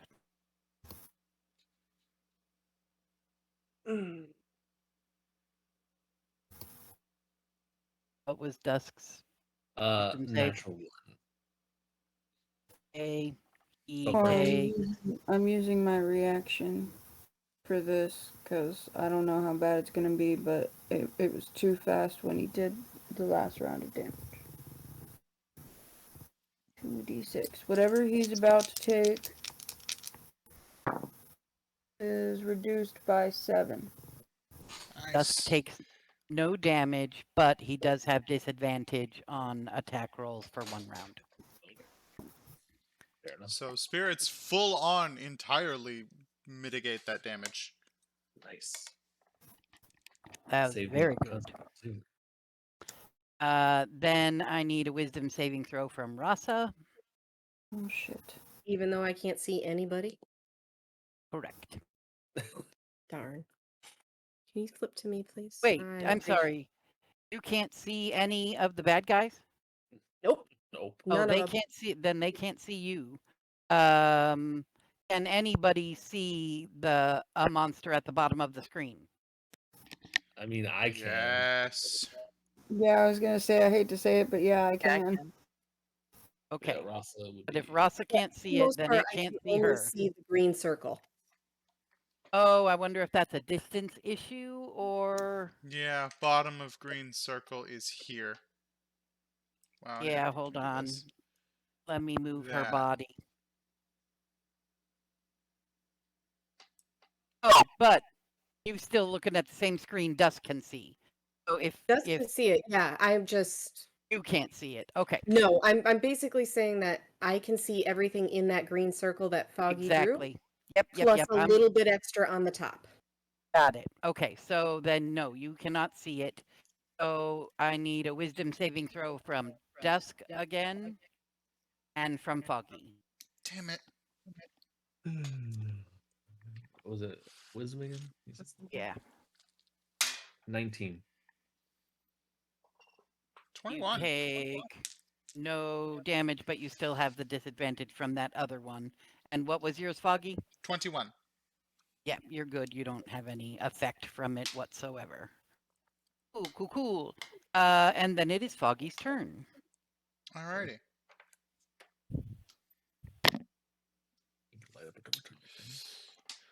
I'm gonna start by making 2 melee attacks, one at the spot directly north of me. Why the fuck didn't I have the monsters move? The place that you hit earlier with your radiant, Yeah. there's still a monster there. You saw Snaps hit something there with her sensor, and I forgot to move it, so I'm gonna tell you you can still hit there if you want to Okay. try. Well, I'm gonna throw a radiant sunbolt at it, knowing that I'm fairly confident in its position. Do I still have disadvantage, or no? We discussed this earlier. I still have disadvantage because it's invisible. We discussed this earlier.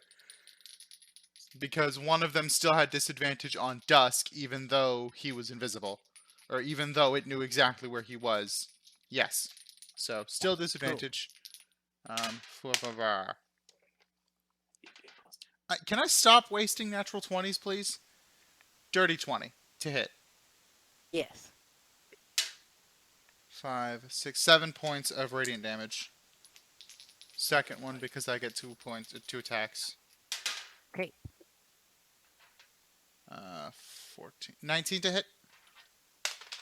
Yep. D6, 4 points of radiant damage. Okay. Bonus action, 2 more. Okay. 16 and 11. 11 plus 5 is 16 to hit. Yes. 8 points of radiant damage. Okay. This is looking great. 19 Moving to hit. right along. Shows me next week. Yep. 8 points of radiant damage again. Alrighty. Anything else? That's action and bonus action, and I actually do not want to move. I want to help keep these two safe. Bayep. D6 plus 7 first. Yep. D6 plus 7 first. What? He's Uh, doing his sanctuary. Temporary hit points. Yeah. 13. I got maximum.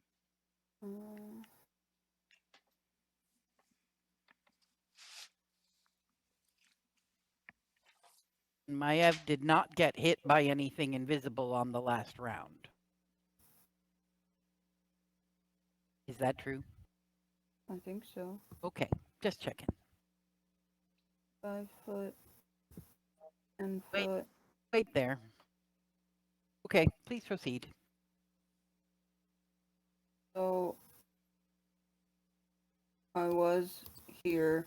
I Yep, went you're good. 5, 10, 15.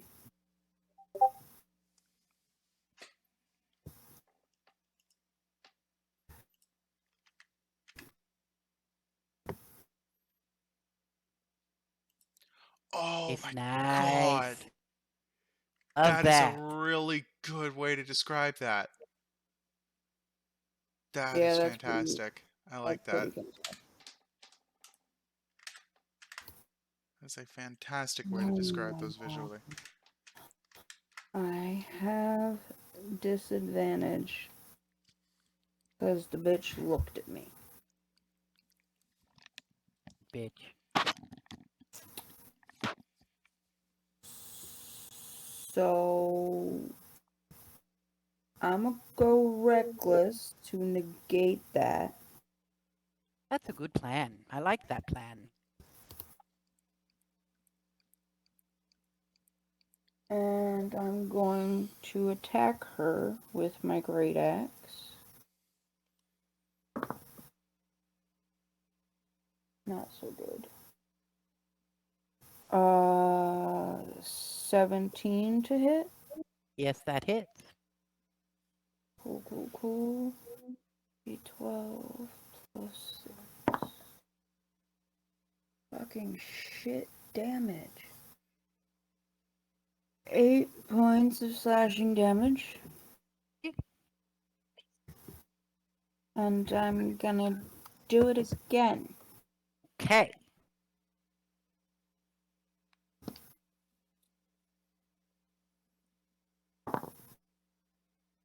Nice. I know this hits because it's a 17 on the dice. Cool. Plus 7. You are correct. Sorry, die. A D12. There we go, that's better. Max damage. 12 plus 6 is 18 points of slashing damage. That bitch looks like shit. And she's surrounded by my ghosty guys. Okie dokie. And,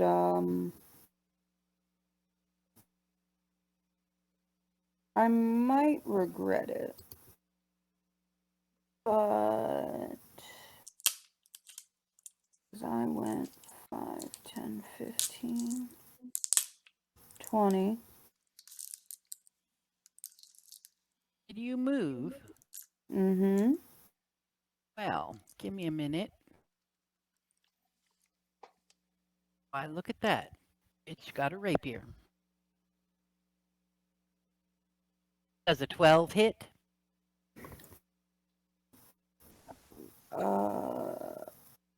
Gregory, please remind me I've gone 20 feet. Okay. It doesn't hit. Please proceed. It doesn't hit, but in fairness, I went reckless to negate my disadvantage.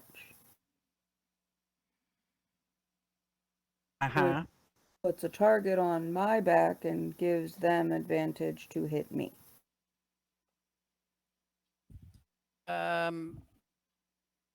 Shit. So whatever opportunity, never mind. You don't have to worry about that right now. Cool, because my brain's done. Yeah, I've gone that was a 20 natural one. We're good to go. Cool. I've gone 20 feet.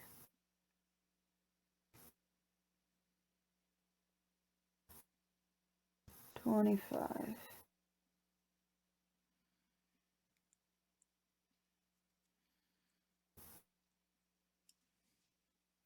30.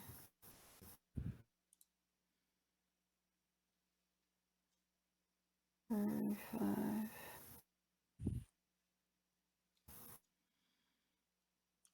40. You like running in a zigzag pattern to see if anything else tries to hit you? Kinda. But I'm also trying to make sure I keep all of my party within the 30 feet of me. Ah. And then I will roll a d6 and I will add 7 to it. Right? And Dusk. What are you gonna do, Dusk? I'm going to shout to Lady Ross that's like, come here, I got something for you, but if I go to you and they hit me, I risk losing this. So come to me and I'll hold my action to give her Eyes of Night. Ah. Once she gets to me, I will pat her on the back. I don't think I have another bonus action. What's up? What? Spiritual weapon. I don't. I undid that spell because I usually have a conflicting bonus action. So I was like, yeah, let's get rid of it to try it out. Try it out. So yeah, I'll wait till she gets to Follow me. my voice. Yep. I'm not invisible, and I won't be. So I'm going to just outside my sight range right now. I'm sure you can see me on the edge of the campfire with my bubble of spirits circling me. Yeah, you can see where his spirit guardians Yeah, are. so I'll hold my action to do that, and I'll do my dang thing again for higher than a 2, please. Yay, maximum temporary hit pointage. All right. Rasa, let me guess. You're gonna run toward Dusk. Yep. Probably take an attack of opportunity while I do so, but Who cares? 5, 10, Yeah, 15. hold on. Your armor class is 16. That totally hits. And I'm on the wrong kind of monster. 1 minute, please. Okay, because now you're in the bubble. 13 bludgeoning damage. It happened when you left this space. I'm on the wrong layer. No, we saw that. No. Yeah, it happened when you left this space. It was directly behind you. 20, Slap on the back. 25. Slap on the back, and all of a sudden, vision floods your sight. Doesn't make sense. So It's like I gotta do like 300. this. She can Dynamic see lighting. Night 300. vision distance 350 feet. Yep, or 300 feet. Or yeah, doesn't add. She has no dark vision to add on to. So Oh, that was did I do that wrong? I don't think it really matters between 300 and 350 feet. Yeah, I gave her night vision distance of 300. Yeah, There we go. I mean, yeah. So technically, she can see whatever I can see at this Oh, point. there should be no dimming effect. How's that? Correct. Yeah. Okay. And now you're free to move about the country. Okay. Quick glancy, and I can see something there. Whacked out Venn diagram. Yeah. And I'm gonna swing. At Southern Lady. Yes, because I can clearly see her. Would you draw that line for me again, please? Yeah. That one? Cool. And it's a psychic blade. Does it leave your hand and travel there? Yes, it does, technically. Cool. Go ahead and roll that. 16 to hit. Give me a moment to determine. Shit. It hits, but it does not go where you thought it would go. It stops here on the wrong layer. Yes, it does. It stops right here in front of your face. How much damage does it do? Well, it's right next to you, right? It's next to me. Literally right in front of you, and right in so front of I get Dustin. sneak attack too. Yeah. Yes. Ooh, that was good. 23 points of psychic damage. Hell yeah. Directly in front of you. Like literally right there. So yes, Thank you. 23 points of psychic damage. Your blaze. Okie dokie. Right in front of your face. And you weren't aiming for that spot, so you would not get any kind of disadvantage for ranged weapon shit. Because that's not where you were aiming, that's just what you hit. True. Okay. And you could hit now. You could strike out at it again. Well, yeah, I was thinking if it's that fucking close, it's gonna be Goblin Slayer. The short sword would come out as fast as possible just to slash out. Okay. That is cocked. Even though I wanted that one. Natural 20. Yay! Fuck yeah. The rogue is got it. Oh, that kind of sucked. 4 points. Well, it's my second, so I don't get the plus I at the other end. But it was a natural 20, so is it 8 points? No, I rolled a 2 on my d6, Oh, I'm sorry. and I don't get to add anything because it's my second attack. So that would Yeah. be a whopping 4. Okie dokie. Oh, And yeah, since I know they're there, I mean, I wouldn't. it would have seemed like your blade. Ooh, right. Yeah, I'm just thinking about something. Buzz on.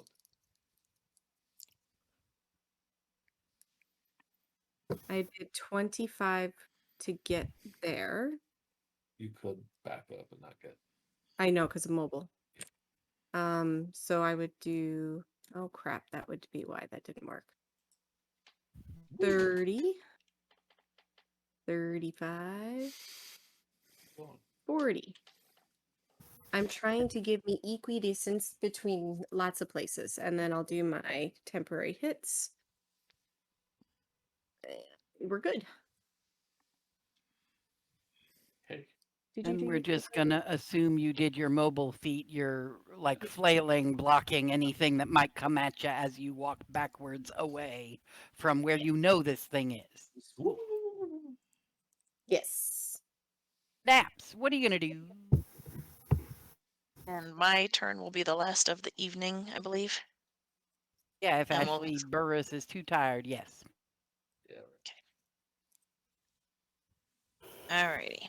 So I believe there is still a dude here. Yeah, I think you saw Foggy hit it. Okay.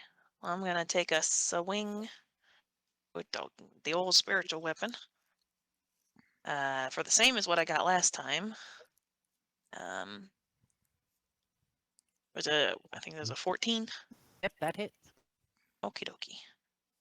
Anyway, 10 force damage. Okay. And then I'm going to take the chance that he's going to opportunity attack me because I want to get in range of the bitch down south. So if he or anybody else wants to 11 try to it, hit. does not hit. Does not hit. And that puts me within 30 feet Yep. of her. And I'm going to say, fuck her and make her make a Constitution saving throw of 13. Oh, she's That's it. apparently not very constitution-y. Gotta go click on her. Constitution. Saving throws. Nope, no improvement. 14. Well, she makes her saving throw, but I still get half. Hey. I'm casting Blight. Because I don't like this whole situation.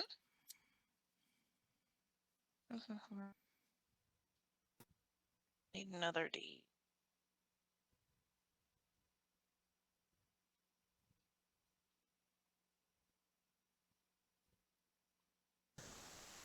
And I'm counting. Hold on.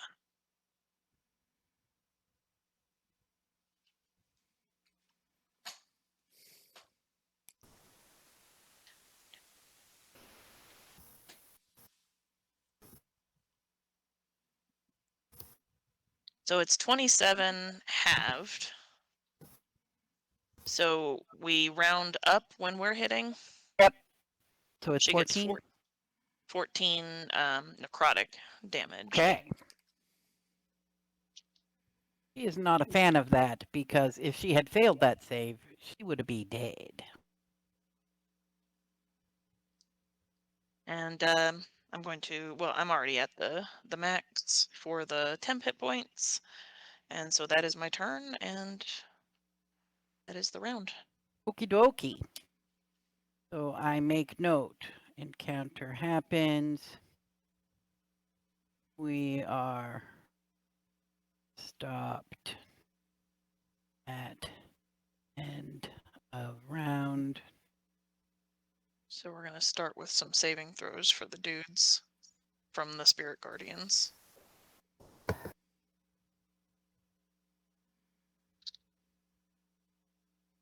Alrighty. Them notes be written. That was fun. I do like the whacked out Venn diagram. It's very pretty, very colorful, very nice. Yeah. I can't decide if I like this red better or if I like this red better. They look pretty much the same. Okay.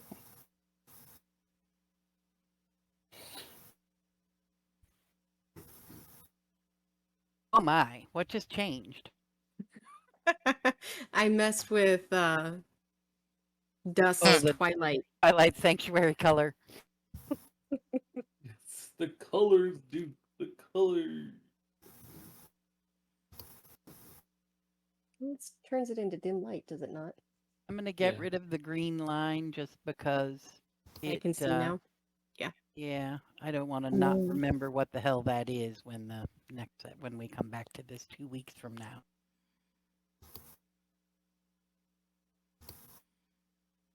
Alrighty, I think we are good to go to bed. All right.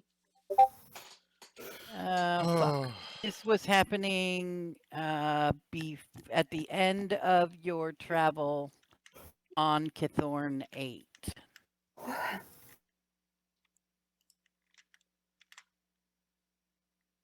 It is end of ITHORN 8 bedtime.